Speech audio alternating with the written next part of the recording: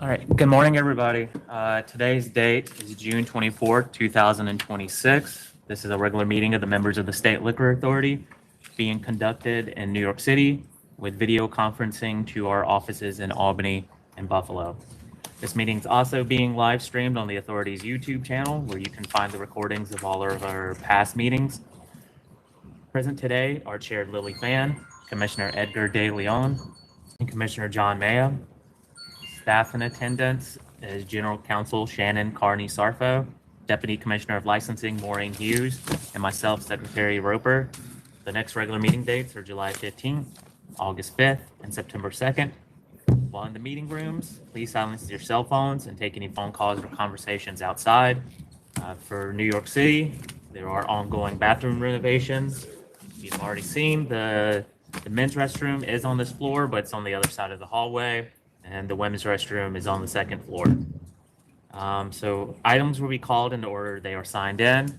We will not start in Buffalo today as they are having some fire alarm issues that should be resolved soon. So we will start in Albany first and then see where we go from there. We have if we have items that need an interpreter, they will be called when the interpreter arrives. For New York City, we will call items early if they have a representative from a community board or members from the community present. This is to promote community input. When your items are called, please approach the podium and identify yourself. Representatives should also identify their clients who are present. Chair, do you have any announcements? No, I do not. Thank you. Okay, so again, we will start in Albany. Donald, I believe the YouTube is currently muted. Is what? The YouTube, no sound is coming through.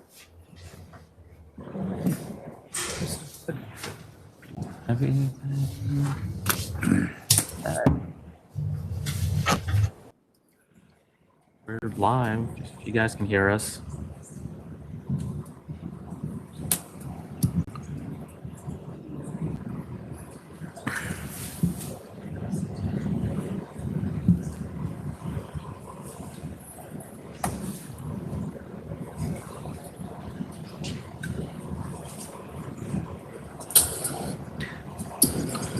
Nope, the sound is working. I don't know, Sorry. but yeah, no, it's okay. So I got confirmation. Yep. So the sound is working, and the sound was working because I got confirmation that the sound's been on. All right. So again, we'll start in Albany. The first item is number 34, HILLTOWN Hospitality LLC. Good morning. My name is Jacqueline Silvestri Edwards. Number 34.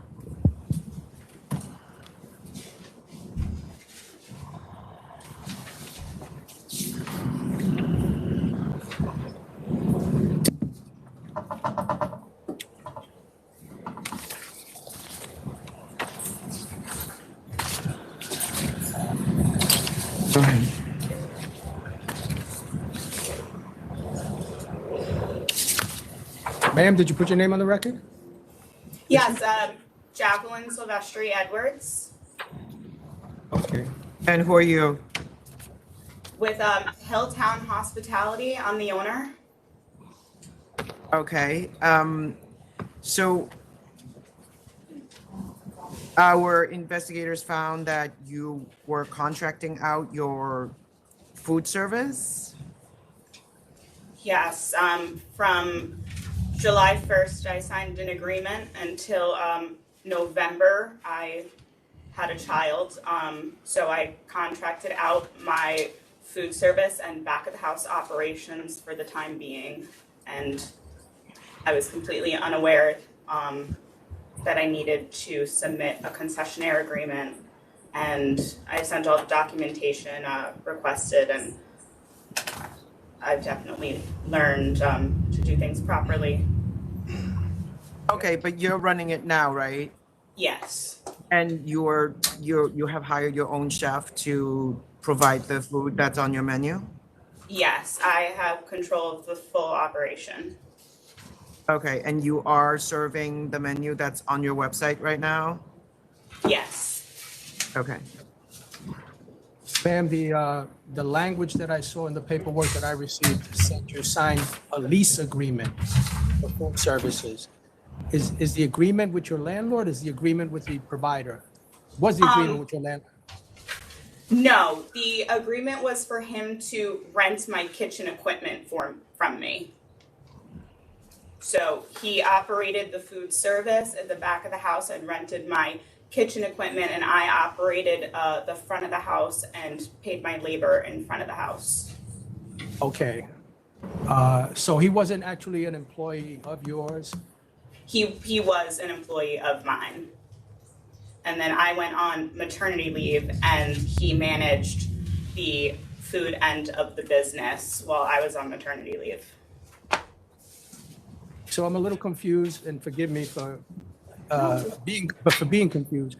But if this gentleman was an employee of yours, why did you sign a contract with him for him to provide food services? Because I was not, I could not do it at the time. I could not be dedicated to be at the restaurant every single day. So we came to an agreement of he would operate the food portion of everything. Yeah, is that gentleman on the payroll? Did he get a 1099 or was he a W-2 employee? He was a W-2 employee and he, for the front of the house, and then I paid him to do the food end in the back of the house. So he rented my equipment from me. He got income from the food that we sold.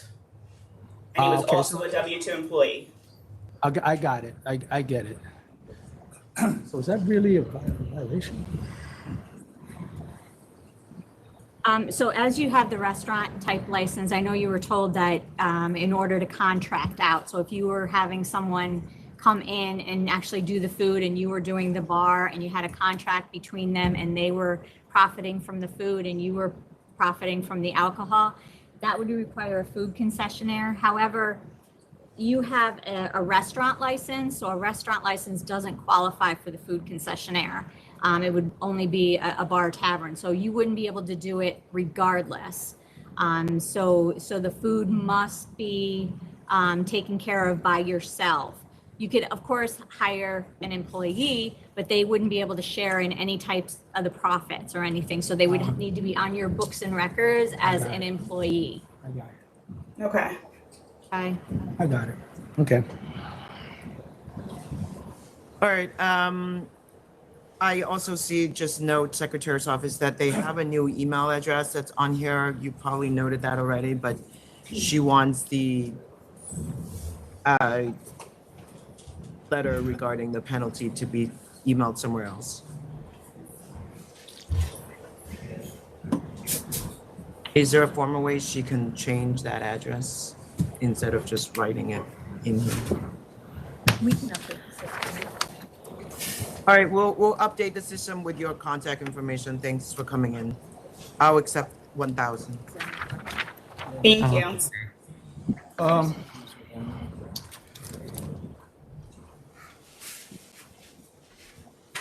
You know, I get it. It's kind of like walking a fine line here, but I think there are some mitigating circumstances here. If my colleagues will agree, I will accept the letter of warning. Okay, I'll go a letter of warning. Chair. Letter of warning is fine. Okay. All right. Thank you. You'll get a letter of warning. No penalty. You're just gonna get a letter. Thank you so much. Next in Albany is number 67, Endicott Smoke and Beer Shop, Inc.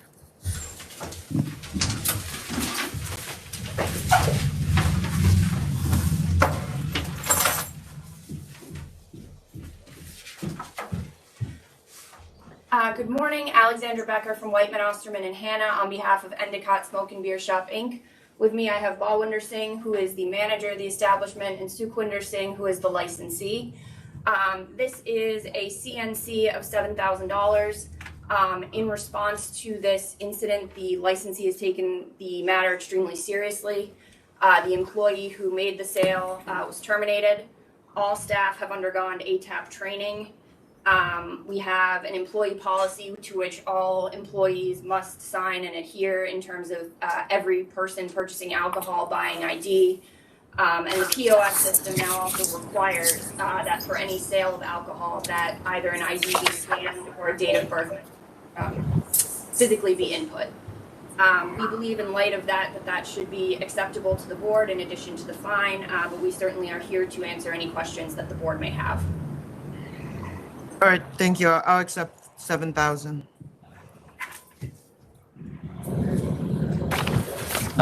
Yep, sorry. Yeah, this is the third offense within the last 5 years. No, it's not. If you look at the sale date, it's not. Yeah. You got March 2021 to February 2026. Yeah, but the first one was not within 5 years. 2021 to 2026. If it had been March 2026. I know, but the first one was in 2020. Oh. You're absolutely right. You're absolutely right. I will accept 7,000.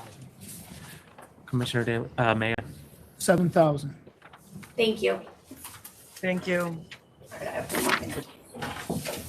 Next is number 7, OSJ Inc. Alexandra Becker again on behalf of OSJ Inc. I understand from Secretary Roper that the chair specifically would like to hear from the licensee on this, which we understand. He is unfortunately out of the country this week, so we had asked that this matter be held over to the July 15th meeting so that he can attend. That's fine. Okay, thank you very much. Commissioner De Leon and Commissioner Mayo. 715. All right, thank you. Thank you. All right, so however you want to do this one, but next will be 58 and 106C 58. and 106C. That's SALEEM'S Food Mart Inc. And that's also connected to 59, 60, and 61. But All right, it's fine. Wait, let me get caught up. Elaine? So how are we doing this? Are we doing 58, I 59? called 58 and 106C first, so. Oh, I got it. Okay. Good morning, members. Good morning, Chair, Fan, Commissioner De Leon, Commissioner Mayo. My name is Mastin Sansom, the attorney for the applicant, SALEEM'S Food Mart. I'm joined here by the applicant principal, Muhammad Ali Youssef, his brother, AYAAZ Youssef, who is also a principal of some of these other applications that we will be discussing, I think, momentarily. This one is for SALEEM'S Food Mart. The licensing issue, they have been eagerly awaiting issuance of the temporary permit. There were some, deficiencies that were requested. Everything has been submitted. And the same is true for all the other applications that we will be discussing. The deficiency phases have been completed. The other applications, 59, 60, and 61, are currently operating on temps, so they are just waiting for issuance. Last time All we right, had so how many stores are there in this empire at this point between the two of them and anyone else in the family that own grocery stores under this brand name? So total is 6, 8, 11, 14, 17, 23. Looks to be 25. Well, I There have was- 5 licenses for the applicant on number 60 and 25 pending applications. That's what I have. 25 pending applications. The only pending applications that we have are the ones identified here, 58, 59, 60, 61, and then a temporary permit for SALEEM'S Food Mart. So So how many do they have? Why don't you ask them? Don't they know? How Yes, many they- stores do you guys have? Yeah, 25 here. Not here, 25. How many businesses do you have? I don't know why this is a hard question. 25. 25. Okay, do you operate out of state as well or just in New York State?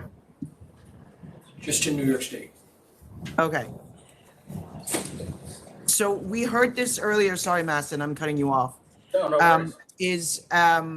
We did the temps last time, right? For all except for SALEEM'S Food Mart in Germantown. And when did we hear that? When did we hear the temps? November 18th, we had appeared of last year. Okay, so my question is, how is it possible that you guys run an empire of 25 grocery stores, which means that you're very sophisticated, you've got an operation going, which I highly support. Thank you. Any immigrant that really want to invest in the state and provide, affordable, products for community, we really want to support you here. But then there was an item in December of 25 that there was a civil penalty imposed and it wasn't paid, and that license was ultimately canceled and we never heard from the licensee. So I'm just wondering what is happening in the operation that first charges are being filed, you guys are breaking the law in things that you're doing, and illicit cannabis is discovered, and you're not even paying the penalty. I mean, at the very least, pay the penalty so that your operation can continue. Like, how am I going to be confident that I'm going to keep issuing these when I have record that you're selling illicit cannabis? That's question number one. Question number two is, how could you let a license get canceled since we issued the temps in November, and then in December you ignore $8,500 penalty? I mean, I don't know if I believe that it's a mistake, because I also have another enforcement case from September of 24 that is 6.7 cartons of untaxed cigarettes. So, The 8,500, can you tell me what location that was in relation to? I don't have an address here, but I have, it's called Johan Food Mart. Oh, Jahan's with the J? Jahan's Yeah. Food Mart? That was sold like 2 years ago. So that's Okay. that's That would why. explain why we Well, don't. Yeah, that's why we don't have. You guys are the principals on that license. Yeah, that was sold a couple of years ago. Well, you didn't get your names off the license. What's Okay, on the yeah. license? Can I ask you a question, Counselor? Yeah, Is there a corporation here between these two individuals? they're not one, there are multiple corporate entities. Right now, I'm looking at 3 different ones. Is there However- any parent organization for all of these? There is not. There is not. So they're being individually run? So they're being individually run by the two gentlemen with you? That's correct. In some cases, they're both the principals are on the license, and in some cases, for other corporations or LLCs, they are individually owned by each. Well, I think the problem that I'm seeing is that you have a very successful entrepreneurs here. At least they have a great sense of being entrepreneurs, but in investing and getting the profit comes also with the responsibility of managing and controlling this, what in fact is an organization with no real one entity running it. And that's a problem. And that's why we're getting, cases of availing. I had wondered at one point whether or not they actually knew whose name was on what license. And it's a possibility that they don't. So that's one issue. And then the second issue, which I take very, very seriously, is when you don't pay your fines, and you come back and you just continue to make money and profit and cheat the state of New York and its taxpayers out of the money that they're due. Completely understood, and the 8,500, it seems to be, so I didn't apply for these licenses. I was brought on late last year to handle some of these matters after they had already begun. So the corporation in question that has the 8,500, with them still listed on the license, that's new to me. I think it's new to my client. I think they were under the impression that that had been sold. They were no longer on the license. It sounds like You can pay it. Yeah, but you didn't even And know they'd about be it, so happy to now pay you're, it. you're speaking like you know about it, but you basically started by saying you don't know anything about that. So No, we do your just thought- clients know what's going on? Because when they sell something, it's their responsibility to take their own names off the license. It's not on the, the other person is basically availing. It's your job to make sure that the other person is not availing, right? Because they're still on the license. License expired on 7/31/2025, so, and it was canceled afterwards, but it wasn't renewed. Okay. So maybe it sounds like the company, and I don't know, I'm just speculating. So, but it sounds like maybe the company was sold, or not the company, but they moved from the premises. They should have surrendered their license. The buyer applied for a new license. I'm not sure though, but there may be a current license there. However, in the interim, because they did not surrender their license, sounds like there may have been some issues and a fine associated with that. I think you have a larger problem here, and I think the question for me is, are they going to continue to operate as they have been operating, creating problems, availing at times for a matter of convenience, and not organizing this thing into what it should be? Perhaps there needs to be a parent organization running all of these LLCs, for which they are responsible, with protocols set for everyone to operate almost like a franchise. I don't know. But I think the way they're doing it is just this individual thing here and there, buying and selling and accumulating businesses, selling them, making a profit, but not really being too concerned about how they're run and how they're managed, which is a concern for us as a regulatory agency. Understood. And sir, could I answer that a little briefly? We're talking about Johan's Food Mart in Kingston. Is that correct? Yeah. Or Johan's Food Mart? Okay. Yes. Just to let you know. So you did sign a CNC plea on May 2025 for that, May 6, 2025, which led to which was accepted by the members. That was $8,500. He signed it? AYAAZ signed it. All right, look, Could I? Madison, you you've would got to talk to your clients here. Just, Okay. you're, Yep. you can't. Yeah. Unaware. Sounds like there are some things that we really got to do a deep You dive. needed to request the documents, you needed to see what we have, and, you're basically at this point lying to the board based on what I've just heard.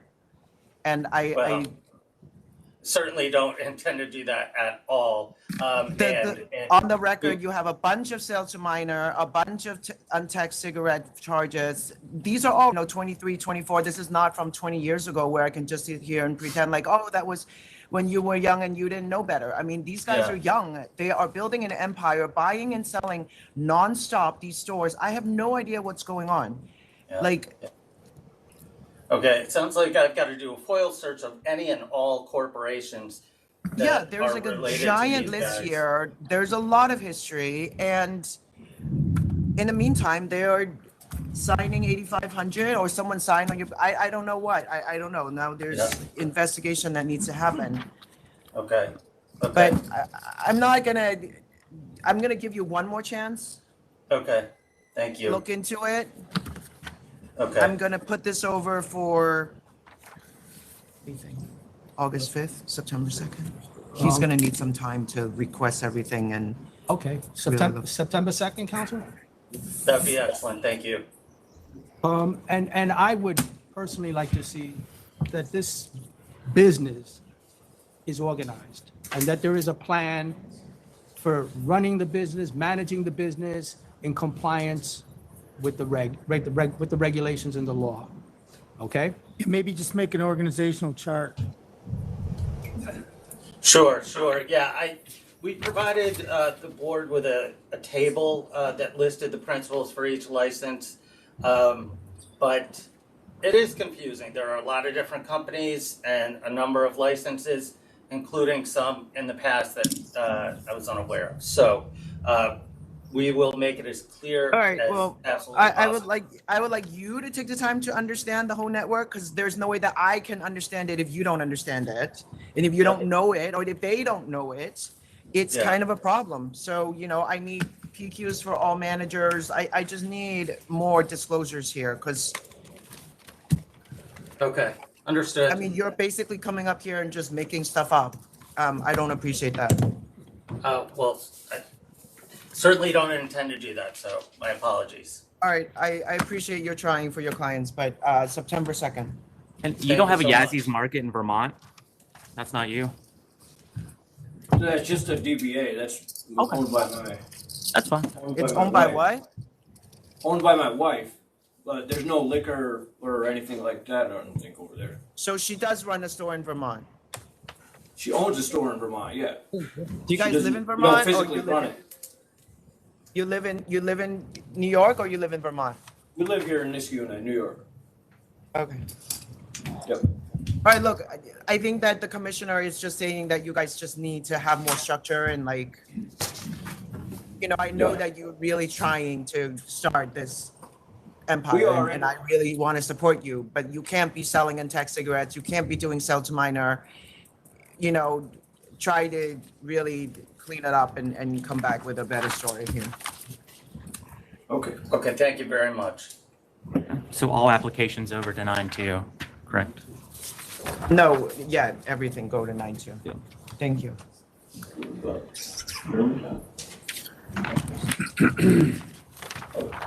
Thank you very much. Thank you. I have one question, can I have a question? We're kind of done voting on this, so we have to move No, on. this is just a general question for the chair here. We were trying to see, is there any possible way we could have like a chain license where we could have, as you mentioned, an umbrella? We were looking into that, we just didn't have the knowledge of. if No, that's every possible. location needs to have its own license. You have Okay. you have And several. we can talk about that. Okay. I can Yeah. advise my client on that issue. And It you is a different people own the thing, so it's not like you have Right. one company that owns everything. Yeah, Right, it's right. several different corporations. A chain would only qualify if you had one corporation with several locations, and you'd have to be licensed more than 3 years for each location. Yep. What's that? They have to be licensed 3 years to do what? For each location. Yeah. you have Before to they be- can apply umbrella? for the chain. Yeah, Okay, I yeah. didn't know that. I'm sure there's a way to structure this enterprise in a corporate fashion, like many, many other entities do. We celebrate your success and any success in this industry. We really do. We appreciate it. And there are huge corporations in this industry, but they do it the right way. And we need you to do it the right way too. Yeah, and we would love to, we just didn't have the knowledge back then, and now, since we hired Master, we've got the knowledge, and we have been cleaning things up, and we will clean it up even more. Well, that's appreciated. Thank you. We look forward to Thank you. hearing what you have to say in September. Thank you very much. All Thank right, you. thanks. Thank you. On the phone? Preet, I know you're the interpreter, but can you hold on for a second Yes, I'm for here. joining? Thank you for joining. I'll call you in a bit. Next is number 40, Lionheart on the Green LLC.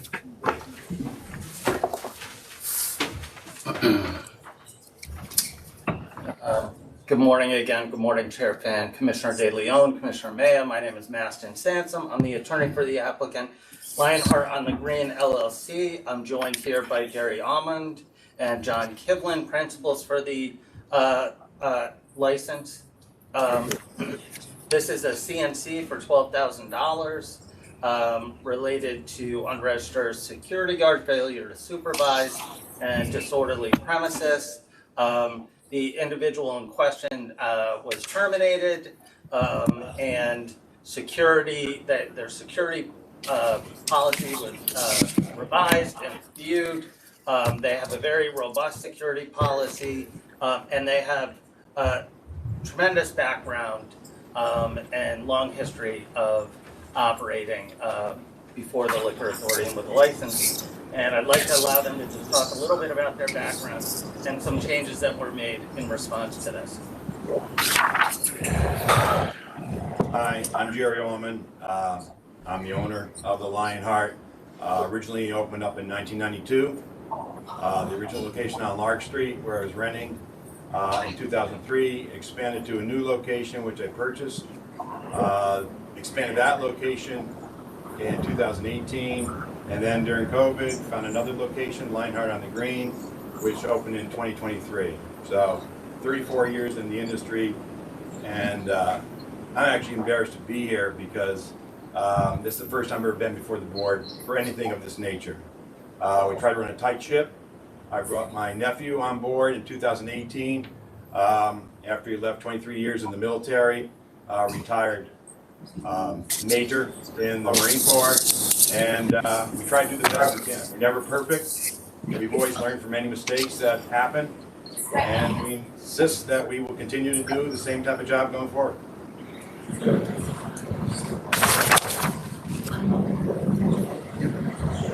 All right, thanks for coming in.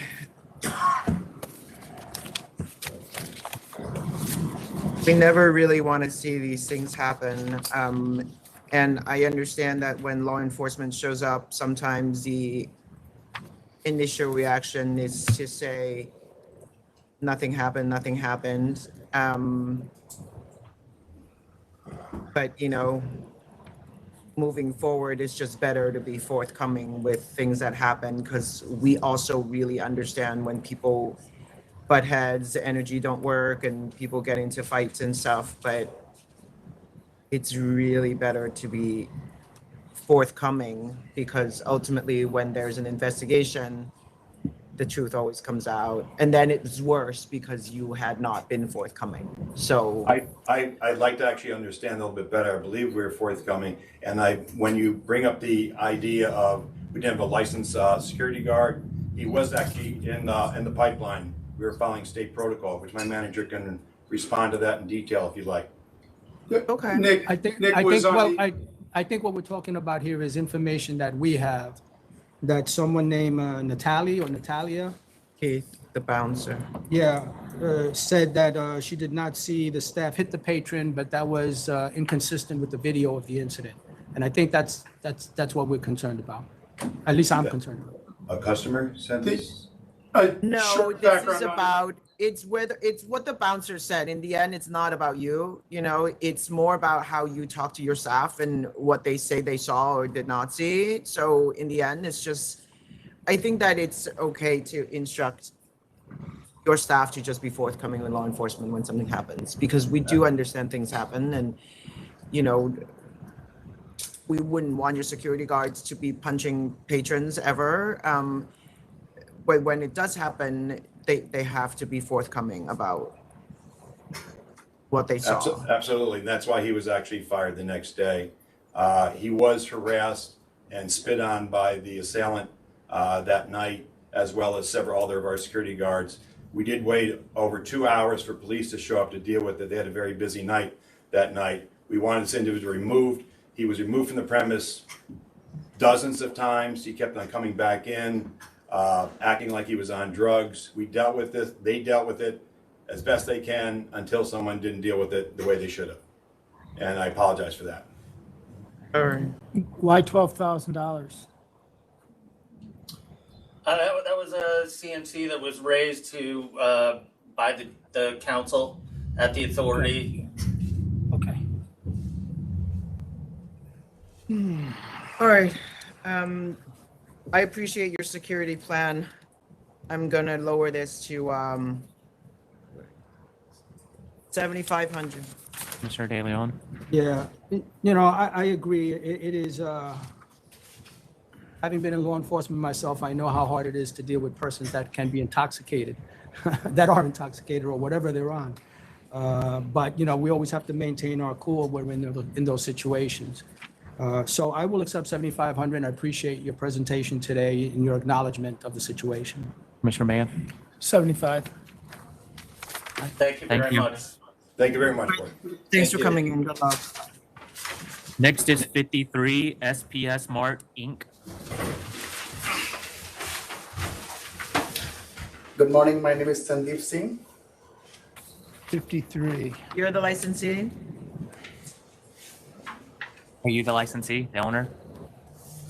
No, I'm the manager of store. Oh, wait a minute. Sir, what is your name? Sandeep Singh. Okay, I need to ask a question because I don't know if I could stay on this case. Who is Palwinder? Is he from the Syracuse area? Yes. Okay. No, I no, need to- that's for the New York City. New York City. Oh, he's New York City, not Syracuse? Yes. Okay, then I could stay on. Okay, so the owner doesn't live by the store? No, it's too far. Okay. And this is Binghamton? Amazing. 6,500. Commissioner De Leon, 6,500. Commissioner Maya. 6,500. All right, so we accepted the penalty of $6,500. The owner will get, he'll get a letter in his email. The owner will. Yeah, he sent back for the letter, but I think he missed for like 1 day, late for the send the letter. What was that? He sent Okay. the letter back, yes. Yeah, so yes, but we'll send another letter with instructions on how he'll pay the fine. Okay, I accept the guilty, so I'm gonna pay for the fine. He'll have to pay for it. The entity will. All right, thank you. Thank you. Next is 73, 3G Partners LLC. Good morning, board of members. This is Pawan Goswami. I'm the one of the principal of 3G Partner LLC DBA Eastside Wine Spirit. Let me catch up. 73. Okay, I'm ready.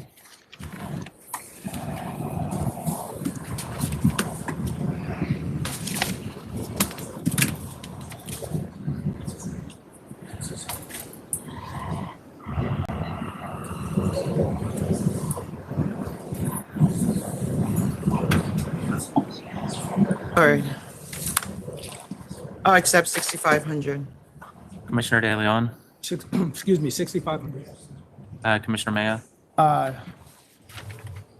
Yeah, 6,500. This is on 11 Maple? Yes, 11 Mapledale, This- Saratoga. Okay, yeah, 6,500. Okay. All right. So Thank you. If they've accepted your offer, you'll get a letter in your email with how to pay. Sure, thank you. I appreciate it. Thank you. So I'm gonna call, so we do have a Punjabi interpreter online with us. This is for 54 FAMCO 8199 LLC. Who's on this one? Commissioner Maya is recused. Hey, Preet, can you please introduce yourselves for the record? Or Preet, the interpreter, can you introduce yourself?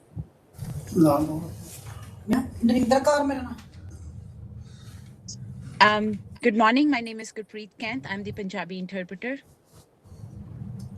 Great.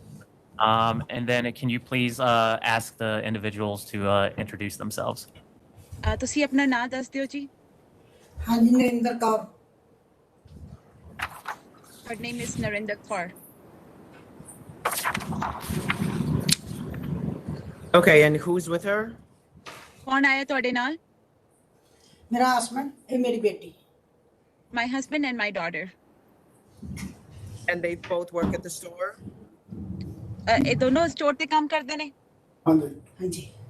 Yes. I can speak English. May I introduce myself, sir? Sure. This is Navneet Kaur. She's my mom, and this is Dad. He works at the store. I was just here because they couldn't communicate the last time, and I didn't knew that you guys had an interpreter, so I was here to communicate as a middle person. Okay.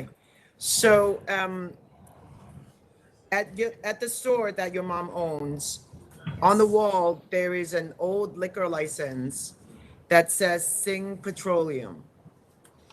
So पुराना license ਜਿਹੜਾ ਲੱਗਾ ਸੀ move ਕਰਤਾ so ਉਹ ਗਲਤੀ ਨਾਲ ਜਿਹੜਾ ਲੱਗਾ ਸੀ so last time he said that you mentioned that last time as well, right? So what happened was, wait a second, buddy. Sorry about that.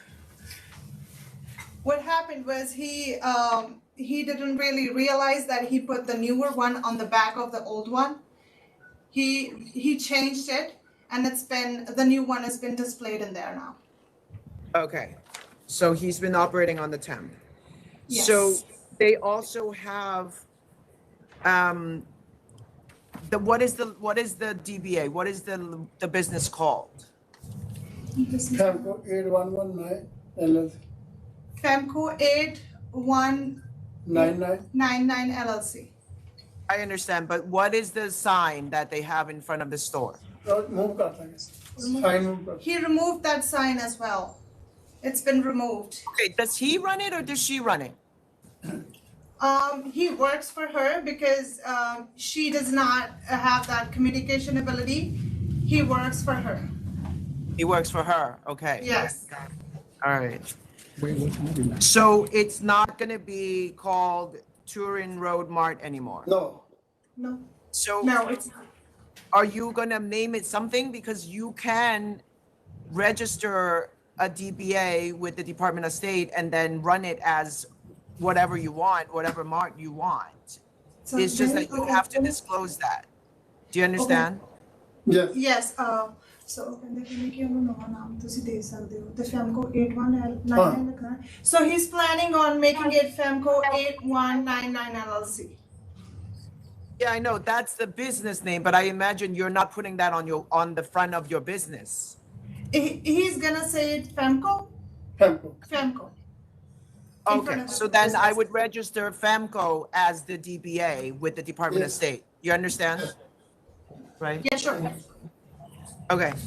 All right, I don't have any other questions. You guys have questions? All right, I'm gonna vote to approve. Thanks for coming back. Commissioner De Leon, I vote to approve. Commissioner Maya, I'm out. you're out. That's Yeah, right. he's not I voting. already said that. I know. All right, application's been approved. Thank you. Thank you so much. All right, thanks. Thanks, translator. Sorry, Interpreter. Miss Breed, but that was it. Thank you.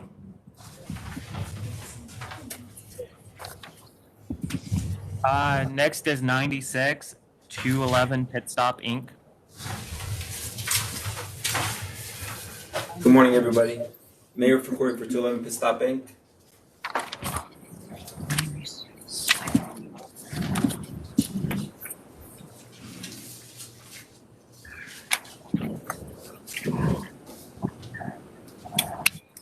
Okay.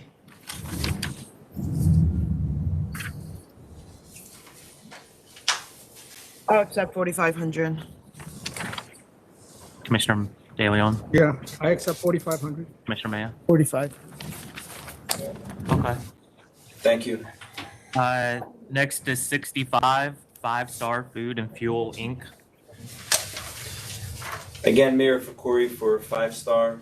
CNC was signed on 4/6/2026. The recommended fine was 10,000. We would ask the board to agree with that. This is 5 pounds, 37 packages of illicit cannabis edibles. And an admission to selling each for $25 each. And you made an agreement for $10,000. Why should we accept less? To my knowledge, this was a first violation. I know this happened back in May 2025. My understanding is they haven't been in trouble before, they haven't been in trouble after, and they are abiding by all the regulations with regards to any sales of. No, this was just issued a year ago, so I mean, haven't been in trouble before. This happened 60 days. 2 months after they got their license. So I'm gonna accept 10,000. Commissioner De And we're Leon, gonna check again. 10,000. Commissioner Maya. 10,000. Next is 13 Punjabi Food Mart Inc. Again, Mayor for Corey. 13, 13. 13. 13.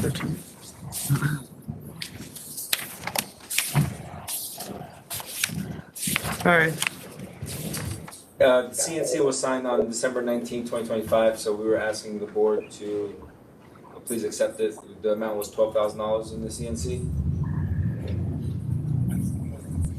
Yeah, this is not great. Flavor vapes, 11 pounds of hemp, THC, synthetic cannabinoids. with a sale to minor on the record. I'll accept the 12,000. Commissioner De Leon, 12,000. Commissioner Maya. 12,000. Thank you, everybody. Yeah. And that's it in Albany, right, Ellery? Correct. All right, you can sign off. Thank you. Thank you. All right, so we'll move to Buffalo. Next item is number 9, Suzanne Shirley Connell, DBA Connells.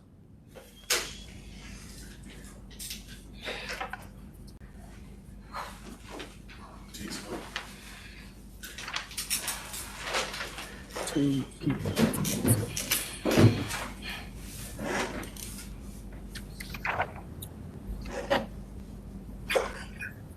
Ma'am, are you the licensee? Yes. All right, Miss Connell, you've been running this business for a long time. So do you have your employees on the books now? Yes. Okay, you're paying everybody appropriately and not having your friends help out for tips. I mean, it may sound like it's fun, but it's not in compliance with employment laws. Can you just focus on staying on the books moving forward?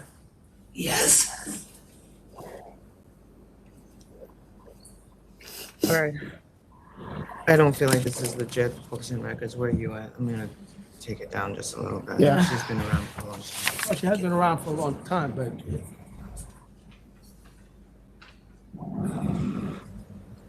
you know, my concern, ma'am, is that you've been around for a long time, and I don't know for how long you haven't paid payroll taxes or workman's compensation insurance. If an employee gets hurt on the job, they're going to come after you and sue you. That's the whole purpose of having workman's compensation. Not to mention that the taxes that, you know, are being denied to the state of New York. You know, you've been around a long time, but what concerns me is I wonder how long you've been doing this for. And I suspect it's been a while. I'll stay at 3,500. Mr. Maya 2,000. and All Chair. right, I'm going to go to 2,000. So it'll be $2,000. You'll get a letter in your email with instructions on how to pay. Okay. Thank you. Thank you. Thank you. Next in Buffalo is number 33. That's Johnson & Johnson, LLC.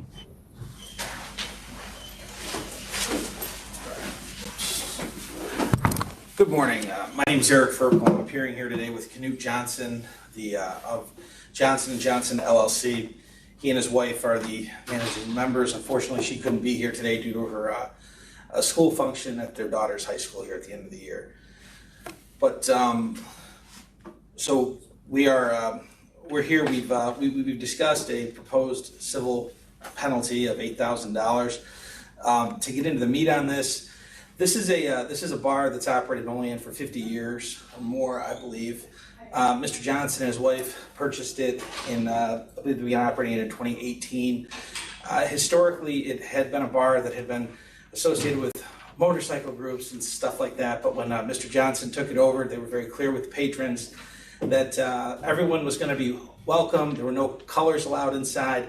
And I've been to the bar. My office is about 2 blocks down the road. I could say it's a very welcoming place. Mr. Johnson is very active in the community in Olean. So when this is the first time we've appeared before the board, it's the first time we've had any violation of any kind.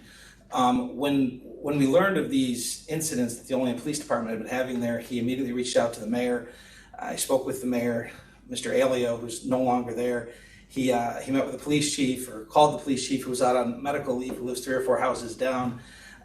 They've been very reactive to this. They changed the hours. They're now open until 12 o'clock on most nights. It used to be 2 o'clock every night, 365 days a year.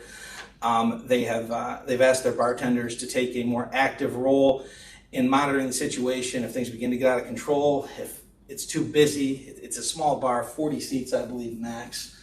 That they're actually instructed to shut it down as opposed to keep it going if it's a large crowd late at night to avoid these types of issues. We'd also point out that some of the issues involved deal with the surrounding houses and the surrounding community. We're not saying that to make an excuse that we shouldn't have been watching our situation better, and we are watching it better now. But King Street, Garden Avenue, and Olean, it's a transitional neighborhood, and there are some surrounding areas that I think bleed over, and we're sort of a landmark or a reference point. But I say that not to make excuses. We should have done better. We are doing better now, and we hope to continue doing better. So with that, if there are any questions, we'd be happy to answer them. And Mr. Johnson. When you said earlier, I just didn't hear clearly what you said. You said no callers allowed or no colors allowed? What does Colors. that mean? No. The motorcycle gangs, if they show up, they're not allowed to wear their insignias and stuff like that in the bar. Everyone's welcome from all organizations and all walks of life. Yes. Okay.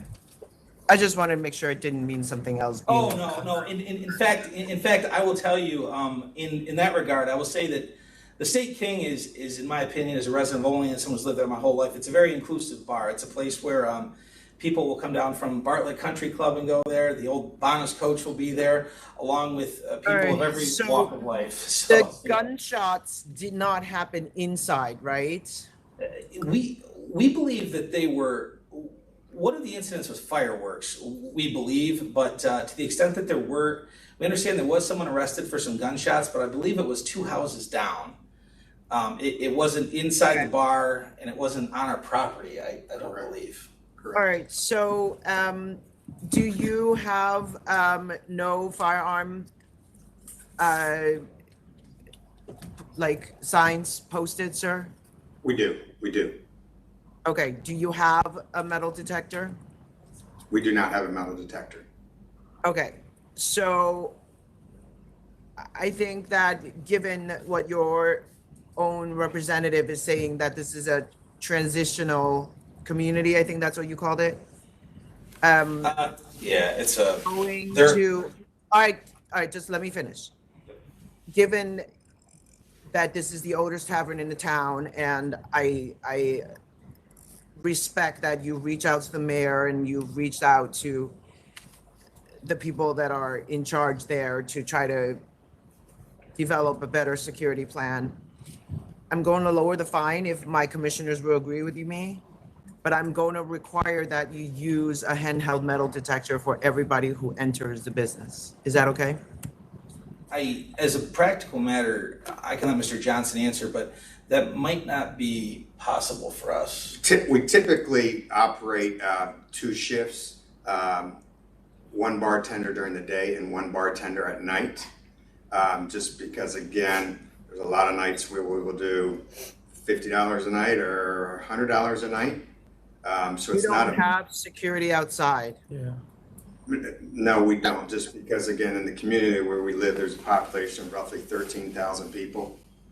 That's 1 employee for 40, maximum of 40, I think you said, persons that can be in the bar. For my wife and for myself to also fill in when need be. They don't have the employees. Right. I mean, that's part of your problem, is you have the person serving drinks that's the only employee. Yeah, that's a problem. Yeah, that's a big problem. On busier nights, on Fridays and Saturdays, Mr. Johnson and his wife are there.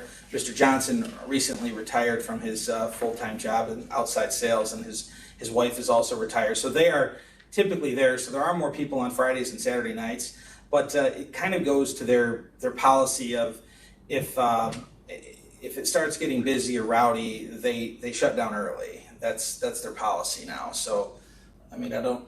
Yeah. Well, the information. That's not a good policy. Yeah, I mean, in July, what I have is July 13, 2024, the police had to intervene to stop a fight. We've got 41 calls to the police department from August 30th, 2023 to September 14, 2024. And then we have this incident with the shooting, whether it was inside or outside. We do know that a 9mm round a casing was turned over by the bartender. So 1 person with an occupancy of 40 persons with a bar that admittedly had a history in the past, with bikers and stuff like that, not to demean bikers, and I really appreciate the presentation that you've made as council. But I think it's a real problem, and I agree with the chair, to have one person running this bar with the history that it has, with the figures that I have, and what we have as having occurred recently. So the wanding to make sure that there are no weapons inside or anything like that, I thought was reasonable by the chair. I'm not inclined to, I wasn't inclined, put it this way, to lower the fine, but with that stipulation, I would consider lowering the fine. Okay. I don't know. Why don't you go back and think about it? Try to get some numbers and see what kind of security you can get, because this is not good enough. Like, you have a lot of 311 calls. It's not just, I don't want to take your $8,000 if this is going to happen again. And you have no adverse history, so something is not right now. All these things started happening about 2 years ago, and it's getting worse and worse. So, Can I ask you a question? Why did this all start happening? St. Bonaventure's in your town, right? That's correct. Yeah, St. Why did this all Bonaventure's on, suddenly start happening now? St. Bonaventure's on the, Yeah, it's on the Allegheny end of town, so we don't get a lot of student. We Okay. get some older student traffic, but we don't get a lot of student walk traffic. To be completely frank with the board, and I'll lay the cards right on the table. It's actually, I'll be totally honest. As far as the calls, we had a run-in at one point with, so we had a, all right, I'll just spit it out. I'm sorry, I'm stammering a bit. So we have a friend of ours, Knut's. His name is Adam Gayton. He's African American. He started inviting a lot of his friends over. So on Friday nights, we'd have a large African American contingent there. And when that started happening, the police started coming over more often. So about 2 years ago, Mr. Johnson went down to the mayor's office and read them the Riot Act and said what they were doing was discriminatory and it was wrong and this and that. And since then, the police they've been more inclined to give us, like, this came out of nowhere. We were very blindsided when all this happened. Like, we'd heard about the shooting, the fireworks incident, we looked into that. But as far as like all these calls there, we don't believe that all these calls were necessarily at the bar. We think some of them were in the houses behind the bar. And we butted heads with the chief of police. Mr. Johnson really got up in his grill, to be totally frank. And then, like, when we were reading over all these complaints by these police officers, I'm not saying that they're not saying the truth, but it just seemed like there was some targeting going on, and they were in the area. They'd been parking across the street, waiting for people to leave.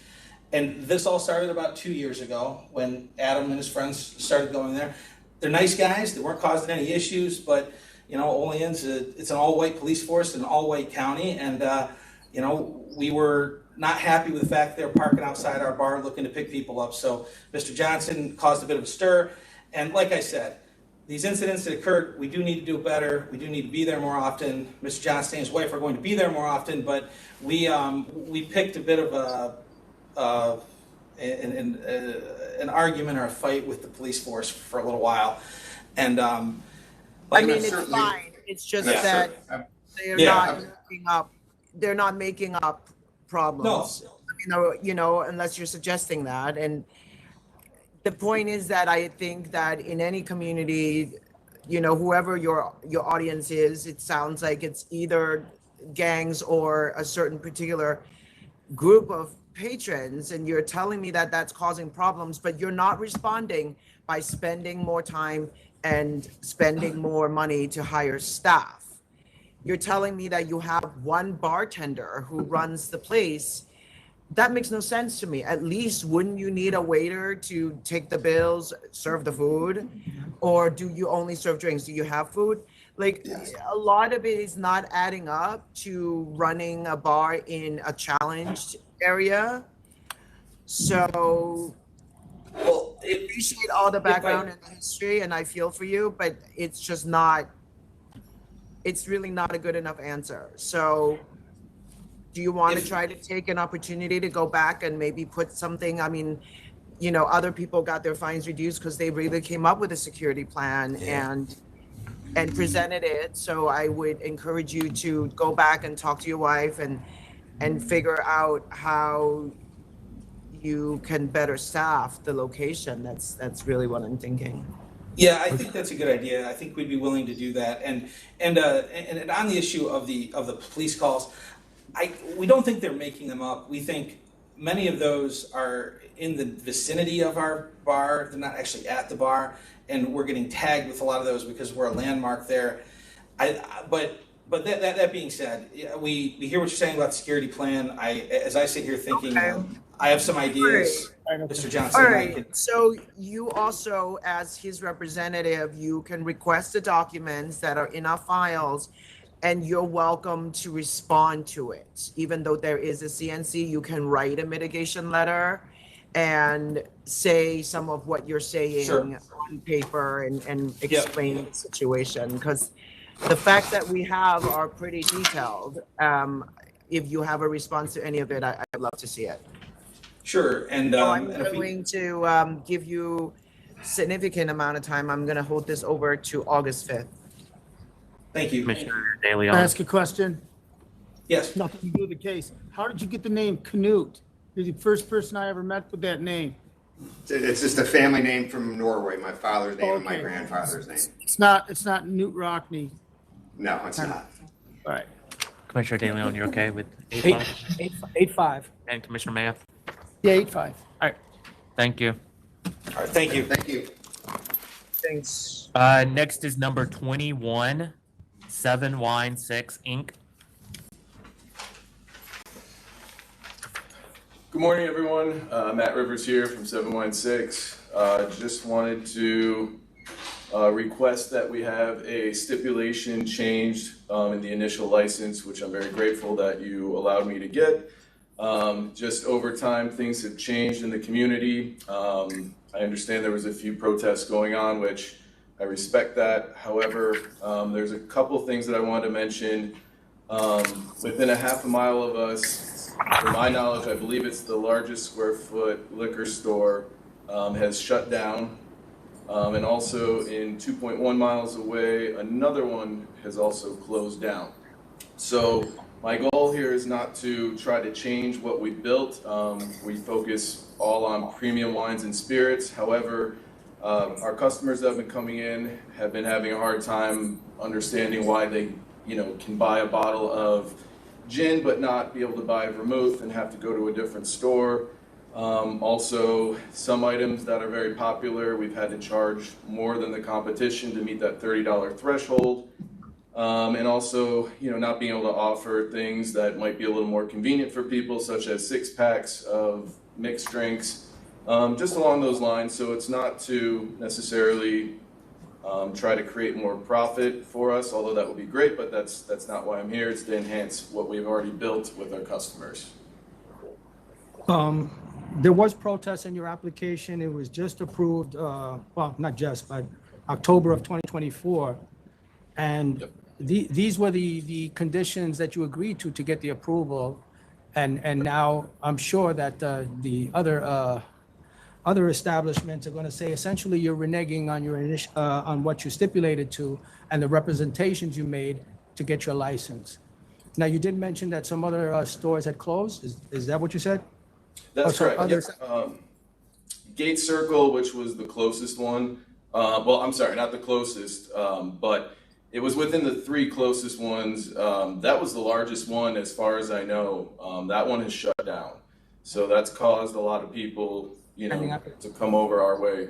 I believe they're reapplying for a new license, but that has nothing to do with what's going on right now. But it's definitely created people having to go out and search for things that we don't have.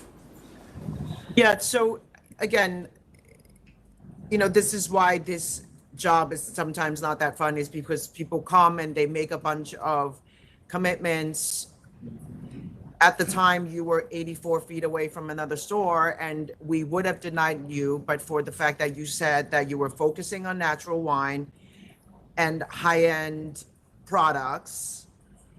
And so we made an agreement that you would do what you said you're going to do. Absolutely, and I have. That's all we sell. We do not sell anything under the price that we agreed at, and that's not our focus to try to promote selling anything under that. However, it's just a matter of, I understand, but you've only been in operation. It's been a year. No, it hasn't. You were issued in September of 25. You filed this the next week or the next month. I mean, within 1 month of operating, I'm sorry, I don't think those dates. This. I don't think those dates are correct. I'm sorry. When was the location license? It says here September 25. 10/9/24. This application, the method of operation was filed on October 7th, 2025. And Yeah, but it says in my file that the location was licensed in September of 25. Is that not accurate?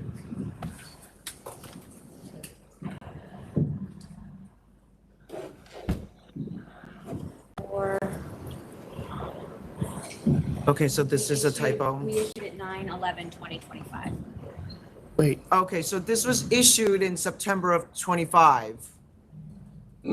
I'm so sorry, but no, it was 24. I'm almost certain. Can I ask a question? Because I've asked the secretary to look this up. I thought it was 10/9/24 That's when you voted on it. when we voted on it. Did Correct. you bring some sort of an application to expand the place or change or alter the place after that?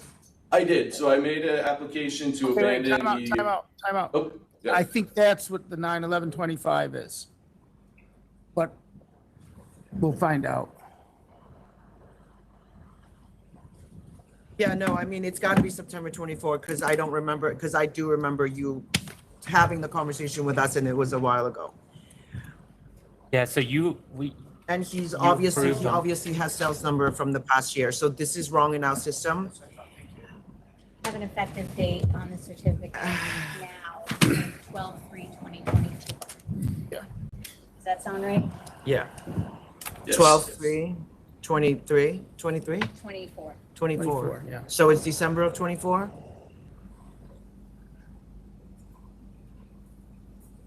Yeah. I don't know. I mean, it's just, yeah, I know what you were gonna do last time too, Yeah. but the point is that we make an agreement and the market conditions, I don't believe has changed really all that much. It was a declining market. We really didn't want to issue this. And he suggested that we make this deal because there's a store that's 84 feet away. And they're now protesting. So I completely understand the protest, and again, all I want to say is it's not my goal here to try to change the focus. All of our wines and stuff are already stocked, so it's not like I'm going to be clearing out anything expensive to make way for anything, inexpensive in a way to. Well, I mean, I'm not unaware how this works. Like, you sell your products and then you will backfill new products, right? Like. Well, I've got a space. Again, we're operating on a space smaller than this, probably half the size of this room. So the way that we have it laid out is, the expensive wines are on the walls, and I have one small rack when you walk in that I was thinking I would throw something. And again, I put $10 on there instead of asking for the stipulation, to be clear, just so that way, the other stores around know that, I'm not trying to sell mini bottles or anything like that, just to be able to offer something when people come in and say, I want to do some cooking, or I want to, have a martini mix of vermouth. It's just, we can't offer those things, which it provides an inconvenience to the customer. So that's really all it is. Which place closed? Gate Circle, I'm not sure what the legal name was. How far I really away? don't know. It was, from what I They assessed, have it a was pending half a mile. application. There's a pending application. There's a to pending backfill that application store, for the same so place, okay. It's neither here nor Correct, there. yeah. And then another one, which was Great Arrow, which was 2.1 miles away as well. That one shut down as well. You know, the goal, that might not be your goal, but the effect is the same and the results are the same. And when you come here and make an agreement with us, we want to make sure that you're going to hold to it. And if there is a good reason to get out of the agreement, as the chair indicated, markets have changed, et cetera, et cetera, et cetera, that would be one thing. But this is really soon, and you're not really indicating that those changes are present. And, you know, I want people to come here and act in good faith as we try to do, as we do with them. So if you're going to make an agreement with us, I want to hold you to it. Absolutely, yes, sir. And I have held that agreement completely. You know, this was just a request to change, but everything that we agreed on, nothing's been done outside of that agreement. Well, you're looking to change the agreement now, and it hasn't been that long. And Well, I'm not finding a reason to change the agreement that I've heard today. Okay, I respect that. The only other thing I will say, you know, we did less than $100,000 in sales. So I understand the other stores may be concerned about revenue loss, but as you can imagine, I mean, you don't make much money off of that. I really look at this as a service to the community more than, you know, being something that's profitable to me. I enjoy it, you know, but it's just, that's all I'm gonna say about it. I know, but the point is that you understand from our point of view, it's a bit of a bait and switch, right? Yes, ma'am, I totally understand. So, I mean, in the spirit of you coming in and saying, we're doing something really different, it's really small, it's gonna be really beautiful, and we're doing high-end only, that's why we made the agreement. So to the extent that alcohol prices don't come down, I know that for a fact, you had lots of options to fill yourselves with things that other people are not selling and at the price point that we agreed on. Yes, But and I have. look, I mean, I do see that you are struggling, so I don't want you to lose your business at this point because, you know, but this is why we should just not issue licenses if this ever comes up again. That's just, you know, where I am at, because it's unfair to the system if everybody makes a deal and then of course, yeah, within a year come back and say, oh, well, I can't live by that. I made a mistake. Oh, I'm sorry, I'm not saying that I can't live by it. I'm gonna live by it even if it's a loss. I just wanna be clear on that. Again, I'm not planning to close down even if I do have a loss. This is just something that I enjoy doing. It's something I do for the community. You know, I've got a lot of people come in, they love the store, they say it's beautiful, they enjoy shopping there. It's just, there's been a little bit of frustration with the customers. All right, as how about mentioned. we go to, how about we meet in the middle and you go to $20? I would appreciate that, and I think my customers would as well. That way we can at least get a couple of, you know, vermouths and some other items that maybe we were lacking before. All right. I appreciate that. Commissioner De Leon. I don't know. I just see you coming back in a short time saying, how about 10? How about 15? Only if conditions change severely, sir. That's the only reason I'd be back. Well, conditions haven't changed now, and you haven't really indicated that conditions have changed. And I don't think, excuse me, sir. I don't think it's fair to the other establishments that came in protest, that objected, that had good reason for their protest, and that the only reason your license was approved, that you made these representations to us. You had to have had a business plan. You need to think about what you're doing when you go into business, how you're going to run that business. And I just don't think it's fair to anybody else. And I think it sends a bad message to the industry as a whole, that you can say one thing here, come back and say something else and request a change.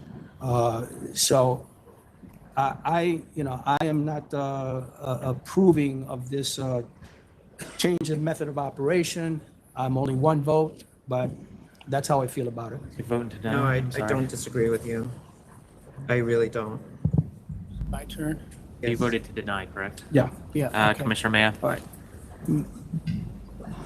When you were here in October of '24, made a deal. That is all correct and true. I didn't even accept that deal because I thought, why would you do that? So I had no restrictions on the deal, but both of the commissioners are correct. Made a deal So I'm in a different boat now. I don't think you should have made that deal, but if you didn't make the deal, you wouldn't have had the place, my guess. Yes, sir. So I'm less comfortable with what I'm about to say than I was with what I said back in October, which was no restrictions. I said yes with no restrictions, but now that you made a deal, I heard the chair say $20. Do you live there? First of all, that was one question. Do you live at 912? I do, yes, sir. I live right above Okay, it. so there's some intrinsic value to that. You're not going to lose the whole building and everything else like that. Okay. Correct. I'm telling you, I'm having troubles getting myself to $20 now because I didn't think you should have made the deal in the first place. I was unrestricted, so I'll go $20. Chair. But I'm reluctant about that, even though I favored no restriction at the beginning. Yes, sir. All right, I'm gonna go to $20, but try to just stick with that. And Yes, ma'am. because you know, to tell me that you're not trying to smell the small bottles, it's like it's almost laughable because that's like the low end of the spectrum, and you were going to be a high-end store. So, but in the governor's interest of affordability, I think 20 is good. It keeps you know, low enough that, but still you can do the business model that you want to do and be doing deliveries. You just got to get imaginative in other ways, sir. Yeah. Yes, ma'am. Thank you, everybody. I appreciate it. And your matter was so difficult for me that I got yelled at by the chair, but nobody saw I was getting yelled at for tapping my pen back here. Okay. My apologies. Thank you. Thank you. Thank you. Appreciate it. All right, thank you, Nicole. You can sign off. All right, thank you. All right, for New York City, the first items are 81 and 82, Bushwick Beer Garden, LLC. Excuse me, what was the number? 81 and 82. What happened to 62? I don't know why I pulled that. Was that on the list? No, not yet. In Albany or No, no? not yet. No, okay. Sorry. It's okay. Hey, Good morning, everyone, members of the authority, chairman, commissioners. Bruno Joffrey for the licensee. I'm here with Matt Schindel, who's the licensee, as well as Henry Sudol, who's the manager of late. sorry, who's who? Henry Sudol. Who's oh, I'm sorry. The licensee? No, manager. You're the licensee, and Licensee. you're the manager. Current manager. All right, so I understand that this location is also now rebranded again to something else. Which they filed, I believe, properly, the paperwork and everything, the endorsement application's been approved for the Don Rique. So, we understand that, you know, the majority of the charges here stem from a particular night, where there was enforcement or a, I don't know if it was a march operation, but enforcement was there. Based on my understanding is that there was the individual that was there that was supervising that night was a potential buyer of the establishment. He was working along with my client, Mr. Schindel. Mr. Schindel happened to not be there due to personal reasons that particular night, and sure enough, when that night came, I believe it was like 4:02 a.m., they were still operating. The individual that was there supervising had indicated that he was the owner. He was not an owner. He indicated it likely because he was, you know, thinking he was gonna be an owner, and that made some sort of sense. But at the end of the day, he was not an owner. He was strictly coming in to manage for a brief period of time and see if he wanted to buy the place. Once this incident happened, my client severed all ties with this individual. He's fixed just about everything that was on the list of things to cure. There's several things that I think that are a little inaccurate, but you know, we did put in, counsel's office wouldn't allow us to put in a conditional no contest. We understood that most of the time on these cases, when you have whatever 20 charges, if there's two, Understand that, why wouldn't they allow the conditional no contest? because of the potential of the availing aspect of it. even though we explained that there was no availing here, they were adamant that we should put in just a no contest and leave it up to the board to indicate what the penalty was.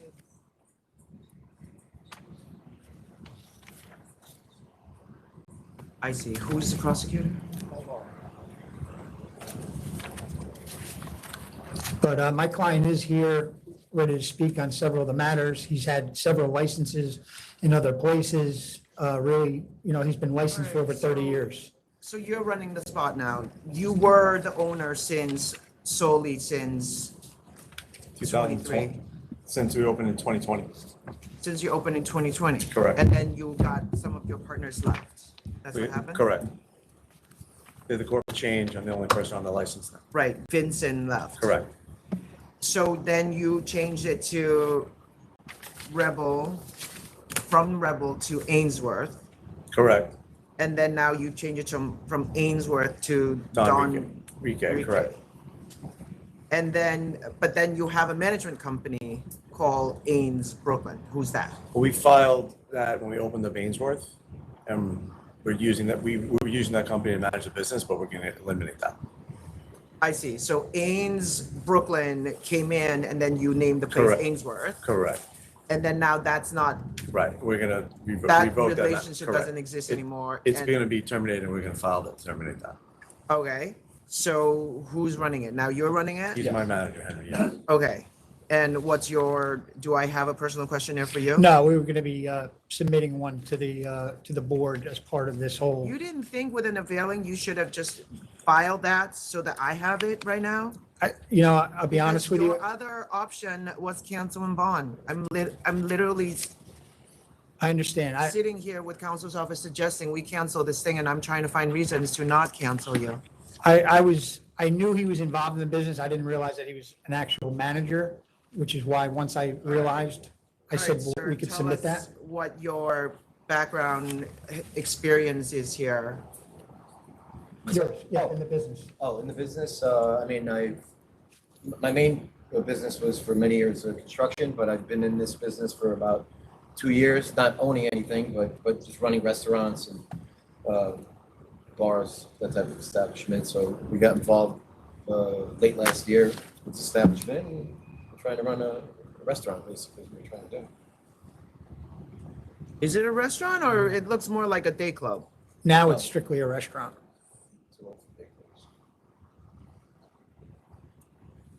Okay.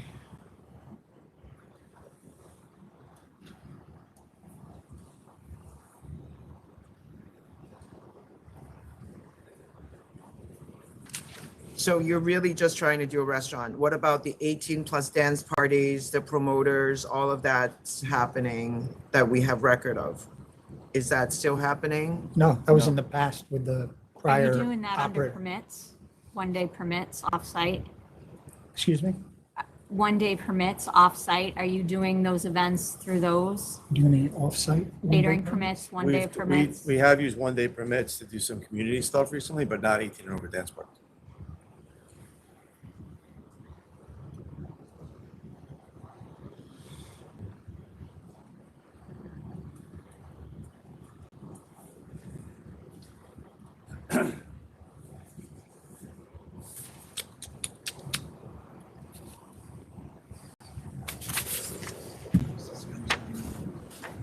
Bunch of COVID stuff.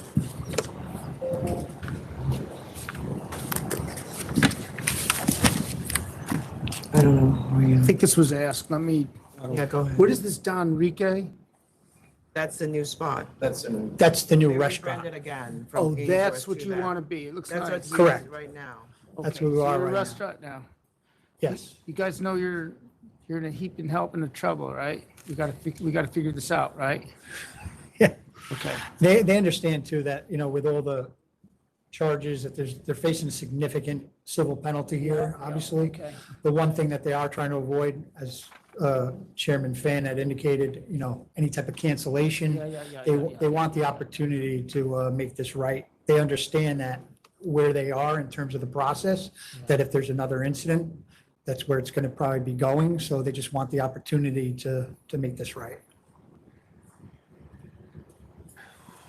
Well, I'm gonna follow my line of thinking, which doesn't necessarily mean anything, but what do you think? I have an idea in my brain. What do you think the penalty should be? Dollar penalty. And please don't, Lowball? don't lowball me. I mean, I've handled a lot of cases like this before, so in comparison to other cases, I've Yeah. seen a range anywhere from 15 to 25 on these Okay, cases. well, that's a range, but I asked, I'm not, What would we be comfortable with? well, what do you think is appropriate with this massive bit of trouble they're in? Because it's not 15, so where are you? 20? I think would be I'm appropriate. higher, Oh, and I'm the easiest guy in the block. Okay? Okay. I think it's my first time before you, so I didn't Okay, realize. Okay. Do you have a brother who's a lawyer? Do you have somebody else with your surname who's a lawyer? in New York? Cousin, Tony Joffrey, Okay, maybe? okay, Okay. He's a zoning attorney, though. okay. He probably would have guessed 25. He's a little smarter than me.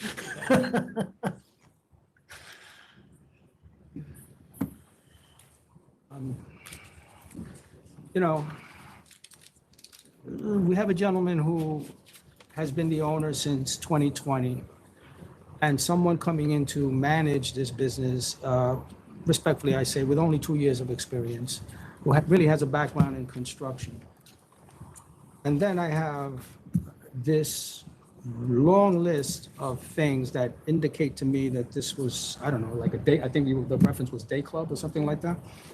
That's what they're known as. The method of operation at the time was no dancing, no promoters.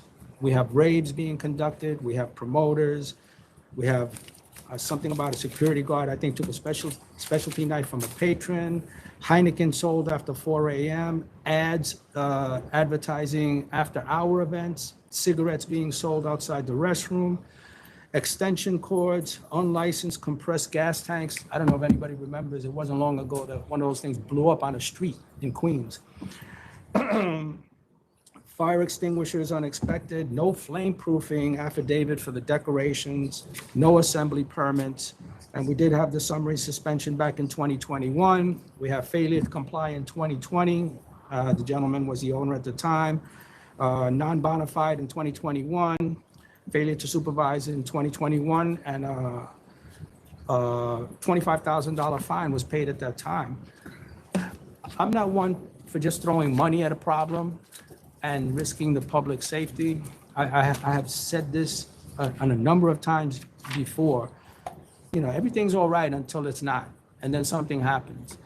And I've said this before, I have seen what happens when a place goes up in flames and people are trapped inside. And it is terrifying and frightening. So I'm not hearing anything that tells me that this operation should continue.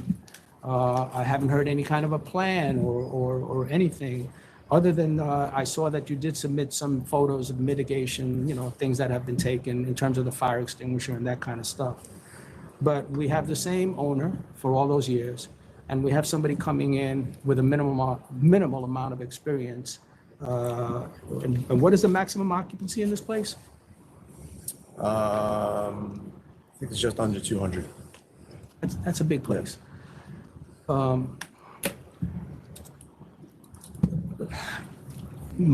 know. Yeah, I don't want to cancel you either. That is the recommendation of our counsel's office, which I have a tremendous amount of respect for, the work that they do.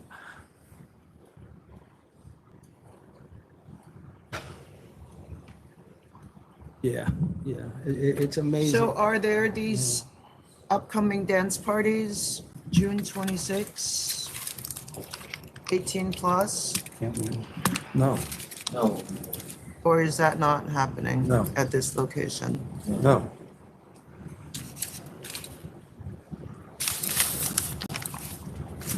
Well, then you got to do something with your website. I'm not really sure. We just switched the brand. I Very mean, I'd like to have a hard chance to see that to- through. they were, Correct. from what I gonna keep. Even the pictures that They you were- show me they were has done no way dining before room. we came to town here, so. Hold on. I don't have even pictures of your dining room or anything like that, even in your own submission. You're basically asking us to take your word for it. You're only open for dinners? Dinner, yes. 5 p.m. daily. The what? 5 p.m. to Till- 11 during the week, 12 on the weekend. But then you advertise all these World Cup games, so I don't fully understand that. You're only watching the late games? Well, the late games are 6 o'clock, 8 p.m. We're not doing Yeah. every game because they're all over the place. Some are 2 in the afternoon, some are 9 o'clock, so we're kind of. What about the 10 p.m. game? What time were you closing then? 12. When the game's over about 2 hours. Yeah. They all last about 2 hours. I mean, we would agree to stipulations with the Adding authority. a lot of time in this World Cup, so I don't know that it's actually ending in 2 hours, but You gonna let the Scottish people there? no, we don't want those in New York. I could. 3 minutes for Yeah, a water right. break. What's wrong with that? I'm just kidding. Can we get that?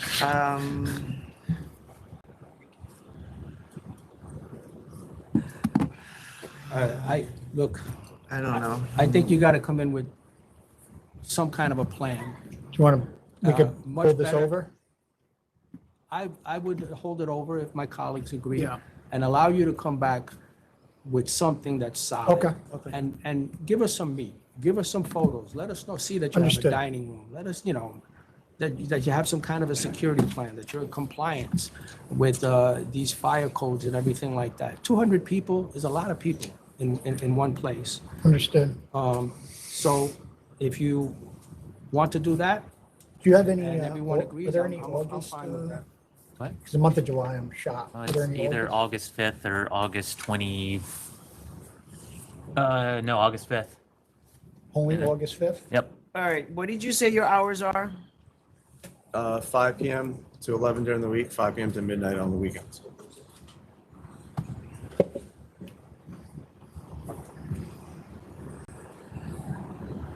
When do you want to hold this over to? All right, I would just put something in writing. Yeah, and also, my crystal ball doesn't see 20,000 here. I'm telling you. I'm really less worried about the money. It's not about the money. It's really about what the game plan is and having that really clearly presented.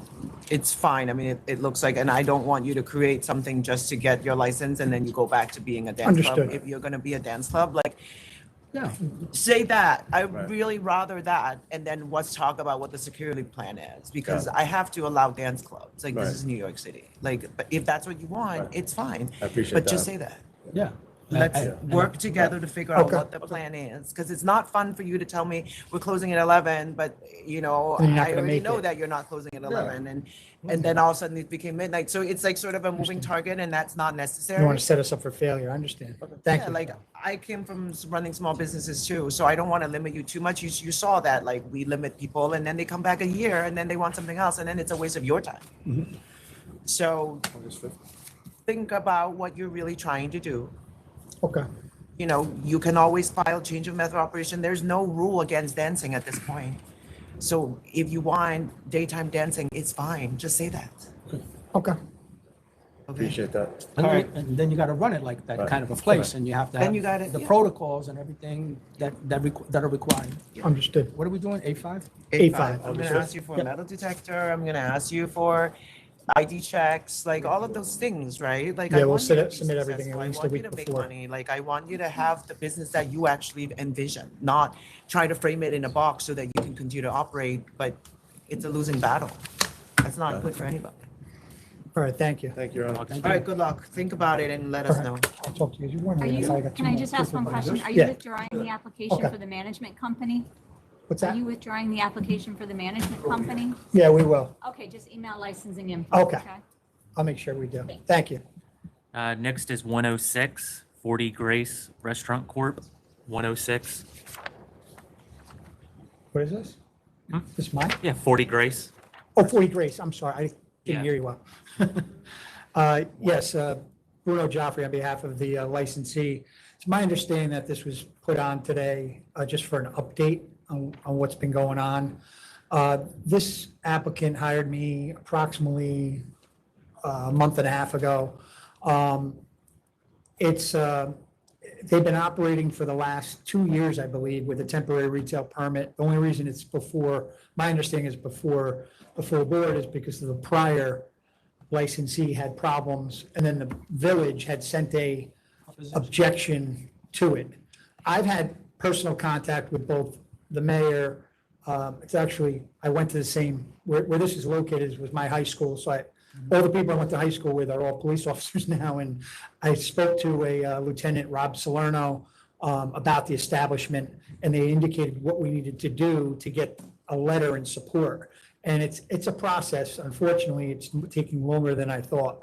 But it's my understanding that there's been no violations. We did a FOIL request. There's been no violations with this particular applicant since they've been running the place for the last 2 years under a temp. How's August 5th? We'll do August 5th. That's what I was just going to say. Thank you. Go ahead. 8-5. 8-5. 8-5. Thank you. Thank you. Next is 83 Lava Restaurant LLC. 83. Bruno Joffrey on behalf of Lava. I put in a CNC for 4,000 on this. Is the structure down now? Yes, they had to, I shouldn't say that. They had to go through so many different approvals to do it, but they have the permits to do it. I believe that they're pulling it down like any day now, but I submitted all the approval letters and DOB applications for permits to remove it. So it's my understanding that they're just waiting on the full approval to remove it, but that's a done deal. They are. Except 4,000. Commissioner De Leon. Okay, 4,000. Commissioner Maya. 4,000. Thank you. Thank you. Thank you. Next is 84 Family Group Enterprises, Inc. Yes, Bruno Joffrey on behalf of the licensee. 84. Oh, sorry. Okay. We met with the community board last week and received approval for the upgrade to the full liquor. It's my understanding that they had some items on the menu, and this was really an aberration. So we offered, they had an RW, and they served, an investigator went in and saw that they were serving full liquor. But now we've met with the community board, and we plan on filing within the next week or so the upgrade application. But we understand there's a civil penalty component involved, which we've offered 5,000. We feel is appropriate. All right, I'll accept 5,000. 5,000. Mr. Mayor. 5. Okay. Thank you. And have the upgrade come to full board, please. Full board. Okay. Thank you. Thanks. Have a good day. You too. Bye. Thanks for coming early. Next is number 2 and 106A, Coleman Liquor and Wine Corp. Good morning, everyone. I'm Robert Romano. I'm here with Rob All right, Coleman. so we did a full investigation on this. Are you aware that we have a report on when the church started operating? You had it in 2002, I believe, which is correct. However, it was not at this location until at the earliest. So I have a report that says that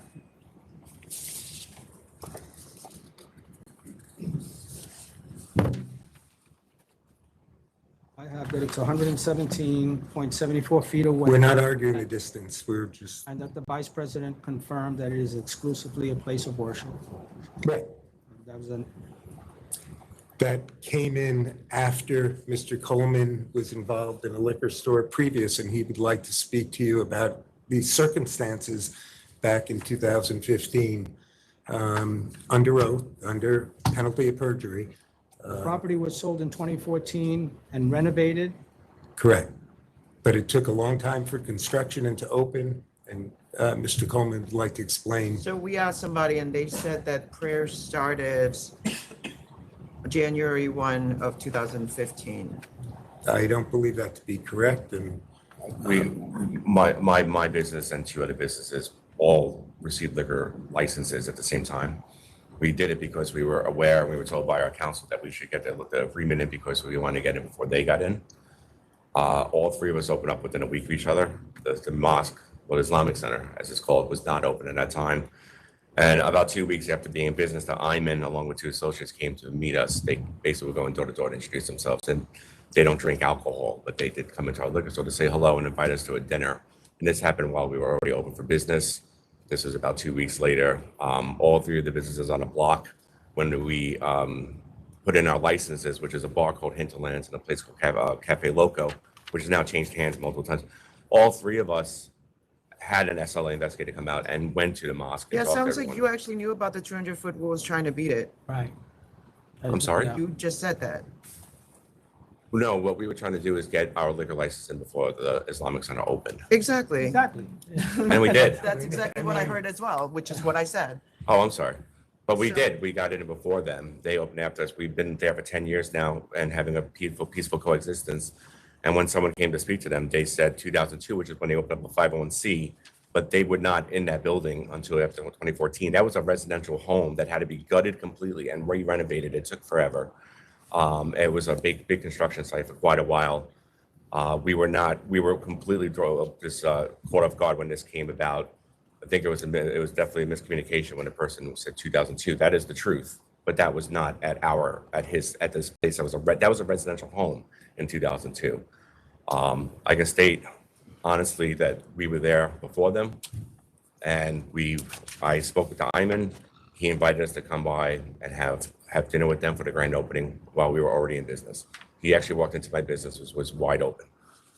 All right, I mean, it's how you define it. The Islamic Center was purchased in June of 2014.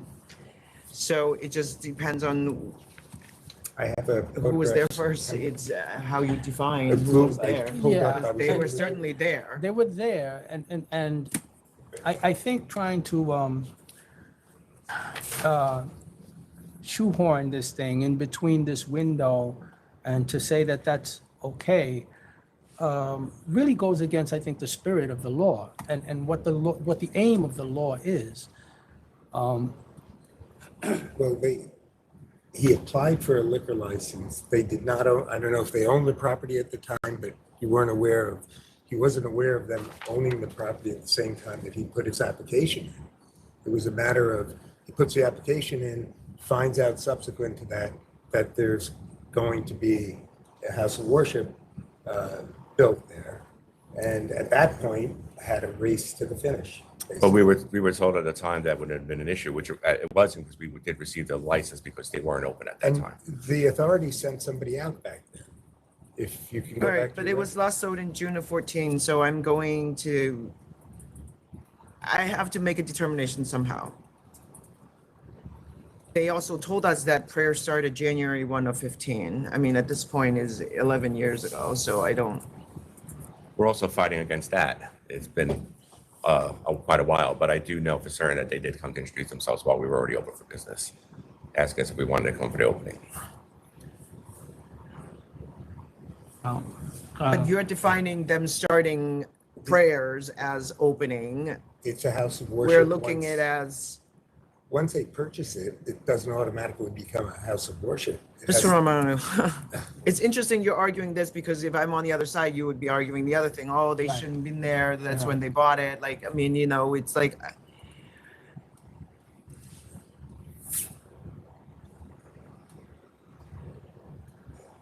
I don't know. Yeah, I don't even know why this is coming up. Why are you reapplying then if you've been there? Because you're trying to purchase the existing. I owned a building. I was born and raised in that building, and I opened up the liquor store with my partner Mary 10 years ago. I sold my half to go back into the film industry where I've been in for 10 years. She decided to move and resell it, and she wanted to sell it to me. I found a way to get it back into my family's name, and so we put in for a new license. We didn't think there was going to be this issue, and now we're faced with this because I'm just trying to get it back into being my business.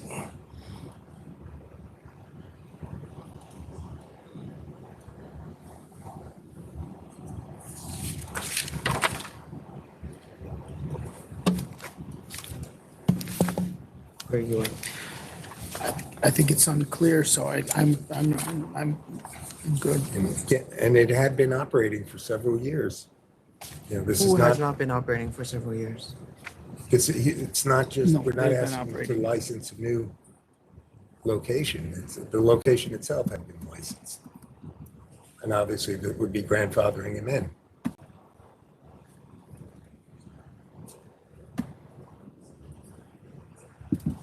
I don't know, sometimes, I don't have discretion on this, you I- know. It's there's a, Maureen, how do you read it? How would you, There's a memo. really, the law. difference is the mosque owned the building. They were renovating when they opened. Yeah. No one disclosed it. Right. Whether they knew about it, they obviously knew about it. Yep. You know, if they had come and asked us, It still doesn't come up on the lamp report as a church. Your that's a grandfather, problem. are you saying your grandfather? Of course, yeah. So, There's all sorts of And issues the here. authority looked at this Yeah, I got it. previously. Yeah. I'm looking up a memo. yeah, but this that I happened at the misplaced. other location uptown, which it's unfortunate that we're doing the investigation, but I've got to go with what the facts are, which is they own the building in June of 14. There's a And question. that on- predates the existence of the license, so there's no grandfathering. But it I doesn't mean- become a house of worship until they start servicing. We've done it before. It doesn't look at the No, law. I think that's not the law. I mean, you can Definitely sue done me this. on this. You can go to court and try to argue that. They're now saying that prayer started January 1 of 15, which is before your license was issued. That's, you know, that's the fact that I have. They didn't say it when they were asked back then. Well, I have an investigator go out and ask a bunch of questions, because Right. that's our job. If they had said, oh, we didn't start until 16, then this would not be an issue. But I don't think I have discretion. I mean, the fact of the matter, this liquor store is part of the community. It's been there for 10 years, including two I other get it. businesses there. I'm I not mean, denying that it's important, but I don't know, you're gonna have to And do the something else authority that the confirmed the 200-foot dates rule doesn't 10 years apply. ago. excuse me? The authority confirmed the dates 10 years ago, that it had not been a house of No, worship. we just confirmed the dates. We just had somebody go out there. Today, but I'm saying 10 years ago. I'm not living But by you're what trying- the investigators did 10 years ago. I Because, well, first of it's all don't have relevant that because of the report. grandfathering. There's a bit of a. You submit that report from 10 It's years your ago? report. We don't have possession of that report. It was the studies that you did back in If we 2015. had that documented, we would have said that, but I documented. We don't have that. There's a bit of an estoppel here. Sorry, I'm trying to get someone sent put something in writing. From who? Hang I on a have to minute. deny. I can't. I feel Oh, very bad about this. Can you but- give us, can we Wait. we'll try to get further documentation from the Islamic Center. I do have something, and I should have asked them specific dates, but I do, and I have submitted this. You Yeah, have we this, saw that. where they told us they did not open until 2015 at the But that's not what they earliest. told us, so Right. I would take a look at what they told us and go back to them and try to get more clarity on what it is. I'm gonna give you some time, September 2nd. Thank you. Thank you. September 2nd. Everyone's Yeah. okay with September 2nd. I'm just going to say this Yeah. before you come back. Yes. Whether it is a place of worship and occupying is determined on a case-by-case basis. There's some declaratory rulings. I'm doing some research. So I'm just telling you, you have an issue to fight. Okay, like, Look, the consensus is to put it over, so we're gonna put it Yeah, yeah. over. But, you know, my feeling is, you know, sometimes you have to see the forest through the trees.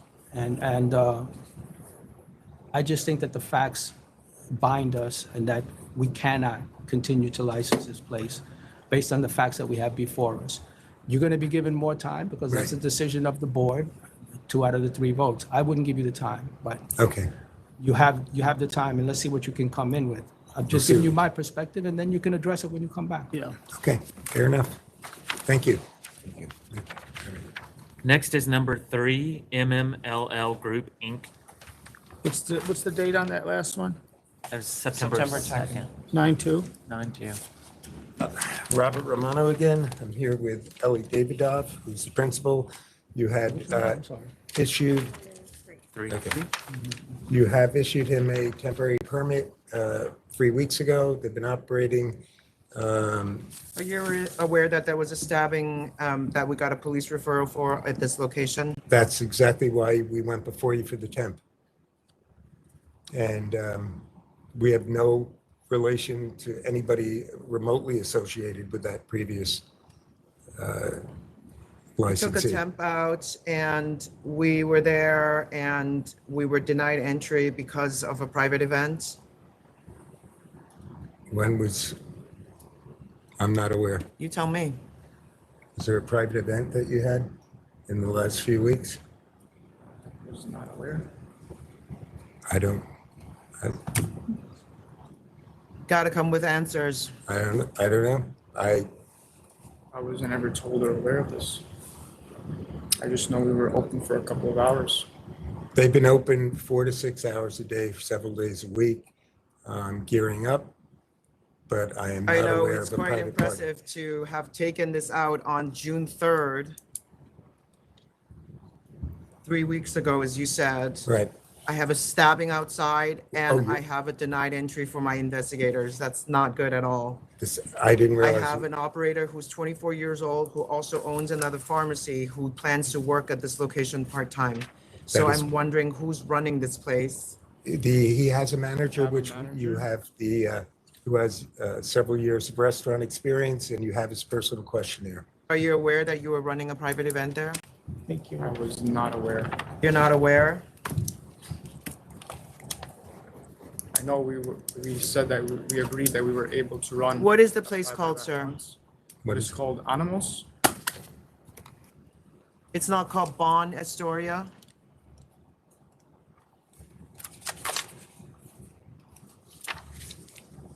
Your premise? Yeah. Okay. Animals. It's 4115 and 41-2534th Avenue, 11101.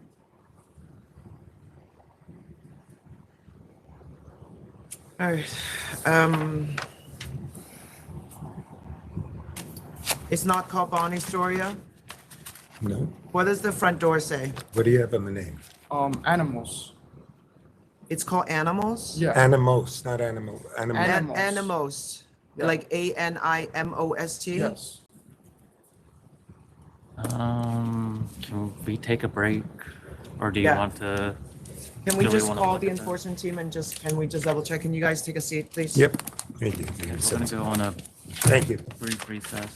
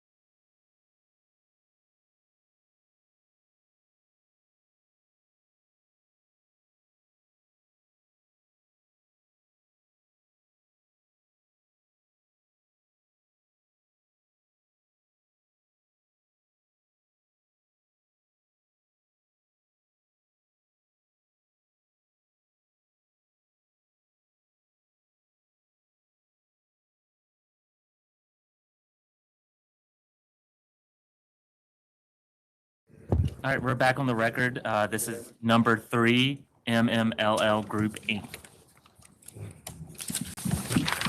If I could, I'd like to inform the board, I spoke to Mr. Davidoff, who spoke to the manager. Mr. Davidoff had not been at the premise for several weeks. He's the investor, he's the principal money behind it.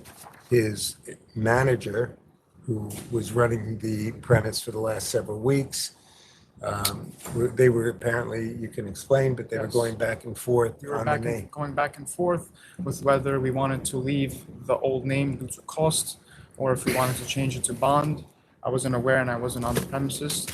I just called my Yeah, but you just took your manager. temp out. I mean, it's hard for me to believe what's going on. I don't know Well, what's he going has a on here because there pharmaceutical- was also a partner before who signed the stipulations, who's dropped out of this business. And then you take the temp out and you haven't been at the establishment. You just issued the temp on June 3rd. If you're not there every night, making sure that it's there. operating well, then we cannot Well, license you. he's 'cause more of a you- passive the- investor. The level of commitment it takes to run a licensed premise is not just doing it from home. Well, a couple of things. He's a passive investor. Then Basically. he shouldn't be on the license. I don't have a disclosed Well, manager. I don't have any information about anything. do It have all says- the information at on the least manager. It says that he's part-time, but you're telling me that he's not even part-time, that he's now a passive investor? Well, certainly the last 3 weeks he has been. He is, Yeah, but he just started operating in the last 3 weeks. That's the problem. well, I know he was planning, and I have my notes here, 3 to 4 days a week, 7 hours per day, 28 plus hours weekly is what he intends to eventually put into the premise. He's got a pharmaceutical business as his main source of income. This was an investment.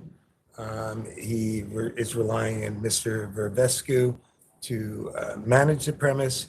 He put in $250,000, I believe, into this business. It's, the premise is ready to, it's operating, Yeah, but you don't even know what the name of the operation is, so I just can't Well- trust that, do you know anything about the employees? Yes, we have 30 employees, correct? Yeah. Okay. That means that the maximum occupancy here is 223, correct. You got 30 employees. You made a significant investment in this business, but you're not running it. No, You're not. he's not running a place. There are Well, plenty of licensed Running premises. it would at least know what it says in the front. That would be considered I running. I admit that he should have been. I asked him. and It's like I drive a car, but I don't know what the license plate is. I mean, it's cannot insane. tell you my license plate number. Yeah. Well, I mean, if you're going to take that, you're always on the hook, you And I have to point out, with regard to a shooting and not being stabbing? admitted entry, those two things, he has no, the manager had no He doesn't idea. have an idea. He doesn't have No, an but idea even the about manager anything. had no idea. No. Shooting and the stabbing, I believe that was something with the That previous was- owners, and that was years ago. That's why we had the temp hearing That's in why the you first guys place. issued us the temp, because you didn't want to give us the And license this is- initially. So you guys said you were going to give us the temp. And this is not a 500-foot case. I'm not. It doesn't matter in this instance.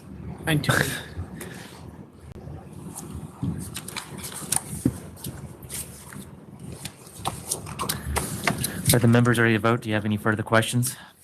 I don't. Are we voting or are we just gonna put this off? It's just, I don't have any reason to put it off. I don't know if Commissioner De Leon, if you Which, want to. is your rent $17,000 a month? 17,510. 17,510? Yes. That's exactly the number? Yeah, I could just tell you from what dates exactly.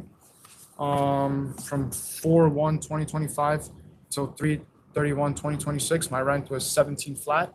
And now it is from 4/1/2026 till next year, 2027, March, it is 17,510. And how long is the lease? How many more years you got? I signed a 15-year lease. 15? 15. And what's the out on that lease? What is the law? What is what? What's the out? Could he give a notice and terminate it in a year Oh, from do you now have or a anything like personal that? guarantee? Or are you I stuck don't for think- 15 No, years? I don't. It's just stuck on the 15 years.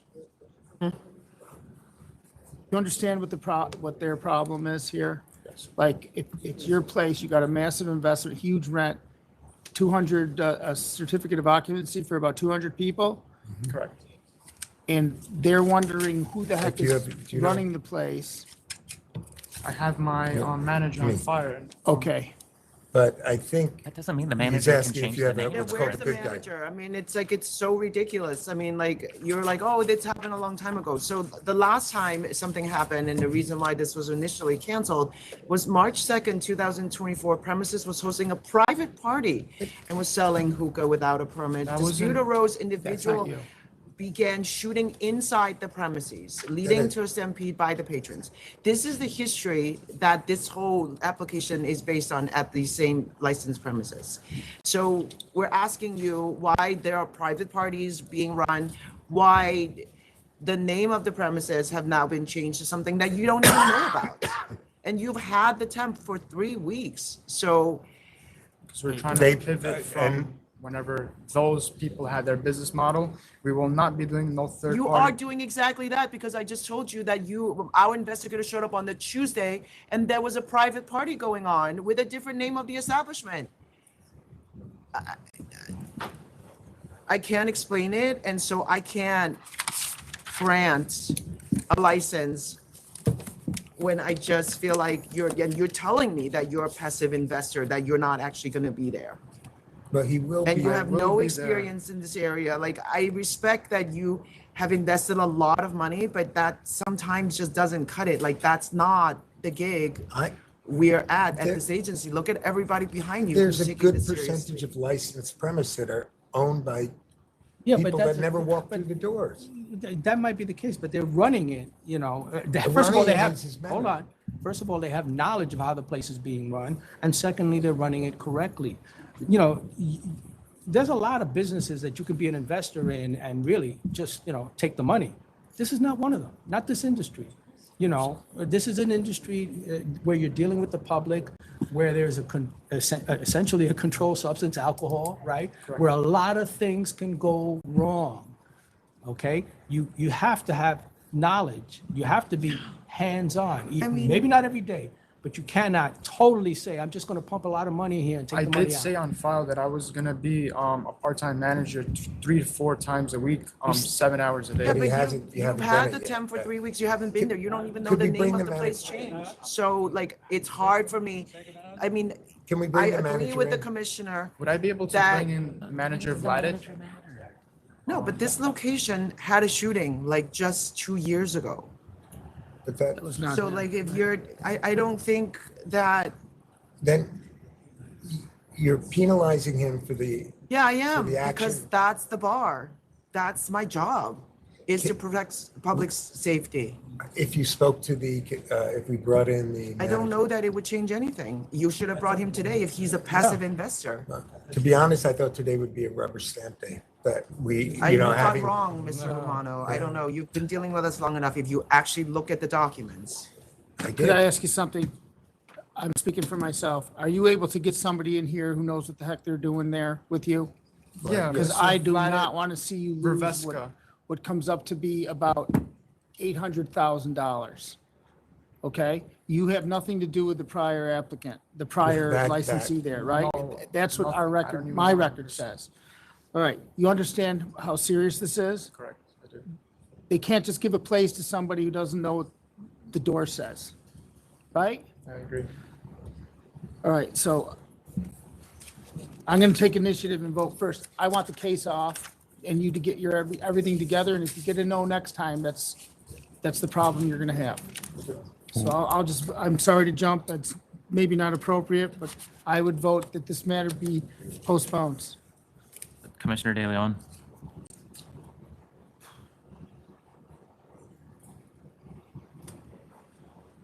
I don't know.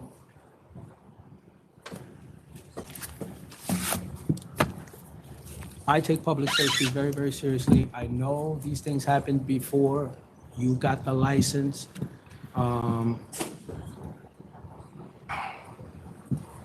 I just think that this is bad. This is a bad way to operate. You know, I don't think it's really your intention to be in this industry other than to just make money. Okay, you know, this is a business, this is an industry that supports businesses, and we want people to be profitable and we want them to be successful. But we also want them to be involved, to know what they're doing, to know something about the industry, to know how their place is being run. And coming in here and giving a total lack of absence of knowledge with the amount of money that you've invested in this, I just don't think I can sanction it. I apologize, and I'm sorry for that. My vote has to be to deny the application. Chair. I'm going to vote to deny. Okay, thank you. The temp is canceled. Just so you know, Can you say you that have again? time left on your temporary permit. It's now canceled. Okay. All right, next is 52. It's a 52, that it's a request for a declaratory ruling for Go New York Tours, Inc. Oh.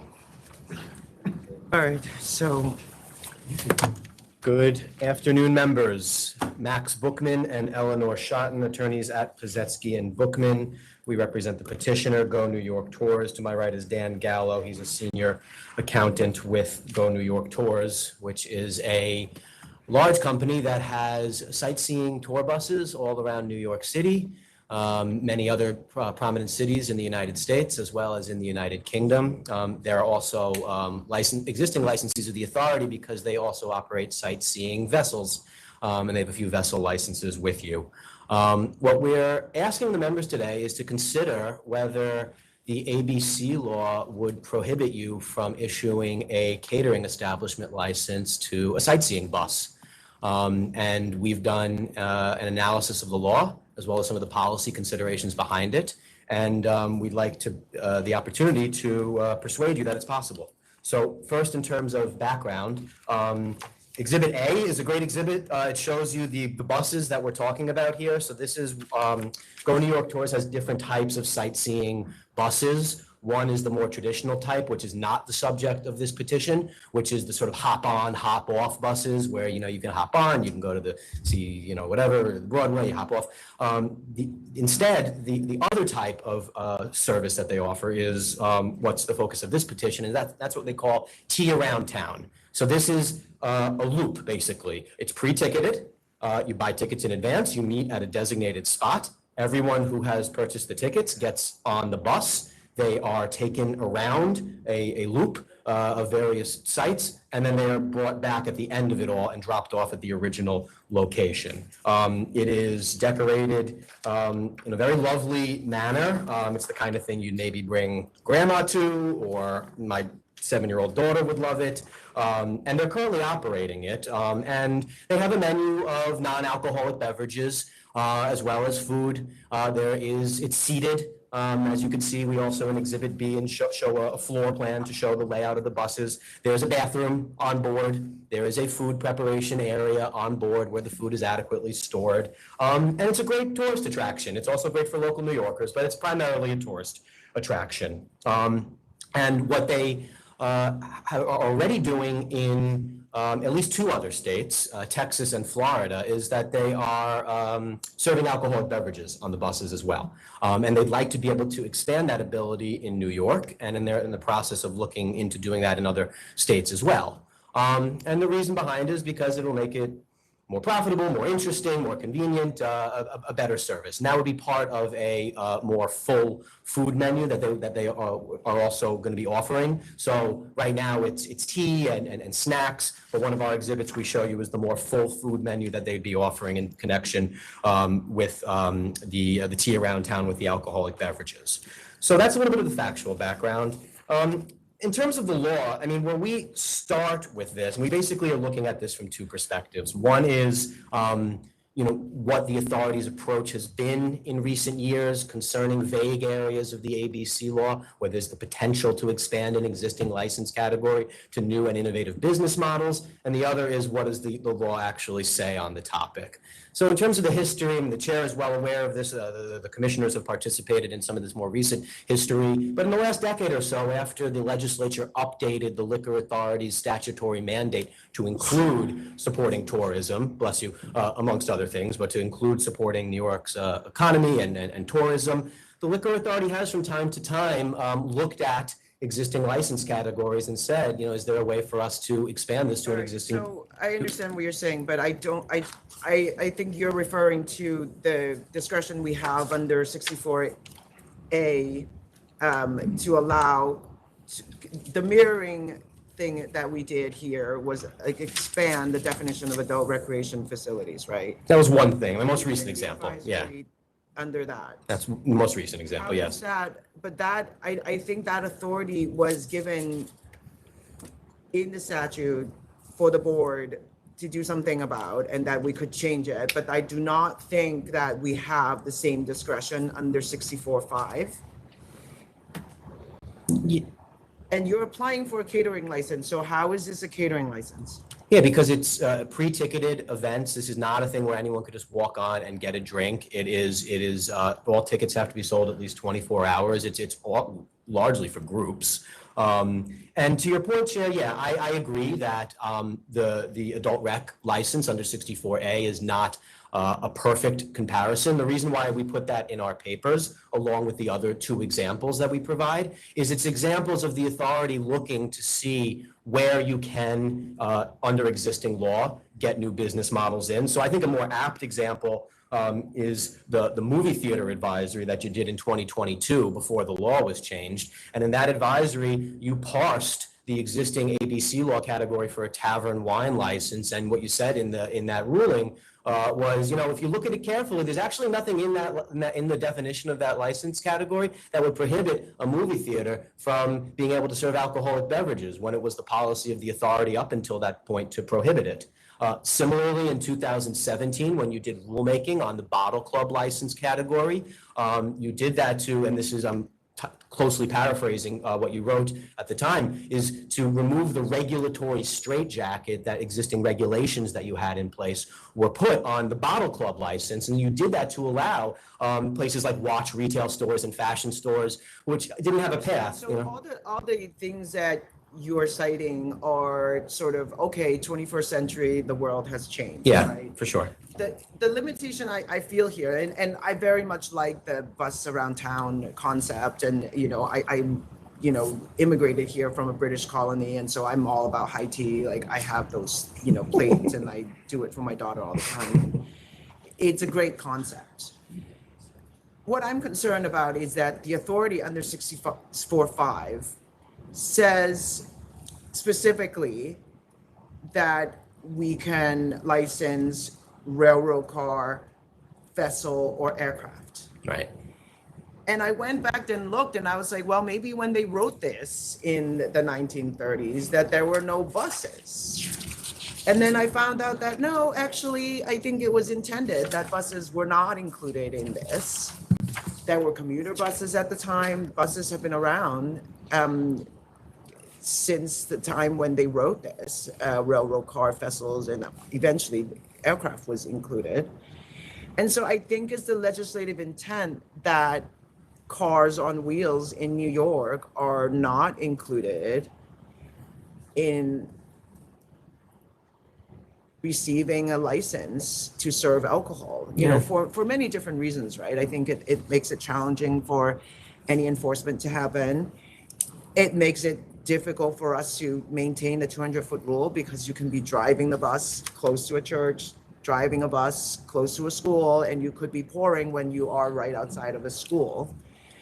So, Can I address that? It's just they're good points, Chair, and points that we figured you'd make, and they're legitimate points. And so, just a few reactions to that. First, on the legislative intent, yeah, I mean, listen, I don't think ultimately this comes down to historical analysis, but I would quibble with some of what you just said. I mean, the automobile was about 10 years old when the ABC law was enacted, and it was not customary. I mean, it was not really customary pre-prohibition for, automobiles to exist at all, let alone buses where people drank on. But more to the legislative intent point, I think the better point is the section of the vehicle and traffic law that we cite. I mean, the vehicle and traffic law, and we include a section of this in our submission, says that that alcoholic beverage consumption on a motor vehicle is prohibited except in cases when passengers in the vehicle operated under a permit from DOT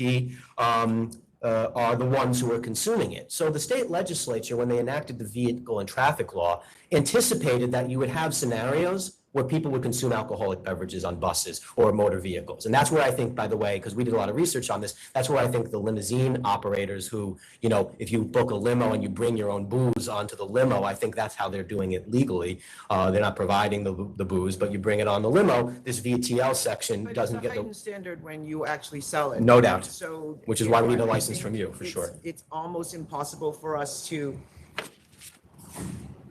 really enforce these laws and track where the alcohol is going if, we have to think about it's not just going to be you. Now, every bus in New York, every,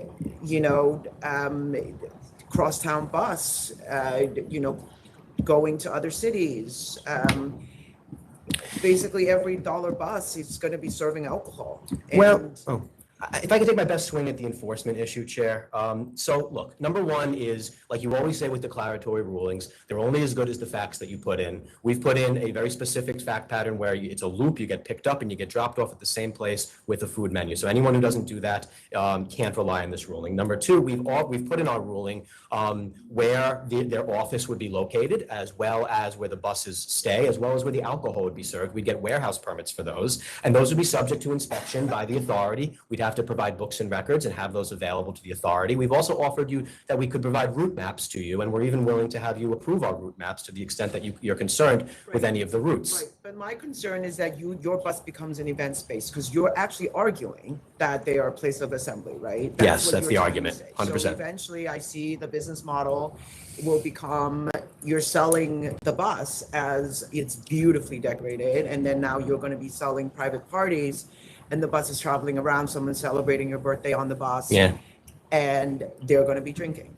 I hear that So concern, Chair. I think we the way, have enough problems with party boats that when people get off the boat, we have a lot of problems. That is an enforcement nightmare for us.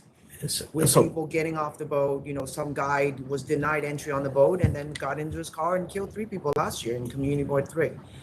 So what I'd say on the boat, sorry. A big enforcement concern for us. And I also thankfully don't think that catering is the right category here.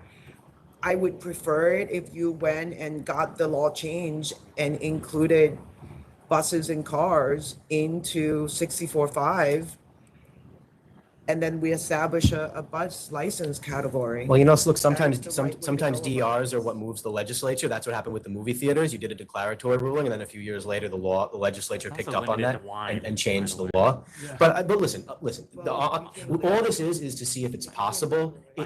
Yeah. All this is to see if it's possible. We'd still have to submit a license application, and the concerns you're raising, Chair, about suitability to be licensed, you could look at their vessel licenses and see if they've had issues managing their own vessel licenses. So on a case-by-case basis, you could still evaluate each license application and decide whether that particular applicant is But you're suitable. asking me to change the statute, and I just don't think we have the authority. I would really like to be able to. Well, I'm just asking you to do what you did with the bottle clubs, the movie theaters, and the adult rec, and that what some of the southern states, which are eating our lunch in tourism, and there's a lot of issues with the southern states being very aggressive with getting tourists to come to their locations, and New York has been having issues with that. Tourism is down in New York. We think you can draw on that same spirit of innovation that you did for those other licenses and do the same here. I just don't think that innovation applies to 64.5 in terms of the way we read the statute. I would love for New York to be competitive in terms of its partying, but I think, those pedal bikes where people, New York is clearly a different animal. It becomes a problem, Well, and the data shows that tourism's down. Buses off of Central Park, we have a lot of problems with these, you know, those, the pedicure? guy, yes. The petty I know what bikes. you're talking about. Yes, like the petty bikes, like, I mean, I think New York City is just a different animal, and Well, ultimately, the decision is yours. We wanted to, we we think do it. I just think that this is not the right forum for it. Yeah. I think the chair's laid it out very, very well, and I think it is something for the legislature, whatever, to make a determination if they want to change the law. But I could really see this opening the door to a huge avalanche of other applications. You know, maybe not exactly saying what you're saying, but teetering around the edges just enough to get their foot in the door. It is an enforcement nightmare. It is just an enforcement nightmare. Well, we've tried our best to outlay how it could be workable. Ultimately, the decision is yours. And like I said, it would be, you know, this would just, if you were to vote in our favor, this doesn't mean you're issuing any licenses. You would still evaluate each license application on its own merits. It would be really kind of mean to let you have this and then deny the license in the future. So to the extent that we don't have a category of bus licenses, I think. Or the legislature disagrees. Yeah. On the road. Well, they could always overrule you and, you know, make it clear that it's not allowed. But we thought it was ambiguous enough that, you know, like the other So, categories where you've I had love the ambiguity. idea of a private party on the bus where it's alcohol is served. I can see why that's a very enticing concept. Probably, you know, every parent group that I know would be really into that. Yeah, me included. And listen, and the VTL, like we said, I think that's a very strong point in our favor. The Vehicle and Traffic Law anticipates that there will be drinking on motor vehicles. Yeah, but they never said you can sell it, right? Nope, That no, you we need can- you to, no, for sure. I don't think that wins the case for us, but on the point of like, oh, what would the legislature say? Like, you kind of know where they're thinking because At that time, they had contemplated asking the SLA. I bet the SLA would have said, don't say that. maybe, but that was a different age. That was before, that's before the current age and the current administration where you're thinking creatively to try to, you know, fulfill your tourism mandate. Thank you. You know, I would really love to, but I think you need to be talking to the legislature. So I'm going to decline to issue this declaratory ruling. Commissioner De Leon I concur. and Commissioner Maya. Yeah, I decline also, and I tried to find something about a vessel in the regulations. I could find nothing, so statute doesn't allow it. Thank you for your consideration. We appreciate it. Thank you. Thank you. Next is number 14, Hungover on Hudson, Inc. 14. 14. And for the record, request for reconsideration was granted Jeez, let's see here, 14. on April 21st. So now this is considering the application. Yeah, I'm ready. This is, oh, okay. Who's the applicant? That's Mr. Levy's client is the applicant, right? Who's the applicant? Pardon? That's the applicant in Yeah, the back. can you go ahead and put your name? They are, so we already granted reconsideration of this last time. We had paused the hearing to collect numbers from the closest stores. The numbers that we've collected reflect the following, that there is declining sales of the closest store. There is a second closest store that is new in the area, and it transferred from a location into this location that's 0.2 miles away.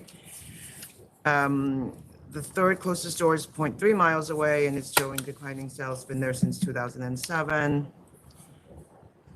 Fourth store is also 0.3 miles away, showing flat numbers, 2015.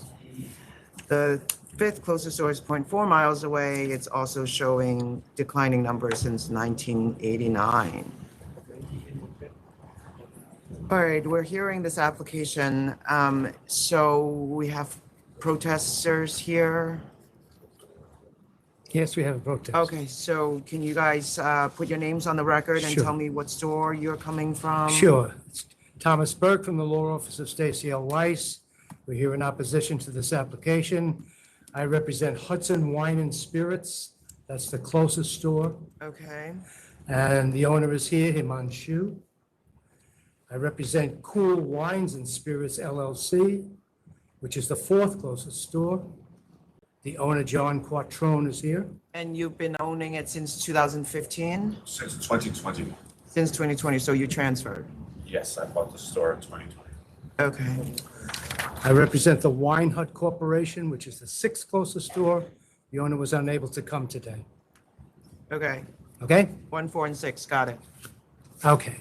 The applicant's supplemental material submitted prior to this hearing admits to the existence of a few neighboring stores that can be considered close.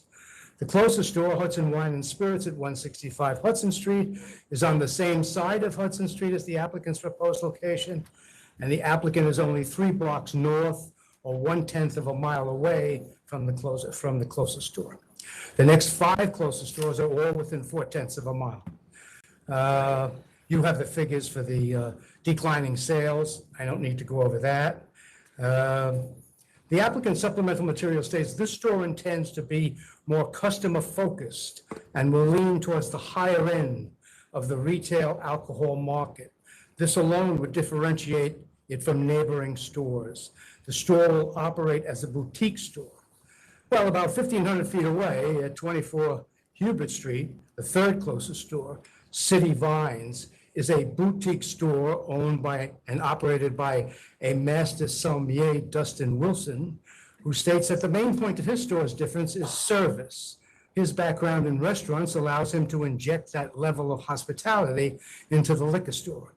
His store also does this. They secure allocations of the world's most sought after and collectible wines and spirits. They have a private client team that ensures access to exclusive wines, releases rare bottles of spirits and top vintages for their customers. They curate customers' private cellars and manage special gifting needs for individuals and corporations. They have client advisors to provide tailored solutions to meet all their customers' needs. They conduct tastings, they conduct seminars. They carry a large selection of spirits focusing on the high end and small batch. The manager who oversees the spirit selection is a certified sake sommelier. Okay, so I believe that this currently satisfies the area's need for a boutique higher-end store, if such a need really exists. And unless the applicant has exclusive contracts with manufacturers and distributors, the surrounding stores can access any product that their customers might request. Now, the applicant's supplemental material references new residential development in the area. Gives us 3 examples. The first is 388 Hudson Street. It's almost a half a mile away from the applicant's location. It's north of West Houston Street in Greenwich Village, not Tribeca, where the applicant's store would be. And at the March 2nd meeting of Manhattan Community Board 2, the city said it intends to begin a public engagement process around the plan before submitting it to the more formal land use review. At this point, 388 Hudson Street is not even a hole in the ground. He also references 68 King Street, 7 blocks away, also in Greenwich Village, not Tribeca. Renderings and further details about 68 King Street and its construction timeline have yet to be revealed. Once again, not even a hole in the ground. References 289 Hudson Street. Construction has topped out, but the leasing of the units has not begun. And however, there are only 15 residential rental units. It's not going to have much of an impact on the customer base. The population of zip code 10013 decreased between 2010, when it was 27,700 people, and 2024, which is now 27,239 people. Say that again? So 2010, it was 27,700. 2024, 27,239. Okay. Okay, so on March 12th of 2025, this board denied the application based on declining gross sales figures for 3 of the existing stores, including the 2 closest stores. And they found the applicant's assertion that it would provide high-end spirits and wine to distinguish itself from the existing stores to be unpersuasive. And the circumstances remain exactly the same today. Now, the owners of the stores would like to be heard. Just give your name and your name of your store. My name is John Paul Quattrone. I'm the owner of Cool Wine and Spirits LLC. Just here in opposition, I think, like my attorney has said, you know, this demand for boutique spirits, high-end products is quite satiated in the neighborhood by my store, by Wine Hut, by Verve. So I just don't see how it provides any benefit to the community. Additionally, in the previous meeting, which I watched on the live stream, I mean, our stores were misrepresented as being small, as not catering to the community. I mean, I am in my store every single day. I'm a part of the community. I know all my neighbors, all the local businesses, and made a lot of work to carry the products that are in demand and that my customers want. That's all. Okay. Hi, my name is Himanshu Turakia. I'm the owner of Hudson Wine and Spirit located at 165 Hudson Street. I'm operating for the last 23 years. My store is a full-fledged wine and spirit store. I have close to 1,000 SKU of wine and spirit. Also, my business is done since 23, also is went down. Grocer number are increased due to tariff and inflation too on my number, what I have provided. And if anytime if the customer asks for any particular wine or spirit, we order and we get it for them. So it's not that I can't get anything. And I've been doing it for all the while. And we have a two store, like one he already mentioned, the specialty store. There is a Tribeca wine merchant at 40 Hudson Street. He's also a specialty wine store. There's no need for another new store in our neighborhood. And I'm protesting that you should not allow this. Thank you. Thank you. Didi? Good afternoon. Joseph Levy here on behalf of the applicant. Excuse me. I have the applicant with me today. One of the items that we took issue with earlier in our reconsideration was the representation of the stores in the neighborhood and the representation that people were being well served and that the higher end of the market was being represented. And we just find that to not be true. And we've substantiated it with photos and slides that we've sent along with the submission that hopefully you've had a chance to review, where you can see that the closest store under their spirits section on their website has nothing there. We've showed pictures of the stores showing exactly what's there. We've given details about numbers of SKUs that are listed and not. You've heard that if someone wants a spirit, they'll order it for them, and that's very accommodating, but we plan to actually stock full lines of things, different inventory mixes than what exists locally. And while you heard about population numbers going down over the broader zip code, that's not dialed into the Hudson Square area where the population has grown residentially, but also the bigger story here is the commercial daytime visitors, whether they're tourists or they're workers. There have been incredible large companies move into this neighborhood recently, and that's a tremendous amount of bodies frequenting this neighborhood. So what my client's trying to do is she's trying to install a store into this neighborhood that is in line with what people are looking for that doesn't currently exist. That is the higher end of the alcohol market. That is the corporate gifting area. That is the full suites of products which don't exist. It's being open earlier, being open later, having a functional, user-friendly e-commerce platform, providing delivery, providing educational services and tastings, and a product mix that focuses on spirits as opposed to wine, which is the opposite of what's represented locally. I've provided for you information about her history growing up in the industry, letters of recommendation to her character and her ability and her knowledge in the space.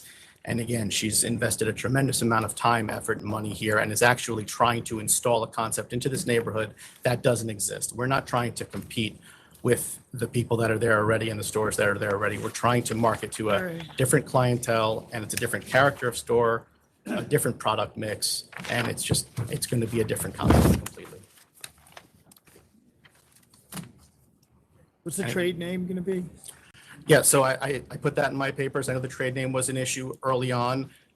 What I wanted to offer the board is I had mentioned in my papers that her father is selling her store, his store rather, which has the trade name that she wanted to use, so he wouldn't be in business anymore. I don't know if that takes care of the issue for you. I'm happy to provide a letter executed with a business broker that he's actively selling it on the market. If not, we're happy to change the name and trade dress.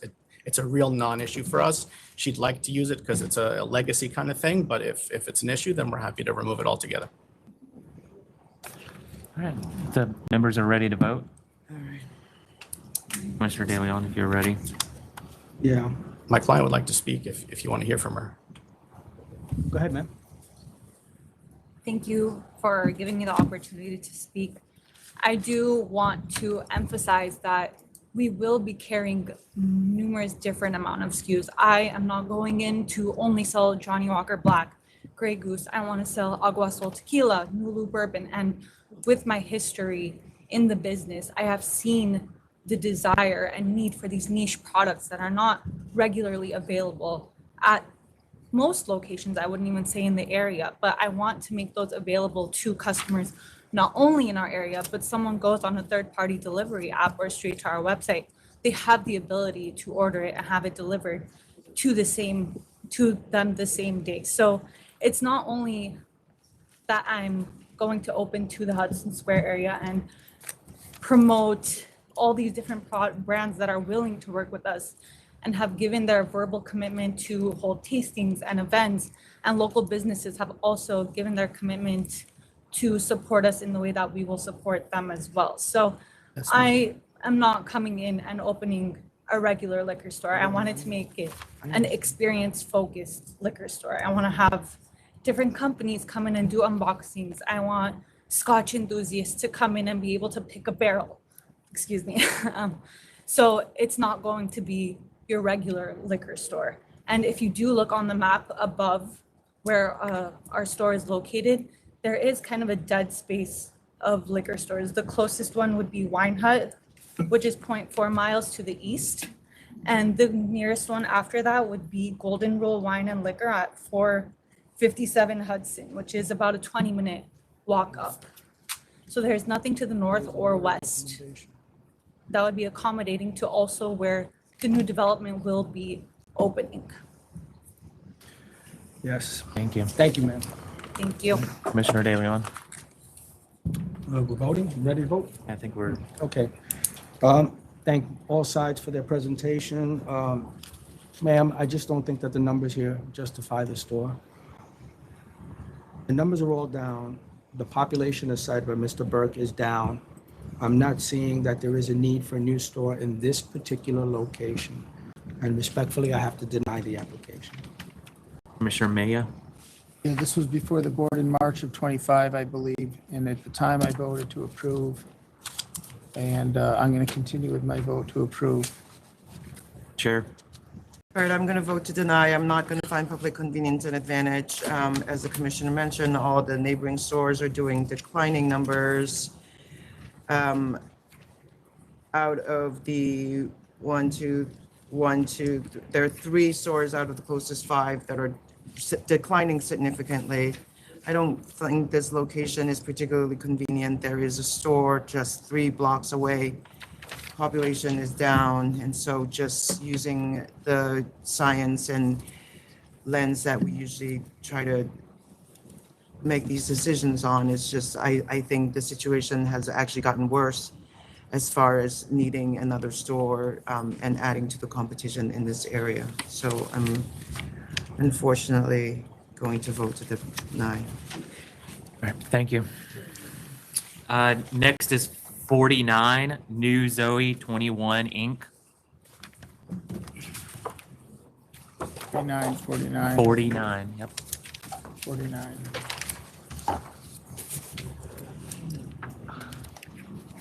All right.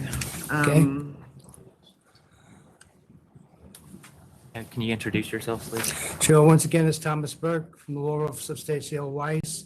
With me is the licensed principal, David Asante. I'd just like to say, I remind you that these violations occurred in Little Italy during the Feast of San Gennaro, and the licensee admits that they did not access the authorities' regulations regarding the use of outdoor space to sell alcohol.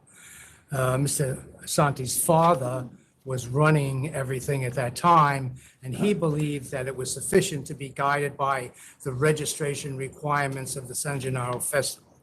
Mr. Asante David Asante is now running the business, and going to see that nothing like this happens again. The question of the assumed name, we did file with New York State Department of State for Local 92 as an assumed name. We received an assumed name certificate. Council's office have withdrawn charge 1, so I'm going to withdraw that. You don't Okay, have to great, talk about thank you. that. All right, so where are you? That's fine. I'll accept 1,500. And did you 1,500. sustain charge 2, 3, 4, and 5? I do sustain the remaining charges. And you said how much? I'm sorry. 15. Commissioner Maya 1,500. Thank you. And All Chair. right. And sustain. I had 8,000 written down, but I'll go with 1,500. Thank you very I much. appreciate that. All right, bye. All right, we do have a Spanish interpreter here. If the Spanish interpreter can come up, please. First item will be number 20, SOFIA'S 81st Corporation. 20? 20. 20?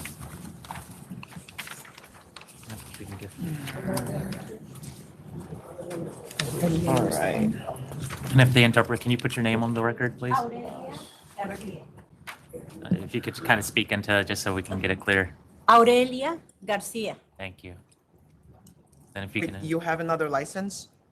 she's the, I am Oh, a she's Spanish the interpreter. interpreter. I'm like, I've seen you before. Okay, you're the interpreter, you're the applicant. Okay, so there is a community board approval, right? Monday to Thursday, 12 to 2? Yes. I have the steps for you, Chair Fan. Let me just go through it. It's Monday to Thursday, 11 to 2. Yes. Friday, Saturday, 11 to 3. Yes.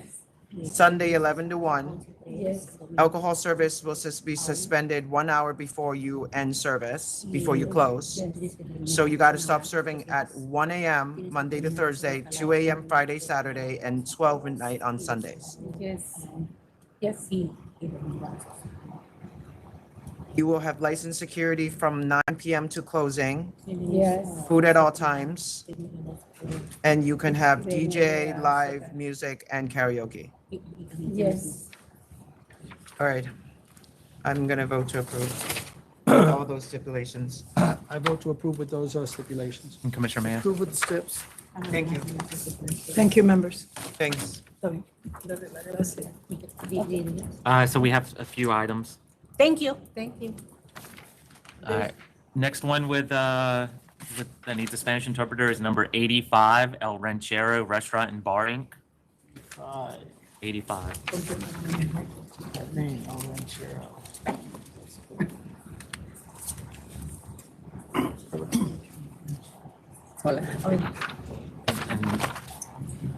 If Tavares, if you can introduce yourself and the client this time. Aurelia Garcia, Spanish interpreter. Aurelia Tavares, the representative for the applicant, Ms. Mindia. We're asking for a change in method to 4 a.m. daily. There've been no disciplinaries at this location, security every All night. right, I'm gonna vote to approve. Okay. Commissioner De Leon. Yeah. CB11 has no issues. They just said that have some consideration for the fact that it's a mixed building with residences on top. So I also vote to approve. Commissioner Maya. Yeah. Thank you, members. All right, next one that needs a Spanish interpreter is number 86, El Suino EGL Restaurant LLC.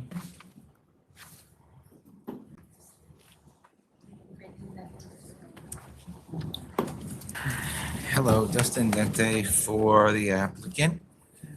Linda Hernandez to my left. Here to answer your questions about the application, any other matters that are of concern to the members. My name is Aurelia Garcia. I am a Spanish interpreter. 86.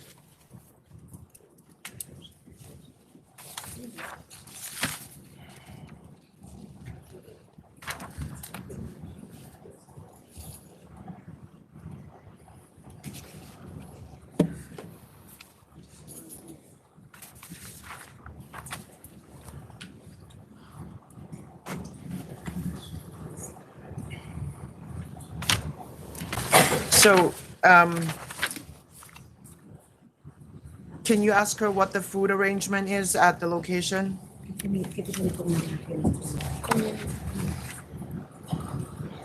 Food, Honduras style. Does she have to submit a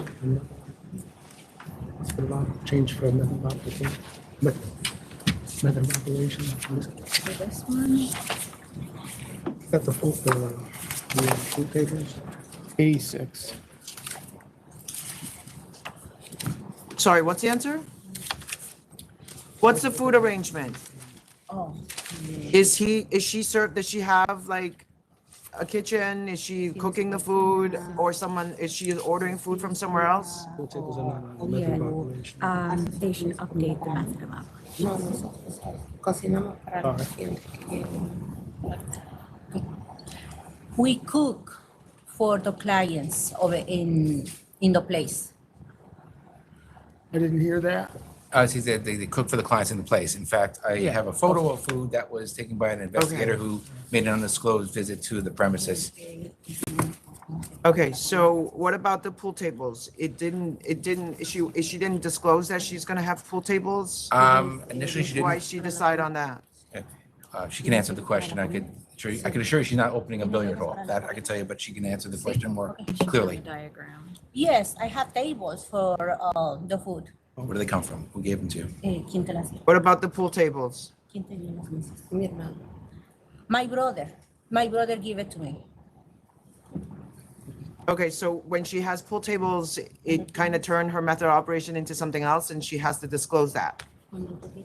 Understood. No, she's not primarily turning this to a pool hall. It's just simply an ancillary form of entertainment for her clients or customers who just come there and just hang out, eat and drink, share each other's company. They don't pay for the use of the tables. They're simply there. We can certainly add them at your request if needed, but we're not certainly turning this into a different type of facility. May I ask, yeah, go ahead. what is the rule on the pool tables? They can have it's a restaurant, they can have the pool tables, but they weren't disclosed. It has to be, originally. it should be, or it has to be? We need to make sure that this establishment is going to only operate as a restaurant. And the addition of the billiard tables does not turn it into All a right, bar. so my question, just so I know going forward, is it the best practice to disclose the pool table, or is it mandatory to disclose? They need to disclose. It's mandatory? Okay, so they screwed that up. Okay. I believe with the tables put in after the application, it wasn't clear to me. All right, what are her hours? Okay. What are her hours? Your hours, hold on. What are your hours? Just can clarify what your hours are up to date. She think that you guys talking about villa tables, not about tables for food. No. We were talking about the pool tables. That's right. They were asking about the pool tables. We're addressing that. Just want to know what you're currently, when are you open now? Ahora estamos hablando de cuando abres. She wants to know when you're open. 10 de la mañana. 10 a.m. to 10 p.m. All week, 7 days? ¿Los 7 días? No, el fin de semana, viernes, sábado y domingo. The weekends, Friday, Estamos Saturday, and abiertos Sunday, de open 10 de la mañana from a 10 4 de la a.m. mañana. to 4 a.m. 4 a.m.? Okay, so they're 10 p.m. to 10 a.m. Sunday through Thursday, Friday, Saturday, Sunday, 10 a.m. to 4 a.m.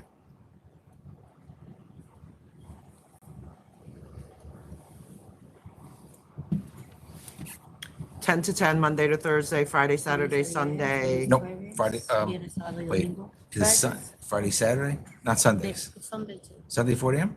Okay. Friday, Saturday, Sunday, 4 a.m.? 3 days, Friday, Yep. Saturday. Yeah, Monday to Thursday, 10 p.m., Friday, Saturday, Sunday, 4 a.m. Yes. Okay. Can I just ask a question? The food counter, are you serving alcohol from the food counter? Ask about the food counter. Es que si tú sirves alcohol, Do you want me to jump in? Thank you, because I didn't really understand what that was. My understanding is that she doesn't intend to serve from the food counter, although there is some storage behind there. There is a main bar towards the front that is a food counter because that's because she didn't want to license 2 bars. However, the place is busy enough that she might be able to justify the expense of licensing a second bar. And we were here in May, we couldn't finish the app. We've been asked this back in May, but then the meeting had been cut short, so I was going to ask if it had been possible to amend the application to add a second bar now, or is that something that can be done with an alteration in an additional bar, presuming that the members do approve the application as submitted? They should, once they get the license issued, they should file the alteration with the additional bar. They would do it immediately, Yeah, with it the would understanding be that an they can't extra do step anything to- with it, so, yeah. okay. Yeah, because it looks like they're getting busy enough that a stray, I mean, I suppose if there's a food counter, you could put a beer on there, you just can't buy a beer over it or be served one, but there's nothing stopping someone from putting a beer on it, especially if it's near the pool tables, and we want to make sure that she's as compliant as possible with all provisions of ABC law, especially. No purchase from that food Yeah, counter. can't So- purchase or serve, but Yeah. can put a beer on it. But she appears to be busy enough to want to add a second bar. It's certainly now worth, it seems to be justified at this point. When it Make wasn't sure originally. that they don't use it until, if they do decide to go that route, Completely until understood. it's approved. You can explain. There's that, let her know that, when we were there in April, we took a photograph of somebody with their head down on a table, looked like he was intoxicated. We didn't observe him being served alcohol. We don't know if he was sick or drunk, but she should be aware of that. She's aware. Would you like to, she can explain exactly who that person was if you like. Please do. Yeah. Tengo 24 años de vivir en el mismo pueblo, conozco muchas personas. Esa persona llegó intoxicada y es conocido mío y yo tuve miedo que se fuera así, por eso lo dejé que se estuviera ahí un rato, pero no es que él consumió ningún tipo de licor estando en ese momento.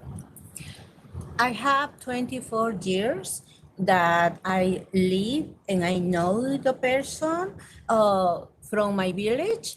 So that day, that person come intoxicated already. Right.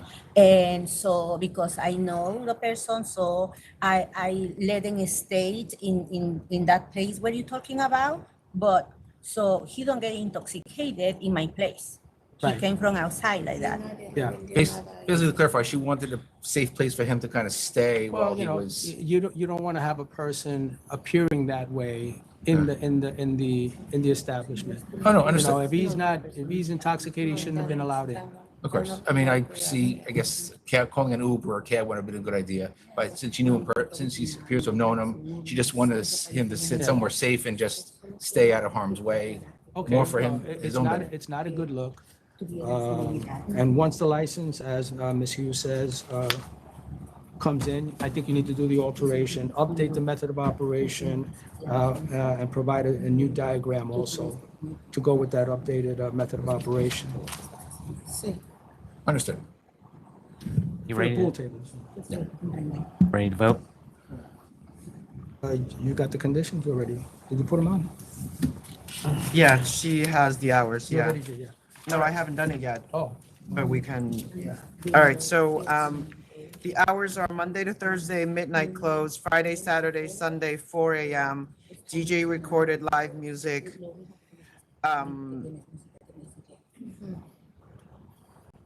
You said 6 private events. Yeah, per year. Is that still accurate? You plan to close about 6 times per year for private events? Is that an accurate number, more or less? Birthday parties and such? Private events is defined as when you close the entire establishment. I'm sorry, can you repeat because I don't hear you? So she put in her application that she would have 6 private events, 6 each year, 6 each year.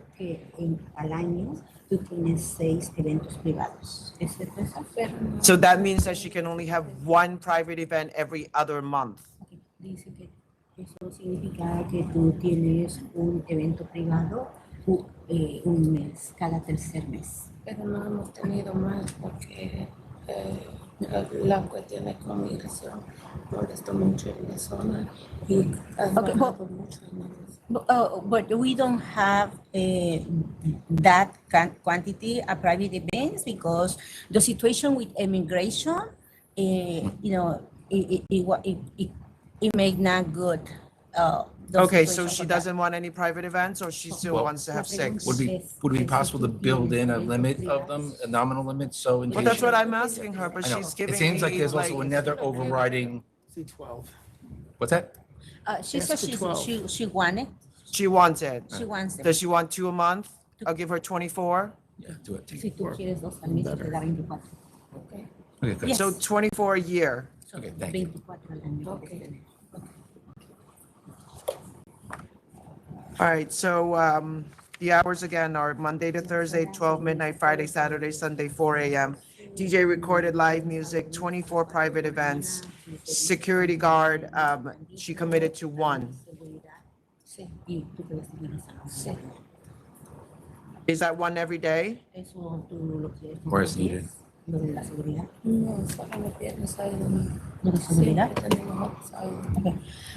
We always have Friday and Saturday security. Okay, so I'm gonna put security guard as needed.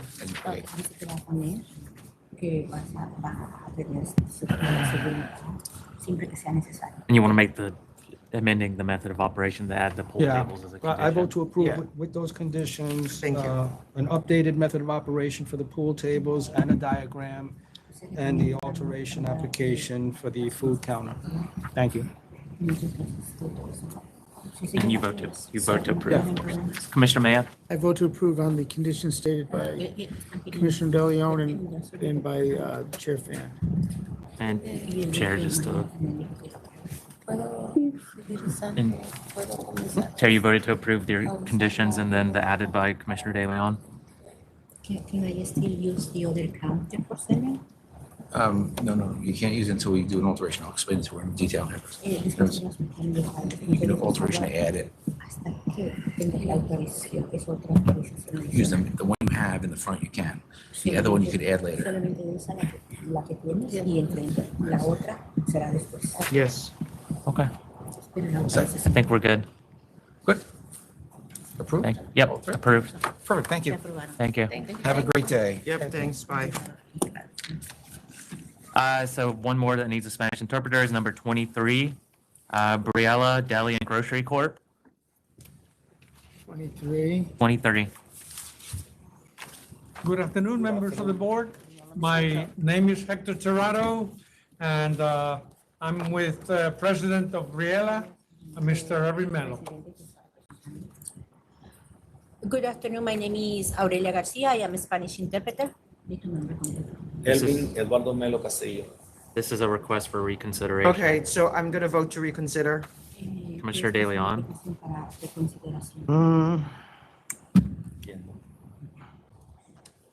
What is the application for reconsideration? Why should we reconsider this? Tell me. I can't hear. I can't hear. Why should you, Why should we reconsider your application? Because the first time around, we didn't get notified. I didn't get notified and he didn't get notified. Somebody in the office must have dropped the ball and didn't let us know to come in. Why does council recommend that? Doesn't matter, just. All right, based on what you're telling me, that's fine. I'll grant reconsideration. Commissioner Maya? Yes, I grant reconsideration.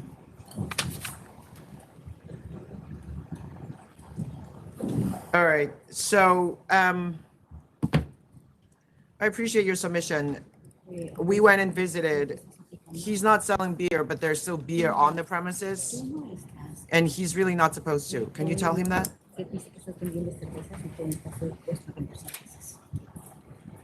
No, él no sale en día, bueno. Yo no estoy vendiendo cerveza. No, but you cannot have beer at all on the premises. Okay. Is there a bin in the back that has alcohol in it and you're just telling people we're not selling?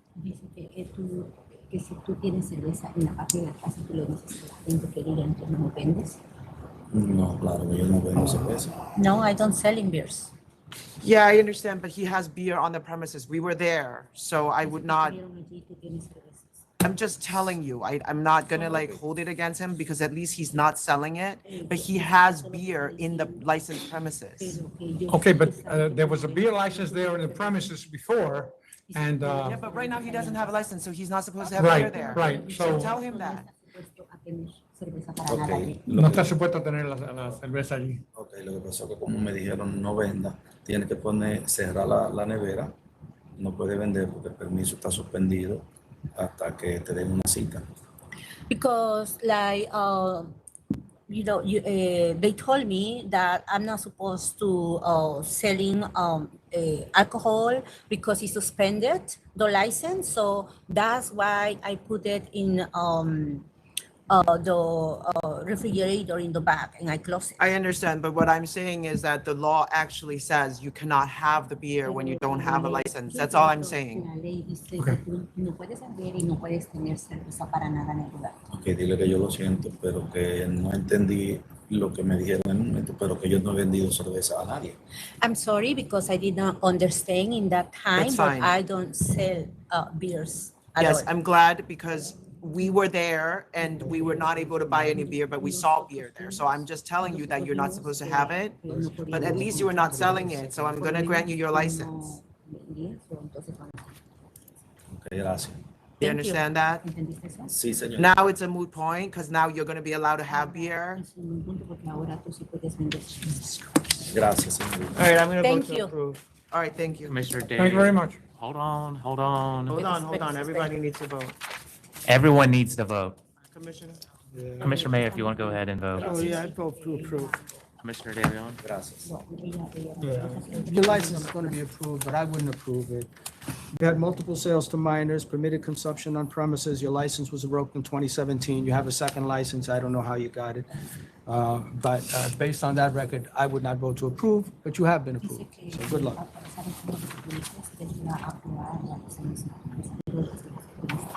You wanna tell me? Gracias, señor. Thank you. Thank you. Thank you. All right. All right, that's the last one with a Spanish interpreter. Thank you, Miss Aurelia. Gracias. Thank you. Good afternoon. Yep. Gracias. Thank you. Right. Right. Thank you. That's it. Oh, that's it? That's it. Oh, Yeah, okay. thank you. Have a good day. You too. Bye. Take care. Next is number 44, Rand Liquor Corp.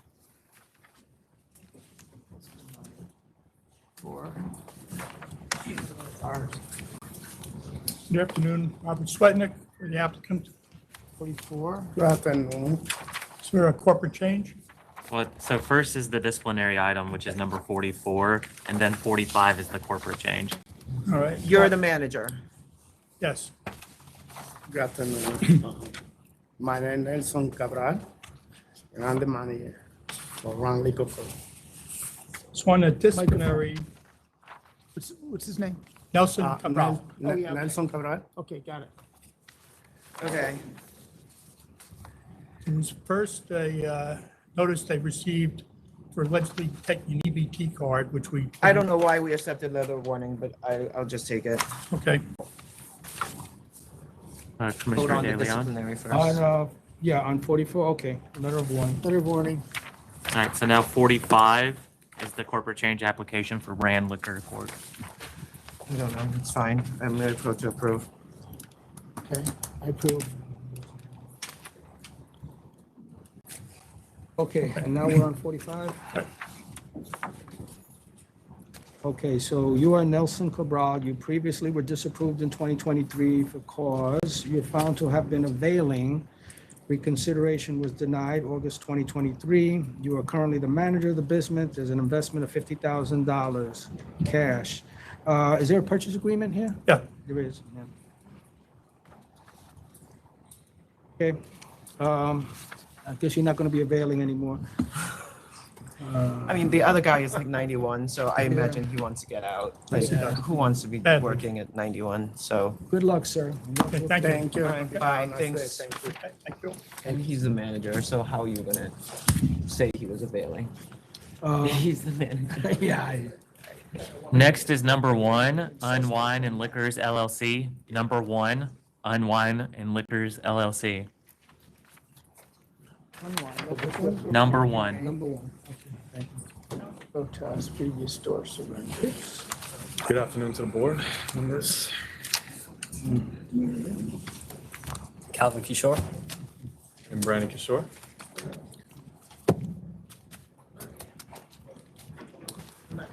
Sorry, who are you? This is the landlord.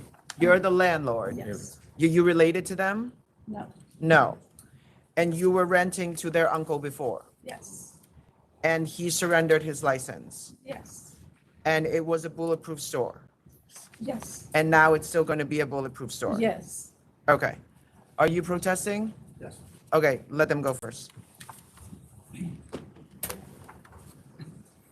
Mr. Swetnick, let me catch up.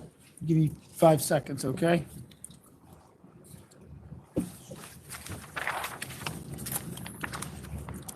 Okay, go ahead. Okay, this is Thank you. an unwind. With me, I have representatives of Superior and Zariah Liquor Stores. We also represent 14th Street Wine and Liquors and WH Wine and Liquor Warehouse.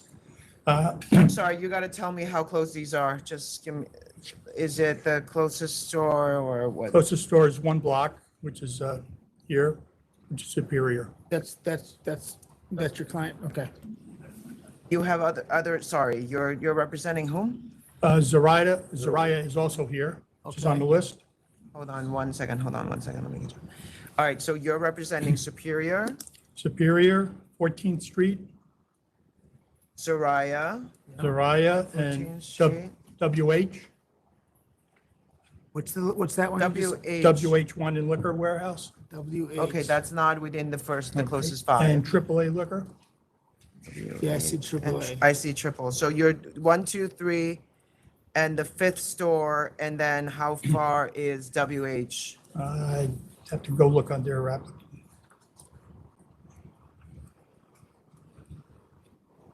Yeah, what WH is? WH? Which one is that? I know that's one of the people who she contacted. This Triple H. WH Liquor Warehouse. I'm not sure which one is that. WH Liquor Warehouse. How far did you say, sir? We got Zoya, we got 14th Street, we go with our liquor house. Okay, and 2 of them are physically here. One of them is out of the country. One of them has a daughter's graduation. How far is that other store? Closest Superior, what do you think? We are actually 1.1 miles away, so 1 block away.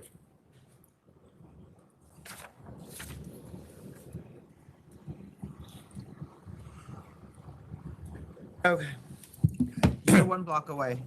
Sorry? You are 1 block away. That's correct, Superior Wine and Liquor. Right, but the store used to be there. It used to be there, yes, but after that, you guys opened up 2 more stores in the same area.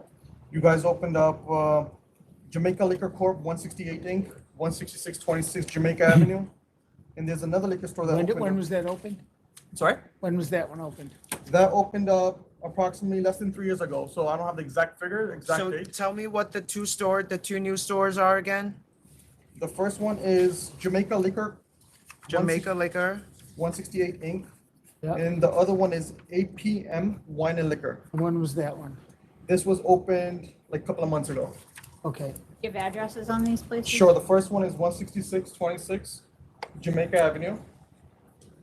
The other one is 23312 Hillside Avenue. Okay, the 126 Jamaica Avenue was, you said 3 years ago it was open?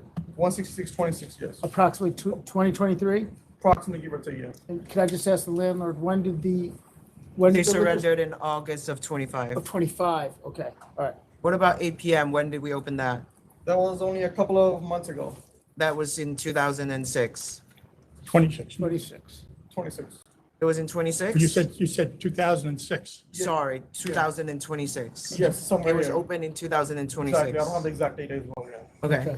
All right, can we just double check location and distance of APM Wine and Liquor? All right. From the application, it's very unclear as to exactly what the finances are, or if there's adequate finances. They had $1.0 being invested, $5,000 being invested. I saw that. Obviously, they are not showing that they have adequate funds to pay the rent, pay the security deposit, pay the application fee, put in inventory, et cetera. The diagrams also don't reflect, they're claiming that they're like 400 to 500 feet. Say that again, sir? I didn't The hear. diagrams Oh, the diagrams, yes. show a much larger space. Okay. In addition, it appears to be a bulletproof store, while the other stores around are open stores, Okay. which we think is a difference. Okay. Another license for trading posse was issued less than 3 years ago, aside from these other 2 that are now. And then there's, I think, an issue as to whether the relationship is with ABC Discount, whose license for this location you canceled. So as to whether these are, I'll say, nominees or Did we appearances. cancel it or was it surrendered? I believe it was canceled. I asked this question and I believe it my lost its. answer was not clear. I believe My it lost answer its was license it for was surrendered. violations. Do you know, Shannon? Okay. Um,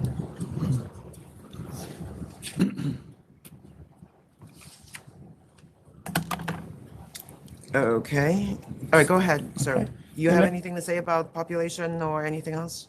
I think population is basically flat there, and that there's no need, there's been no showing at all if there's any community benefit. You have another store, again, 1 block away, which is servicing all the people, it does deliveries, it does whatever anyone wants, it will order for them, it has a book. So there's been absolutely no need, no showing of any community benefit to opening another store at this location. And the application itself is very questionable, and they're opening a bulletproof store when this is an area which already has open stores. Yeah, so how did you get your store? Did you buy it? Yes. Okay, Transfer, yes. I see. You represent Zoria also? It's right here. Yeah. If you have a question about Did you form. give us figures for 2025? We sent it. I didn't see those. Supplemental. In the supplemental? I'll see if I have the copy. Can I ask you a And question? sales, and sales here have been basically flat. There's been small increases, but again, I have the first store is flat, the second store is down, third store is flat, and then the fourth and the fifth store both down. I don't know where WH land in all of this, but basically it's all down. How do you articulate that there was a store there for over 20 years and closed in 2025? How do you address that question? I address it by saying that obviously that store, in order to survive, was having issues, which is why it probably violated the law. And You're that, saying it was canceled, not surrendered? that's what I'm told. Okay, that's what your information is? It Do was we know? called ABC Discount Liquor and Wine. Okay. There was a $10,000 penalty. Okay, in why May does it of say, didn't it 21. say surrendered in here? I don't know. I could be misreading something or misremembering something. It was not surrendered, it was, It was surrendered. you're saying surrendered. I thought I read something that said surrendered, but there's a So question. it is listed as surrendered in our system right now. Okay, so as far as the system goes, it was surrendered. Okay. Why do you know, what do you know about what you say is canceled? Only what I was told. I don't know if they paid the Okay, fine, not, do you know if but there it was was a obviously, problem or any issue I can there? find out. obviously they had disciplinary problems if they had a $10,000 fine. Okay, okay. Can I want to provide an update to the members regarding the 2 new stores that were discussed. The 168, or the Jamaica Liquor 168, that was actually a transfer. That's why it's a new store, and they're located 1.3 miles, which is outside the 4 closest. Okay. And also. What year, when was that? It was just issued, just transferred. 26, okay. Yeah. And the APM, that's located 2.6 miles away, and that was also a transfer. So they replaced a store, so. And that was before 2025? I'm sorry, can you say that again? Sure, the Jamaica Liquor, the 168, that is located 1.3 miles, so it's outside the 4 closest. Okay. That we checked. And also, there was a liquor store at that location prior to that, so that's a transfer. And also, the APM is located 2.6 miles, which is also outside the 4 closest that we checked, and that is also a transfer. Okay. So we believe, with the declining sales, with all the issues of their application, with the history of the store that was there, there's been no showing of a community benefit, and there's a need to show that basically there is no need for another license in this area. Okay, thank you. Thank you. Okay, so I'm going to jump in here. So I think there's a lot of explaining and teaching that you need to do in the next few minutes, Okay. but what you got going for you from my chair is it was there for 25 years, or however many number of years until 2025. But there's a lot of explaining to do here. Okay. I bought that building in 1999. Yeah, When I bought that building, it was a liquor store, yeah, hair salon, and a tailor shop. yeah, I'm still in the hair salon. yeah. And the person I bought the liquor store from, he didn't want the liquor store anymore. Yeah. So I rented it out to Bahani Kishore, and he had it for over 25 years. Yeah, Then he told me he don't want the liquor store anymore, he's moving on. yeah. A matter of fact, he closed it in 2023. He didn't open it. The Okay, store so just he's been stayed out of there closed. since 2023? He closed the store. Okay. But he was still paying me my rent. Okay, Then he turned in his license 2025. okay. And these people came to me and asked me All to right. rent it.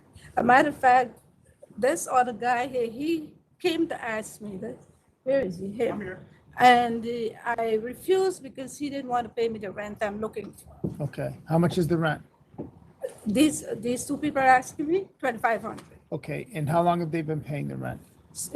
April 14 7th. How many months? 14 months exact. You've been paying rent for 14 months? Yes. They're paying me rent 14 months, since April 7th, 2025. Since April of 2025, they've been paying rent? Yes. Okay, so I'm going to use a word, but I don't really mean the word. It's just going to shorten a longer word or a longer sentence. So your finances are a bit messy here because by your account, you've already invested $30,000 just in rent. 35,000. Okay, because there's a 35. deposit and everything else? Correct. Okay, so As far as your, finances. your financial form, as council pointed out, he's totally correct. What the heck do you have there? You've got 11,000 on one line and you got 15,000 on the other. Right. To open up a liquor store. So on that aspect, for me, myself, I have 3 other businesses. So those generate approximately $750,000 total. So before we decide to invest a lump sum into it, we wanted to get the green light before. Then we'll be moving forward with transfer of funds and so on and so forth. So when did you filed in March of 25? Correct, yeah. You had invested 15,000 as of that time? You were already in it for 15,000? Yeah, collectively. Okay, so there was a deposit for rent, I suppose? Yes. Correct. And maybe first month's rent. So let's just pretend you had 7,500 there. What did you spend as of March of 25? I'm sorry, what was the question? What was the balance spent as of March 2025? Because this has to be amended. For this current account that you Yes. guys looking at? Yeah. We've just been paying rent in cash from our other means of income. Okay, and So what we I'm didn't really saying- touch this money at this point in How'd time. you spend 15,000 as of March of 25, or did you? In regards to setting up the licensing fee, which is costing approximately about $4,000. Okay. And roughly, when we're filling out the All application. right, so how much does it cost to build this place out? I mean, It's already built there. No. As They far as have to make inventory. it. Oh, they have to make it look like a 2026 liquor store? No, they don't plan on it. It's a bulletproof store. They're just gonna keep it the way it was? Yes. We were just gonna do minor refreshments, Okay, and you're just gonna inventory. repainting, maybe some The nice goal is really floors. to get the inventory back into the place. That's really what we do. Everything else. And we're how much starting- is that gonna be? We're averaging roughly around 12,000 to start.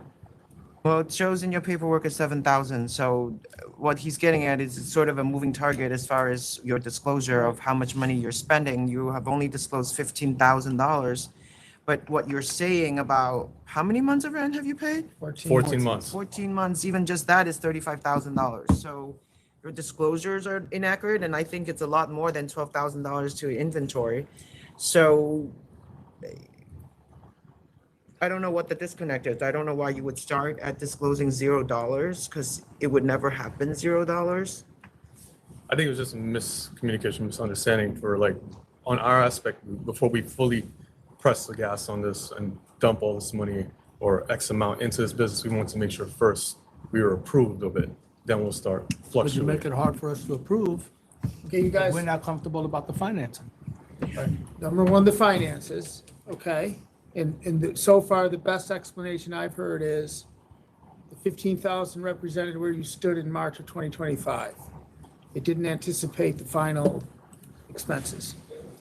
And now we know it was at least 15,000 plus 35,000, so you're up to 50, and then another 15 for the inventory, right? Or 12? Approximately. You following me? Yeah, I understand. All right, so where's the money coming from? If I'm correct, where's the money coming from? My other businesses, and then he also has his full-time job. Okay, so now, to me, the most compelling part is that there was a store there for so long, but it didn't close in 2025, it closed in 2023. So that's not good for you. Okay, so why is the bulletproof store needed right there? Well, that's how it was pre-existing. No, but I mean, you're obviously a sophisticated businessman. Why Yeah. do you want a liquor store right there?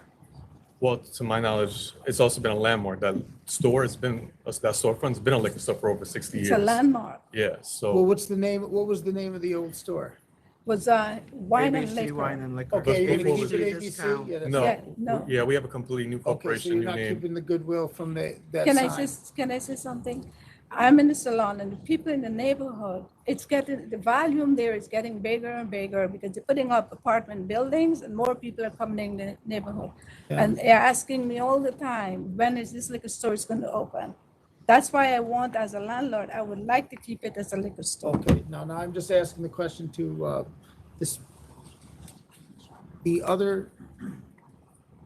the 2023 and the 2026 liquor stores were transfers, meaning that there was already a liquor store and they were sold and somebody took it over. Is that, am I saying that correctly to Ms. Hughes? You are, yeah. Okay, so Yes. there wasn't two new liquor stores that came in. They were just somebody bought those, Yeah. okay. Yeah, And we they were are there, outside the area. And they're outside the area. yeah, we were there way before. So we want to go, the question to me is, are we going to bring us back to the status quo of 2023? And have you He's there and justified he's this not there. application? In What? 23, 24, he's there and he's not there. Well, He she's opens the up- landlord. She's the landlord. Yeah, she's the landlord. Who was getting. Sometimes he's there. Getting 14 months of rent, Yeah, all in cash. yeah. Yeah. Okay. Why are you taking cash? What are you doing with it? Oh, I have it, I have to pay my mortgage for the building. No, plus that's not the- why they're asking, like, What? I would think that this businessman would want to have a check because it benefits him to write off the rent. But are you paying her in green cash or are you paying her in checks? Collectively in cash, yeah. Yes. So somebody's asking you, why are you paying in cash instead of a check? It's easier for us on our books for my other business as well. Because they have other businesses What kind of that are business do you also have? cash I'm in the business. automotive industry. What? I'm in the automotive industry. Oh, that's right. Okay. What does that mean? What is automotive industry? I have an auto body collision. I have a Are you mechanic an shop. auto body man yourself? I've been in the game for about 10 years. Well, I so- mean, are you the auto body man? Or the No, I have estimator? employees for that. And I have that's employees. also a cash business. Yes, cash, insurance checks, Yeah. credit cards, so on and so forth. Okay.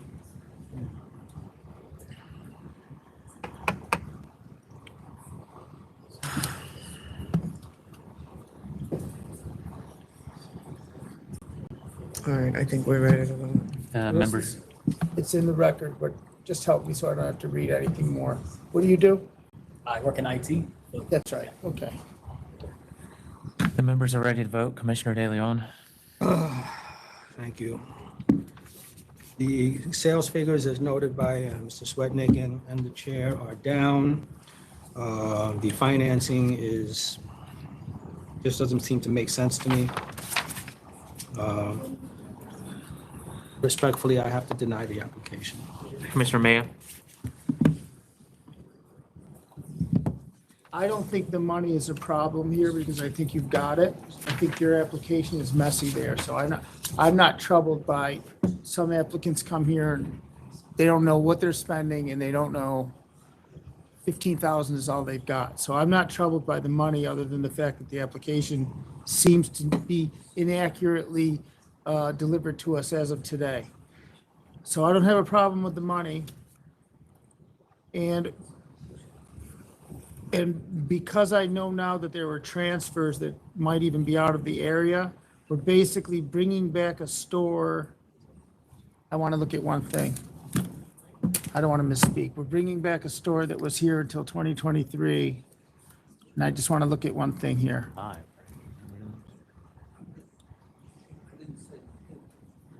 I just want to see, and maybe Mr. Swetnick will have to help me. 2022, no, I'm just making sure I'm not incorrect on any dates here. Okay, all of the closest stores have been there previous to 2023, so we're going back to status quo 2023. So I will approve. Chair.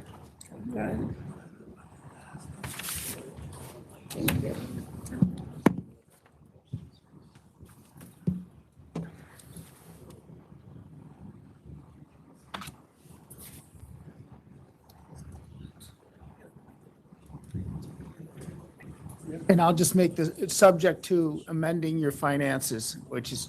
Understood. Which is absolutely not correct as of June 24th today.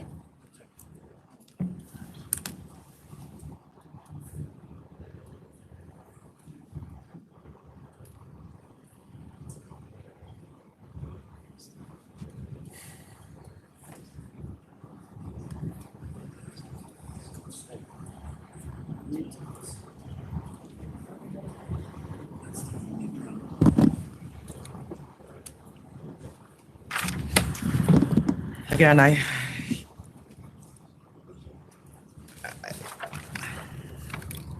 think the market has changed significantly since there was a store here before, and I'm looking at these numbers. There's one store that's doing half of what it was doing in 2021.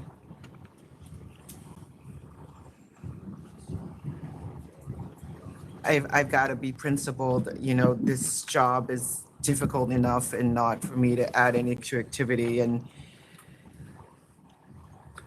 so I'm not going to find public convenience and advantage. This is a bulletproof store, which we generally see that as being against public convenience and advantage. There's a store 1 block away that's not a bulletproof store, right? Correct. So this really doesn't add to public convenience and advantage. The 2 closest store are not bulletproof. And 3 out of the 5 closest stores are all doing declining numbers. So I think the market has just changed hugely. You may feel that there's growth in the community, but I just think there's not. And I feel like this is maybe a mission that is driven by the landlord more than the applicants. So I'm not going to find public convenience advantage. The population is also flat, as Mr. Svennick says, and everybody is suffering. So I think the vacuum here has already been absorbed, and people continue to decrease in sales very, very significantly. So I apologize. Thank you. Application's been denied. Thank you. Next is number 22. That's 22, Coliseon, New York, LLC.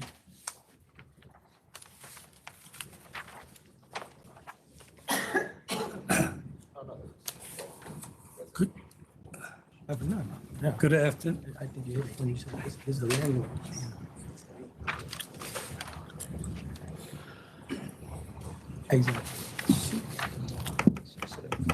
She should have. Yeah. Yes, sir. Good afternoon. Kevin B. McGrath, Phillips Niza, for the applicant. I have with me Stefano Pileggi, the owner of Collezione. the principal. We're here, we have a license. However, there is a restriction. And since this was issued in 2023, there's a change in circumstances in that Dan's Supermarket has no longer in existence. It surrendered its license, as well as SHIRLEY'S. So we now have a store that's 450 square feet, and we have an objectant who is a store of 1,999 square feet. And they're the only ones that have put this restriction Okay, so on. there's only one store that you cannot sell their products, right? That's what you're telling me? There's only one store? Because when we started this, it was about the 3 protesting stores. Well, that. Are there 3 or 2? That's right, but there are 3 stores, but the restriction on this is a list that Garnett submitted to you in 2023, which prohibits this gentleman from selling any of the inventory that's on 200. Yeah, I understand, but when he got the license in 2023, there was at that time a store 167 feet away and then another store 1,000 feet away. So he wouldn't have gotten the license but for the agreement that we made? I didn't represent him, and right now, Did you go we're back to looking watch at the the fact. video? I'm sorry? Because this is all public information. I mean, you could have gone back. No, and no, watched the no. video too. I'm not questioning whether or not this is a fact. I understand, but you coming in and you're saying that one of the stores already closed, so I think that is a point that is helping you because there's less products that you're barred from selling, right? No, we're still barred from selling 219 pages of inventory. Okay, so let me just clarify, what the chair is saying is if two stores had their own inventory list, one is gone, but you're saying that even the remaining list has 200 SKUs on it. That's right. And that's too much. That's right. No, but are you still? Yeah, I understand, but what I'm saying is that are you still abiding by the list of the store that closed? Yes, no, we're abiding by the list that's a restriction against selling anything In on other words, that list. I wasn't here, but there was I can tell you a those big public- list in public 23, records. and you're still obliging that list. That's right. Do you know how the list has changed? So the list that day was January 2023. So the biggest of the three protesting store was this main store that gave the list, and the authority accepted the main list that speak for the other two. So the only list of restriction is 290 pages from this big liquor store on Lexington Avenue. And we don't have, That was Dan's? it was there.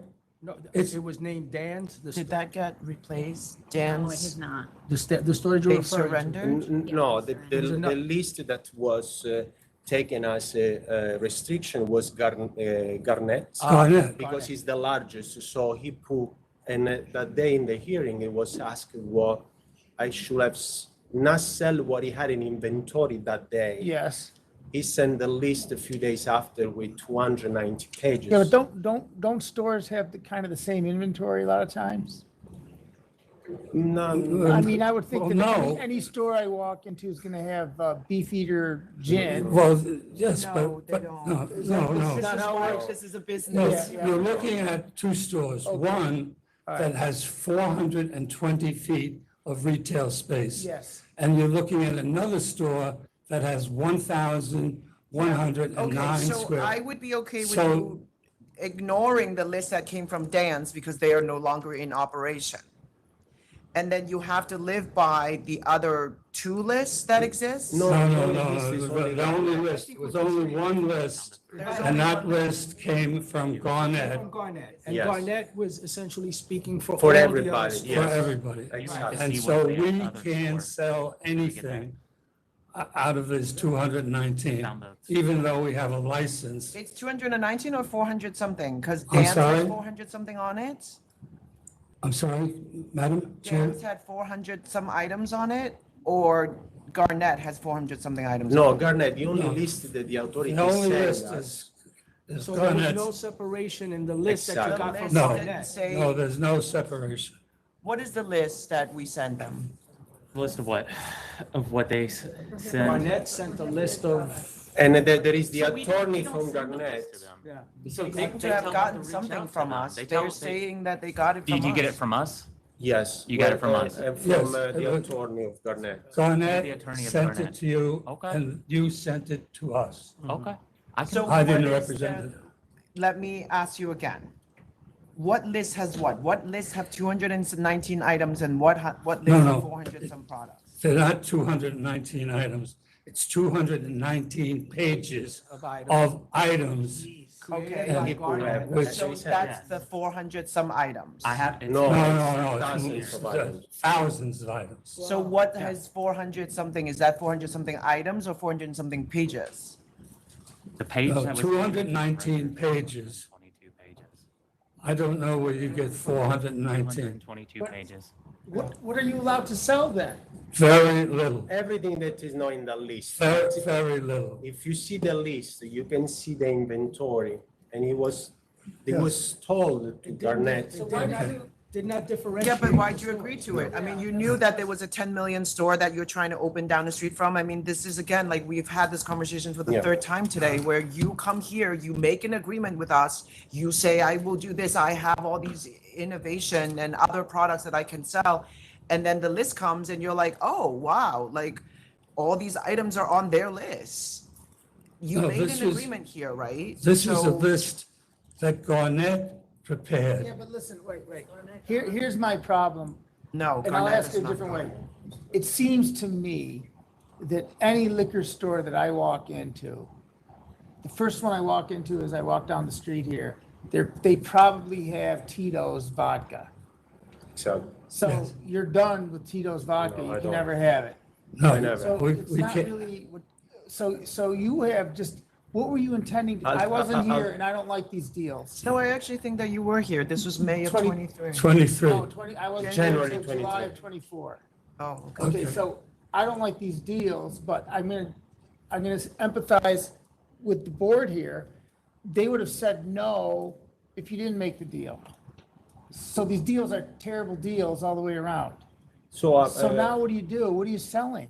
So I'm on the rare, if my business on Madison Avenue between 66 and 67, the store is more a boutique store. Yeah, well, could you And- localize maybe for us? I don't like the situation you're in, but what else do you want to sell? So How I'm about we selling start the there? high-end product, I'm obligated, and that's okay. But during 3 years of business, my neighbor, like Park Avenue, Madison Avenue, Fifth Right. Avenue clientele, Yeah. they're asking me So for. what do you want extra? What would you, what general A categories? general category, I cannot sell, let's say, a $40, $50 bottle of Ruinart. I'm just saying a name, just. to We say can't sell anything on this list. They don't like to hear this. The point is that that was the deal we made when you came in. Otherwise, you wouldn't have gotten the license. But in that list, he put things that there is zero inventory, so I don't know why he put it. Yeah, because he wanted, yeah. Are you able to, they're not gonna like this when I say. Commissioner De Leon, Commissioner May, if you read, so the list, we have the list. It's Yeah. over 200 pages, and the reason why the other stores didn't submit their list. 'Cause is it's all their- on there. Their attorney says it's all on. Yeah, it's all on there, like, It's of all on course. there. So, to me, they're not gonna like what I'm about to say. You should come up with a page of what you propose to add to your eligible inventory and see if that works. But then you'd have to come back and they're gonna yell at me for that. But that's the way to solve this, because you're kind of stuck in a bad deal. So what is it, Commissioner- what is, how would you like to expand your inventory that might be acceptable to the board is how you need to come back, is how I would vote. All right. You gotta come back. Commissioner, we would suggest that we follow your instructions. We Well, would they didn't ask, say yes yet. no, I would ask to adjourn this matter.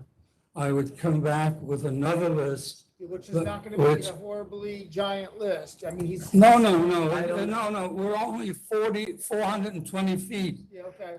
for a small little store. My operation is very small. I don't sell anything. Out of the list, probably there is 100, out of 5,000 SKUs, even with the zero inventory, I gotcha. I probably 150 So SKUs that's the are way I'm mine. gonna vote. So I'm gonna make my vote now, whether they're ready to vote or not, and I don't know what they're gonna do.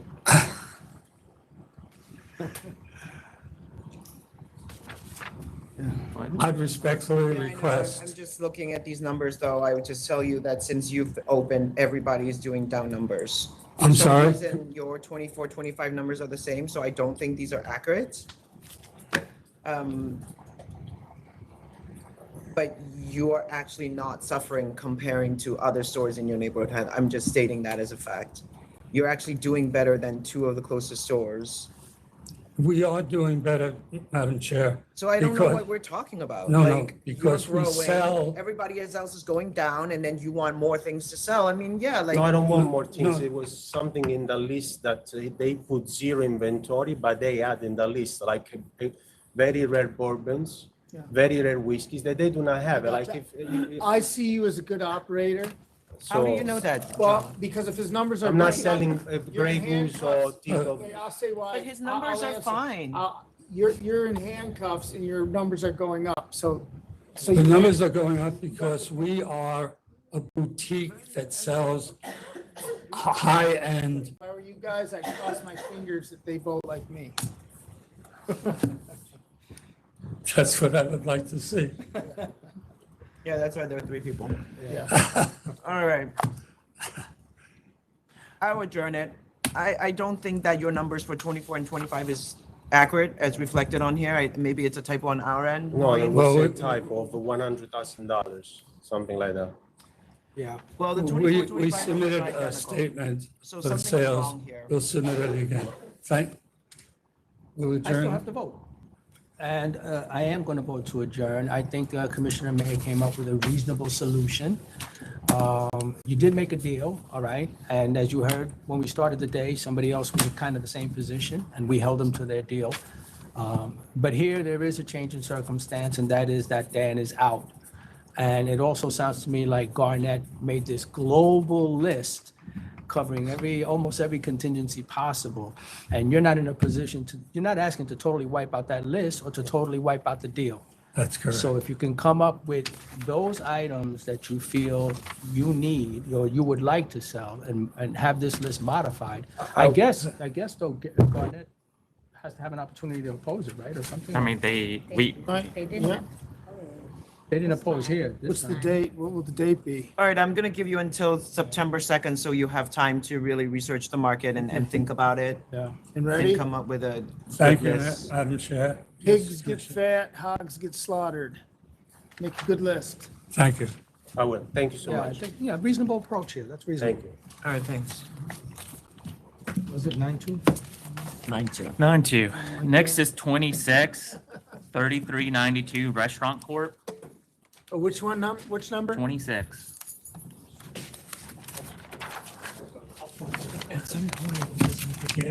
I know. You also don't have to. Good afternoon, Mark Weinstein for the licensee, 3392 Restaurant Corp. Doing All right, business as I'll Garden take Bar and Grill. 2,000. That's what we put a CNC for. Oh, Yeah. okay, I was reading this. I'll accept 2,000. 2,000 is fine. Thank you. Commissioner And just so Brown. you know, for the sake of the board, after that incident, my client put some things in place so that it doesn't occur again. Okay, He moved the speakers, he has a sound meter. it's fine, thank you. Okay. Commissioner Mayor, did you accept it? 2,000. Thank you. All right. Thank you so much. Yeah. Next is 63 Jayanbai Ma Inc.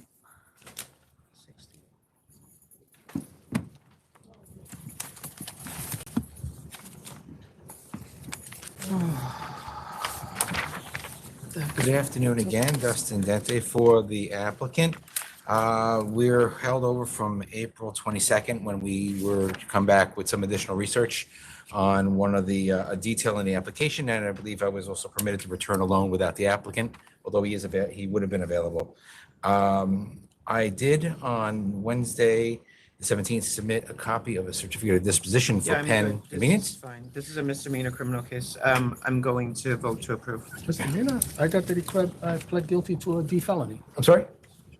I got that he pled guilty to a D felony. The corporation did, not the individual. I submitted the certificate of disposition from National Code Supreme Court, or National Criminal Court, I'm sorry, in 2010 for Penn Convenience in Delhi. Wait a minute, hold on a second. Give me a second, I'm sorry. I saw that, but you're saying there's no individual with a. That's felony. correct. That's correct. In fact, I believe Gulshan Jabba was background checked. If there had been any individual convictions, they would have come up, and especially for a felony, we wouldn't have. Okay, yeah, you're right, you're right. It was for the corporation. So he was not charged? He was not charged. Okay. All right. Commissioner De Leon. Yeah, I vote to approve. Approved. Thank you. Thank you. All right, have a great day. See you in July. Next is 46 Mon and Moore of Dykeman Inc.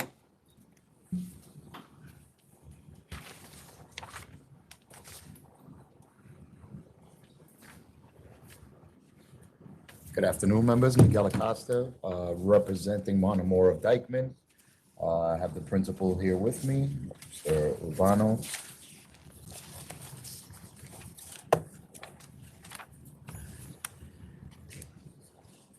So you were supposed to provide a proof of purchase of sound limiter to the community board. We checked with the community board and they said that they didn't get anything. So have you installed the sound limiter? Yeah, we actually did. He actually still has his picture. Yeah, of I it. still have, during the community board meeting, which we were approved unanimously, they suggested to me, and I actually bought it while they were in the meeting through Amazon and everything. And then I send them a proof of picture to the community board. Okay, all right. And there was a condition as well in order for It's them fine. to. Can you just send that to our licensing staff as a condition? I don't- Sure. It's fine. All right, so the community board hours are what? We listed from 9 to 2 a.m. Mr. Urbano has mentioned that he's been opening at 7, working from 7 to 7. So the extra hours up to 2 a.m. is just because it's located in a strip where sometimes they have community events conducted by the city. So he would like to have that flexibility in order for him to be open past 7 o'clock. And What do you mean open past 7 o'clock? right now, he's currently open from 7 to 7, operating as a coffee shop for the last year. Yeah, we are a So coffee shop. that's what they are, a coffee shop. Oh. What did the board agree to? Community board? Excuse me? What did the community board agree to? From till 2 a.m. Right, but I have a letter of no objection that says Sunday to Wednesday, 7 to 12, Thursday through Saturday, 7 to 2 a.m. Is that not accurate? That is what Yeah, we that are is, operating, that's yes. correct. The reason why is that we are a coffee shop, but we are in a district where they actually do events by the city. So we just want, whenever they do events. that So we- you want more than what the community board gave you? No, not at all. But they gave us a letter that says Sunday to Wednesday, 7 to 12 midnight, and Yeah, that Thursday works. through Saturday, 7 to 2 a.m. Are you That's gonna that's be? correct, that is correct, that's accurate. Okay, so you can live by that? Yes. Of course, yeah. Okay, and you only want 2 a.m. on Thursday, Friday, Saturday? That is correct. Okay, so if it's a holiday Sunday, you're out of luck Yes. for midnight? That is true. I never I thought mean, of this is what it says, so Right, if you right. want to change that, you got to go back to them and you can change that. Well, that's what we agreed upon when we went in front of the community Okay, 'cause board. We I'm agreed on only those. in a Yeah, you- position to give you what you agreed to them. Yes, we'll accept that, and if any changes down the line, we'll request that from the community board. Okay, do you want to go do that now? Because now would be the time then to go and file a new application and change a whole new thing. Like you could adjourn this and go back and say, hey, for long weekends, Yeah, the thing, You I know, believe the like community running board 12, yeah, I think they're if on it's high. important, I would go now. Well, it's not that important, to be honest with you, because we're a coffee shop. We're not really for that. It's only if there's an event. Ask a question. If there are an event coming along, can we ask for a one-day permit? Is that allowed? What would you need the permit for? Well, If they have an event going on. You can't issue a one-day If permit you're to licensed. an already licensed establishment. And even if we were to be able to do that, you can't apply for outside the hours that you're stipulated for. But I will be later on in the future, probably change the method of operation if I wanted to. Yeah, if you take this as is, we issue the license, you operate, and then you would need to go back to the community board and also file a method of operation with Correct. us Yes. Which is to get that added for the holidays. Yeah. You want to be open a little bit later. Yeah, it's not a big deal. What because time do we're a the events finish anyways? They finish early anyway. Yeah, so I think we'll be okay with Okay. the 12 on All right, Sunday. so I'm gonna vote to approve according to the community board stipulation, Sunday to Wednesday, 12 midnight, Thursday, Saturday, 2 a.m. Good neighbor sign, phone number Yes. manager to be placed on the window, not the manager, but just the phone number of the manager. And then submit the proof of purchase Of the sound as one limiter. of the condition of the Sounds good. license. You can just send us the picture. It's fine. Excellent. Commissioner De Leon. I vote to approve with those conditions. Thank you. Commissioner Mejia. All right, thank you. And I vote to approve on the same conditions stated. Thank you. Thank you, appreciate it. Guys, have a great rest. Next is 66 Hudson Quick Stop Corp. That's me. Miguel Acosta on Hudson Quick Stop. This is in reference to a CNC. Applicant has informed me that since 2024, he's getting a little bit old, so since 2024, he had allowed his nephew to run the store. Actually, he just told me today he's under contract looking to close July 1st if he's able to resolve this issue. He's gonna close? All right, he almost had 1,000 cigars, 500 tobacco wraps. Yeah, his nephew, yeah, bad operator, his nephew, so he decided to close because he's 65 now, so he's like, I'd rather just sell than allow any other person. All right, 5,000. Thank you. 5,000? I say 5,000. Thank you. Commissioner De Leon. Okay, 5,000. Thank you. You guys have a great day. Thank you. Next is 16, New Hegemon Mini Market Corp. 16. 16. 15. Good morning, good afternoon, member of the board. Yes, my name is Anas Kayed, representing New Hegman. I'm Mini sorry, Market. you're mumbling. I cannot hear Yes. one thing you're saying. My name is Anas Kayed. I'm representing New Hegman Mini Market. Are you the licensee or you're not the Yes, licensee? I'm the owner, I'm the applicant. I was waiting for the attorney, but he didn't come, so I have to stand up speaking for myself. Okay, are you sure you want to move forward without the attorney? Well- Because we held this over for you to appear, now your attorney didn't come. There's some pretty bad history at this location, so I have concerns about this application. Yes, I wanted to clear things up, like, the facts. I have, a lot of facts to clear up, like. So you were a manager at this location, and the prior licensee is a family member? No, But how come you lived at the same address as you live at this location? no, I didn't live, just like a location, the business address, 77 Hageman. So you don't live here? No, I don't live there, so that's just the address of the business. Okay. I don't know, Maureen, he doesn't live there. Do you have your address? Because you put the address as where. Yes, I put, The application had a part of heart that asked you where you live, and that's what you put as your address. So is that just a mistake? yeah, it's just that's the mistake, yeah. It wasn't my address, that's like a 77 Hageman.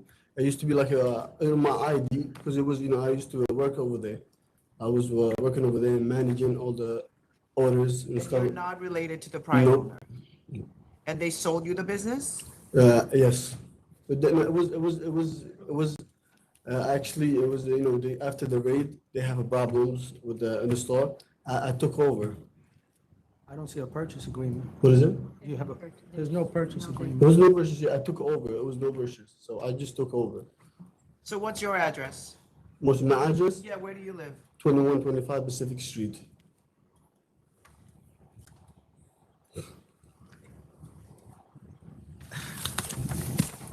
Whatever. I'm gonna vote to approve. Commissioner De Leon.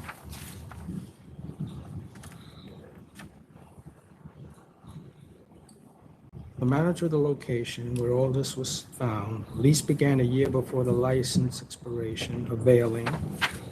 The rent is $3,000 to $3,400 with an investment of less than $25,000. Total cash on hand is only $3,204, and there's no purchase agreement. I have to vote to deny. Commissioner May. I deny.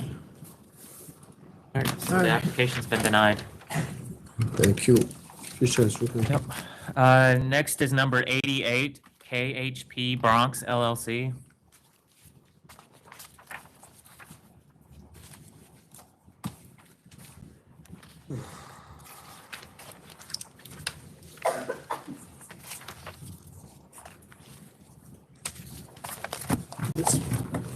Good afternoon, Chair, Commissioners, members of the board. Rose Ruiz, representative for KHP Bronx. With me, I have the applicant, Mr. Feng Zheng. Okay. All right, what's the hours? The hours are 12 p.m. to 12 a.m., Sunday through Thursday, Friday and Saturday, 12 p.m. to 1 a.m.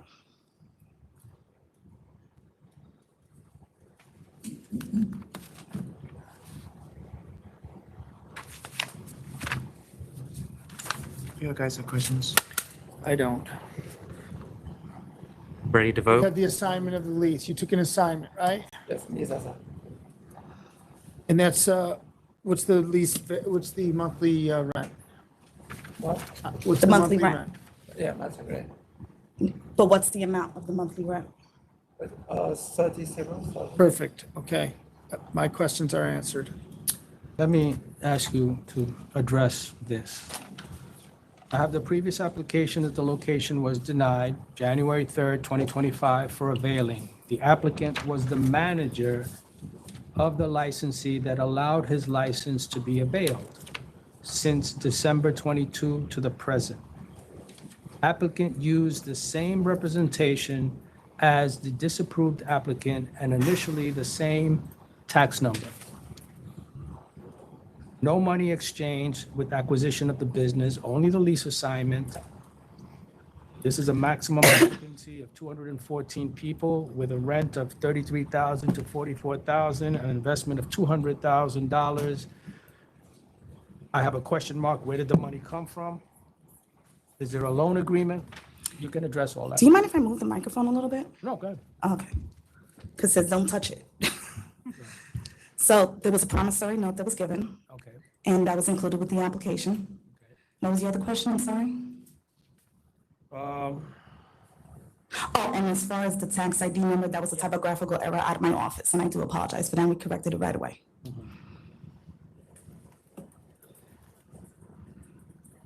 So, and what are the terms of the promissory note? The terms of the promissory note, if I believe off the top of my head, is the 200,000, and then the maturity date is March 1st, 2028. And who owns the note? I don't understand the question. Well, who's he paying? Yeah, who's the holder of the note? Fortune 4. That's what I got. And is Fortune 4 the previous licensee? No. Okay. All right. You ready to vote? Yeah, I'll vote to approve also. Thank you. Yeah, I approve. Thank you. Chair, did you approve?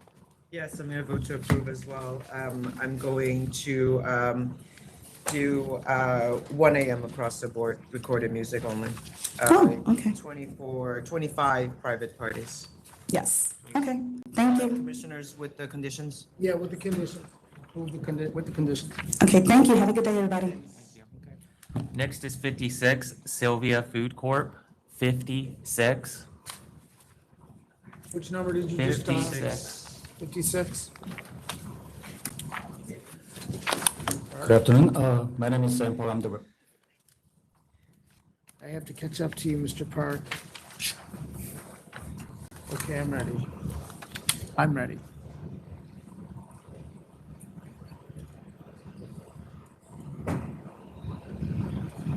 Did we get the necessary certificate? 56. Oh.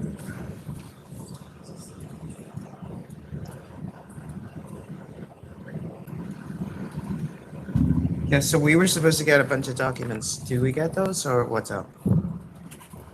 Did you send documents? Yes, I did send the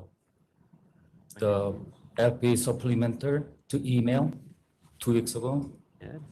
All the business license. Last adjournment certificates not received. Hold on, let's see if it was missed. I'll check the inbox.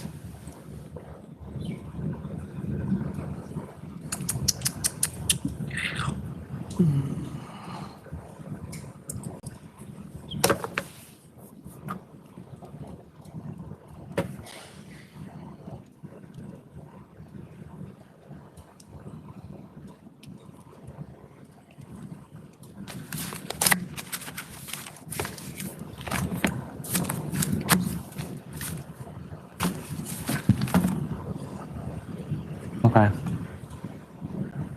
Yep, What does yep mean? we have them. Okay. You want me to forward take them a to seat. you? Yeah, take a seat. Okay. You forward it.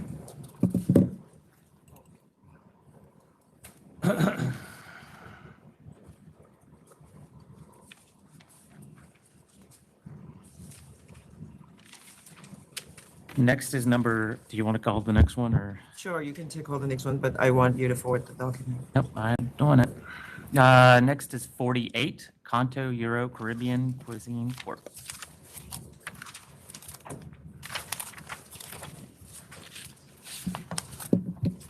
Afternoon, members of the authority. Aurelia Tavares here for CONNELL. This license has been surrendered. It's just they're going to pay the fine, so he doesn't have a 40. cancellation. All right, I'll accept 3,000.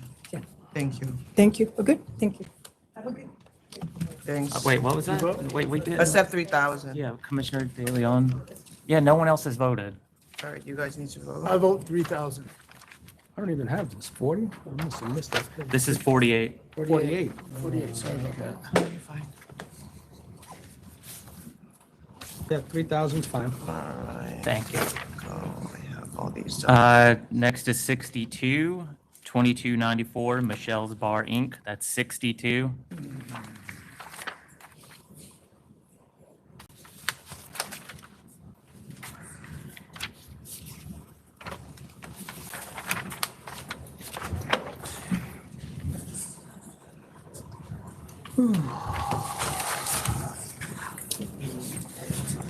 Good afternoon, Chair Fan, Commissioners Maya and De Leon, and the rest of the members of the authority. My name is Benjamin Corngut. I'm the attorney for the licensee.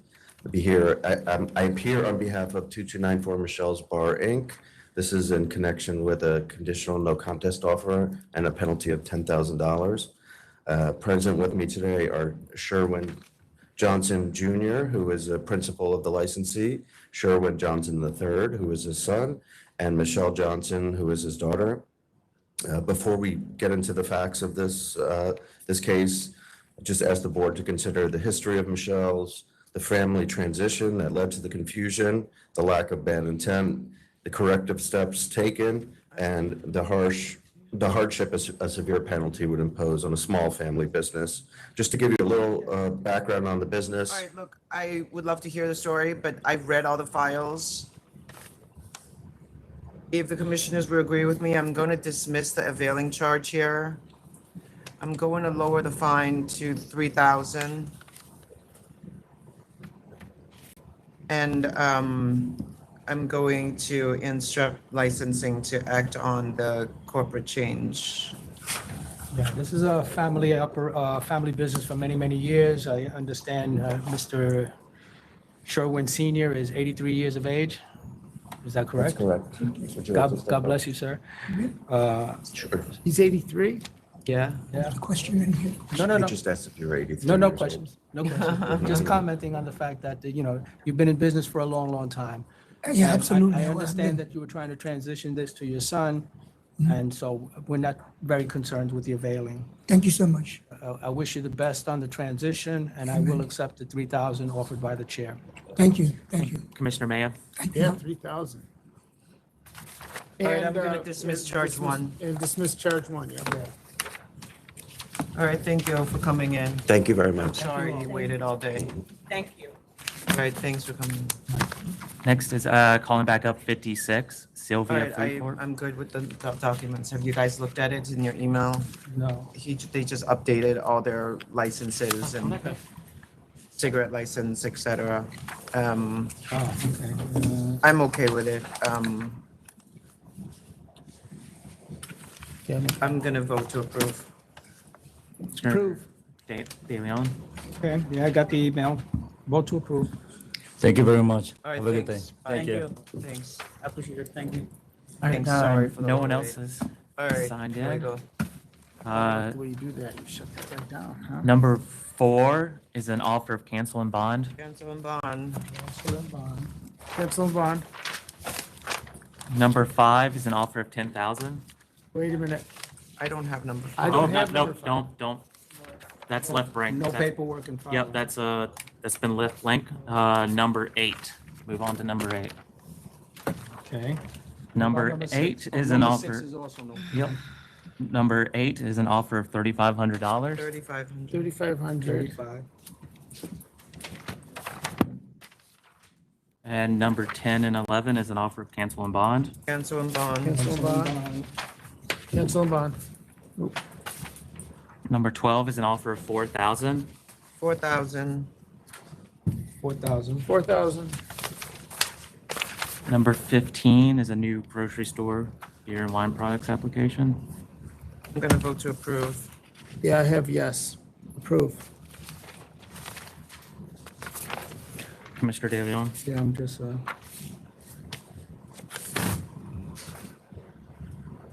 will show fully stocked. And basic, okay, vote to approve. 17, request an adjournment to July 15th. 7:15. Number 18 is a new on-premises. Did you pick 17 at all today? Just did. That just- 17's been adjourned to 7:15. Okay, I'm sorry. Sorry, 18 is, Is a new on-premises liquor application, Serenity Bar and Lounge Inc. it's what? It's a new on-premises liquor application? Yeah, I know, but did they ask for an adjournment or they just No, didn't show they just up? haven't shown up. All right, I'm gonna vote to disapprove. Previous license and location has extensive history. Applicant was a DJ at that location. Disapproved. Commissioner Mayo? Let me ask, so with the disapproval, they'd have to go through the reapplication, right? They can ask for can reconsideration ask if they Okay, have. okay, then I disapprove, yeah. Because they're not here, I don't know what the heck's going on. Okay. 24 is an offer of 3,500.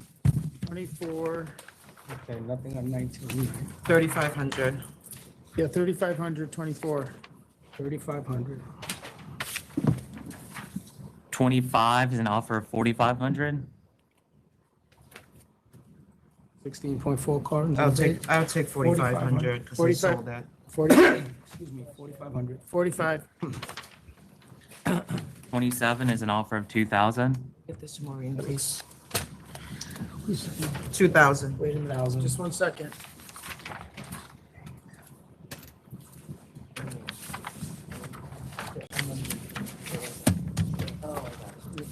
Wait a minute, just up. What? Yeah. What do you mean? I'm kidding. 2,000. Usually, What do you mean? 28 is an offer of 1,000. what's that? 28, it's an offer of 1,000. This is a restaurant that has live band, lots of entertainment. They need to apply for a change. I'm gonna counter at 3,000 and put a condition for them to apply for a change of method of operation. Commissioner Counter Davis? at 3,000. They also had a letter of advice served on them. Yeah. 3,000. Okay, in my notes, just so I could say what I was thinking, go to 3,000, so 3,000 is fine with me. And you're okay with applying Yes. for the MO, Commissioner Yeah, Davis? yeah, yeah. 29 is an offer of 10,000. I'm gonna counter here. These are two actual different dates, half a year later, still the same problems, flavored faves, 4.1 cartons. I'm gonna counter at 15,000. 15. 15. 30 is an offer of 3,000. Bouncer had invited the victim. Yeah, I know. I'll take 3,000. 3,000. 3,000. 31 is a no contest. I was at 5 to 10. 75? Sure, 75. Commissioner Mayo? Yeah, I'm just,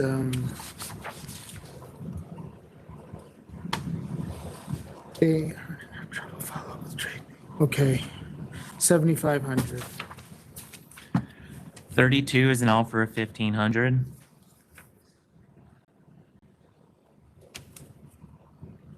1,500. 15 for me. 35 is an offer of 7,500. 7,500. 75. 7,500. 36 and 37, this is an offer of revocation plus bond claim, but no prescription on the location. That's fine. I would take the revocation with bond claim and no prescription on the location. Concur. Commissioner Mayo? Concur. 38 is an offer of cancel and bond. Cancel and bond. Cancel and bond. I got it, Cancel I and got it, bond. I got it. Thanks. 39 is an offer of cancel and bond. Cancel for the record. That's the same as the one before, right? Is it not? But this is already canceled. No, it's Oh, it going is, to be yeah. canceled now. All right, so cancel for the record. Okay. There's no more bond. Cancel for the record.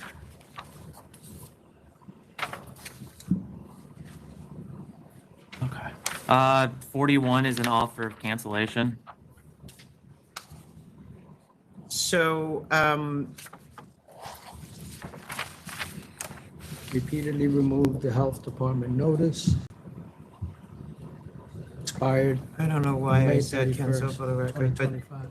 I guess, there's no bond, right? So For it's- 41? Yeah, Yeah, this is so just I no would just bond. say cancellation is fine. So what are we saying for 41? Cancellation. Cancellation. Cancellation. And then 42 is also an offer of cancellation. 42, I don't have a 42. I did. It was the same one. It's Oh, this. same one, okay. But this one would be for the record. Yeah. if you want to. Okay. Okay. 43 is a no contest default at pleading. Cancel and bond. Cancel and bond. Cancel and bond. 47 is an offer of 5,000. 5,000. 5,000. Attorney threw himself on the sword. 5,000. I'm not sure about that. I don't understand. 50 is an offer of cancel and bond. Cancel and bond. Cancel and bond. 50? Yeah, cancel and bond. 51 was withdrawn by the requester. It's weird. 55, they are requesting an adjournment to August 5th.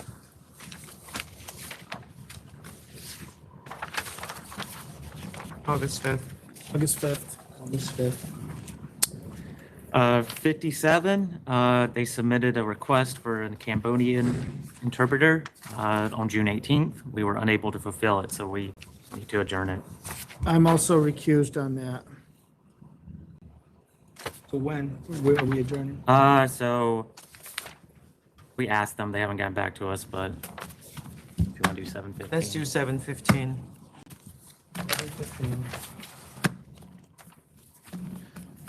64 is an offer of 10,000. What happened to 60? That was part of the YAZZY'S. Oh, yes, group of okay, yes, people yes. that got- I remember. Okay. That said adjourn, you don't want to throw that away. Oh, that's adjourned? Okay, sorry. Yeah, 63. Okay, Yep, 64. It's an offer of 10,000. 64. 64. 64, okay, 14.6 cartons. Vape, CBD 10,000. flower. It's rendered April 20th, 2020. 5,000, 10,000, I'll accept 10,000. 10,000. I'll do 10. 68 is an offer of 7,500. Yeah, this should be 6,500. Yeah, 6,500. 68, 6,500. 6,500. 69, they requested a Tamil interpreter on June 15th, and we were unable to fulfill it, so we need to adjourn it to July 15th.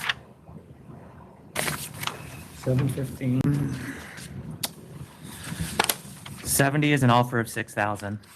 6,000. 6,000. 6,000. 71, Commissioner Maya is recused. I'm recused. This is an offer of 4,500. 71, this should 71. be 6,500. 6,500. I mean, this is very concerning because these sales were 3 weeks from each other. 6,500 liquor store sales, not good. Commissioner De Leon. Yeah, 65. 72 is an offer of 6,500. 6,500. 65. 74 is an offer of 6,500. 6,500. 65. 75 is an offer of 6,500. 6,500. 65. 76 is a no contest default at pleading. I'm at 5,000. I'm at 5,000. 5,000 for me. 5,000. 77 is an offer of cancel and bond. Cancel and bond. Cancel and bond. Cancel and bond. 78 is an offer of 3,500. 75, 3,500, 78 is an offer of 3,500. 20 vapes, they're good? Can you just take a seat? Let me just get through it. Let's just get through it. 78. Was she here for something? Can you just take a seat, ma'am? All right, 78. 78 is an offer of 3,500. I'm gonna counter at 5,000. Excuse me, 5,000. 5,000. 79 is an offer of 5,000. 5,000. 5,000. 5,000. 80, I've been informed that this needs to be returned to council's office for pending charges. Return to council's office number 80. Council. Okay. 87, I have an adjournment request to September 23rd. What's going on here? So I've been told that 624 and 715 doesn't work because the applicant managers are out of the country. 85 doesn't work because the attorney is out of the country. The attorney did say they could send another fellow or another attorney on 85 if we want to do 85.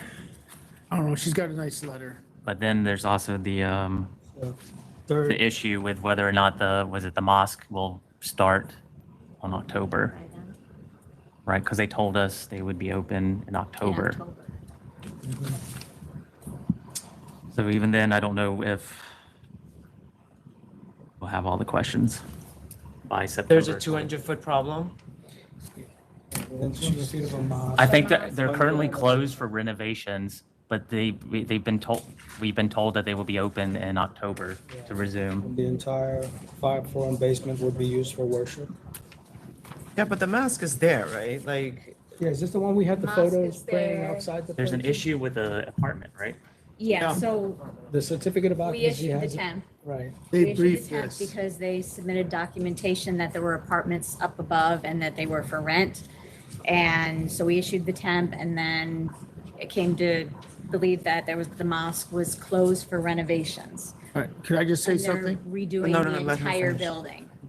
So it's Yeah, gonna be but exclusive. the information on the apartment comes from an architect submission. That doesn't mean that it's used as an apartment. And the representation is that it's not. It's going to be entirely It's used. gonna be as a- entirely used by a mosque when they complete the renovation. Yeah, and that In October. submission by the architect, I think it's pretty dated. Okay, so here's my position on it. I would like the attorney, the primary attorney here, because they sort of briefed this. So if that's the reason why it has to go to, I don't know which date you said. Yeah, so the date that the proper lawyer with the clients are here is the date that I would prefer to vote for. they said September 23. September 23 is when the managers and their attorney will be present. Okay, and that was number what? That's number 87. Yeah, because I just mixed up my papers. 87, okay. And you, Number 23? Okay.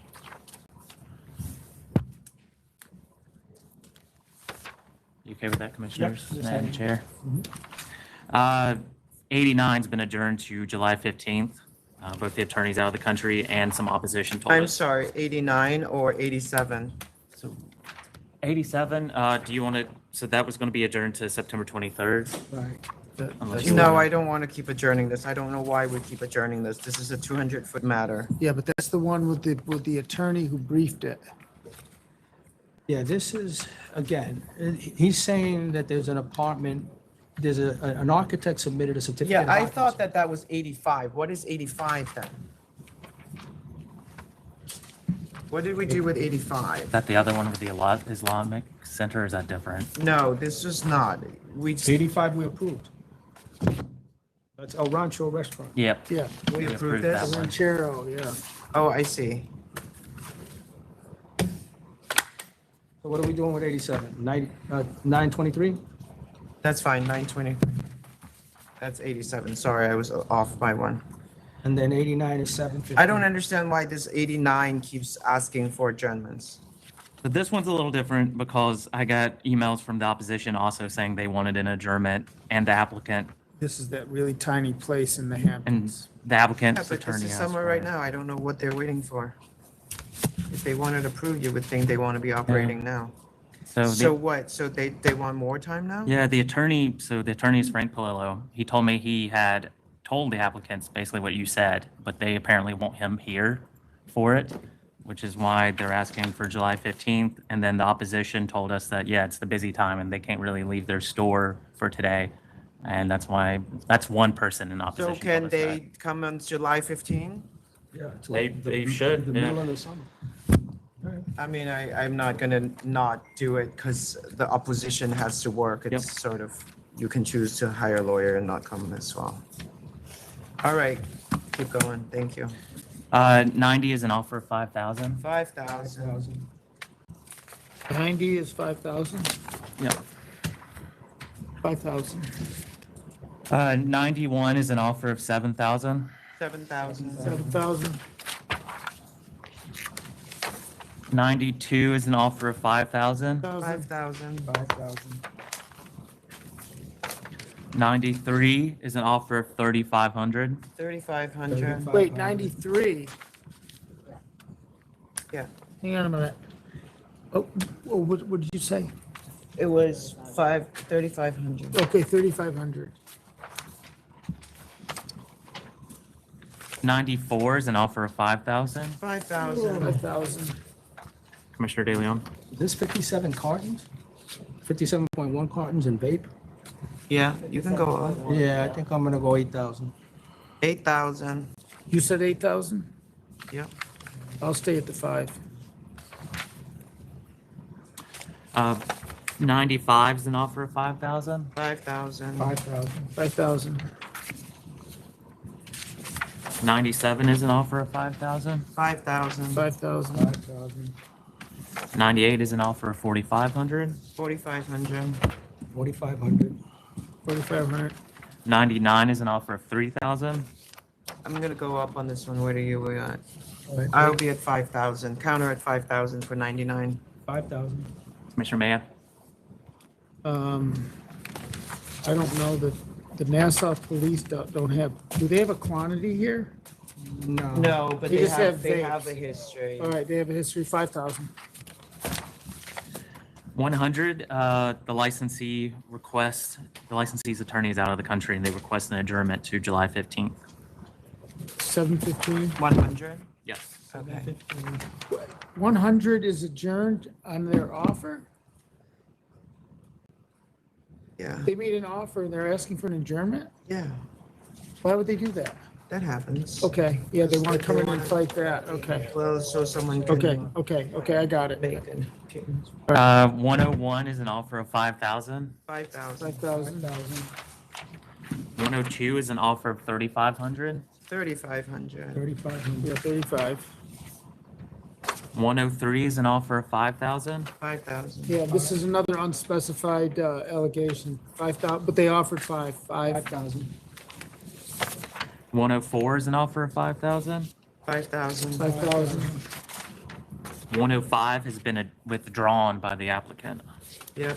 Withdrawn, okay. 106B is a new temporary permit application. Oh, I have notes listened, so I guess I wanted to hear them. Okay, you want to bring them in? Yeah, I will hold them over July 15. 7:15. And then 106D, I believe. And then I have a question before you close out.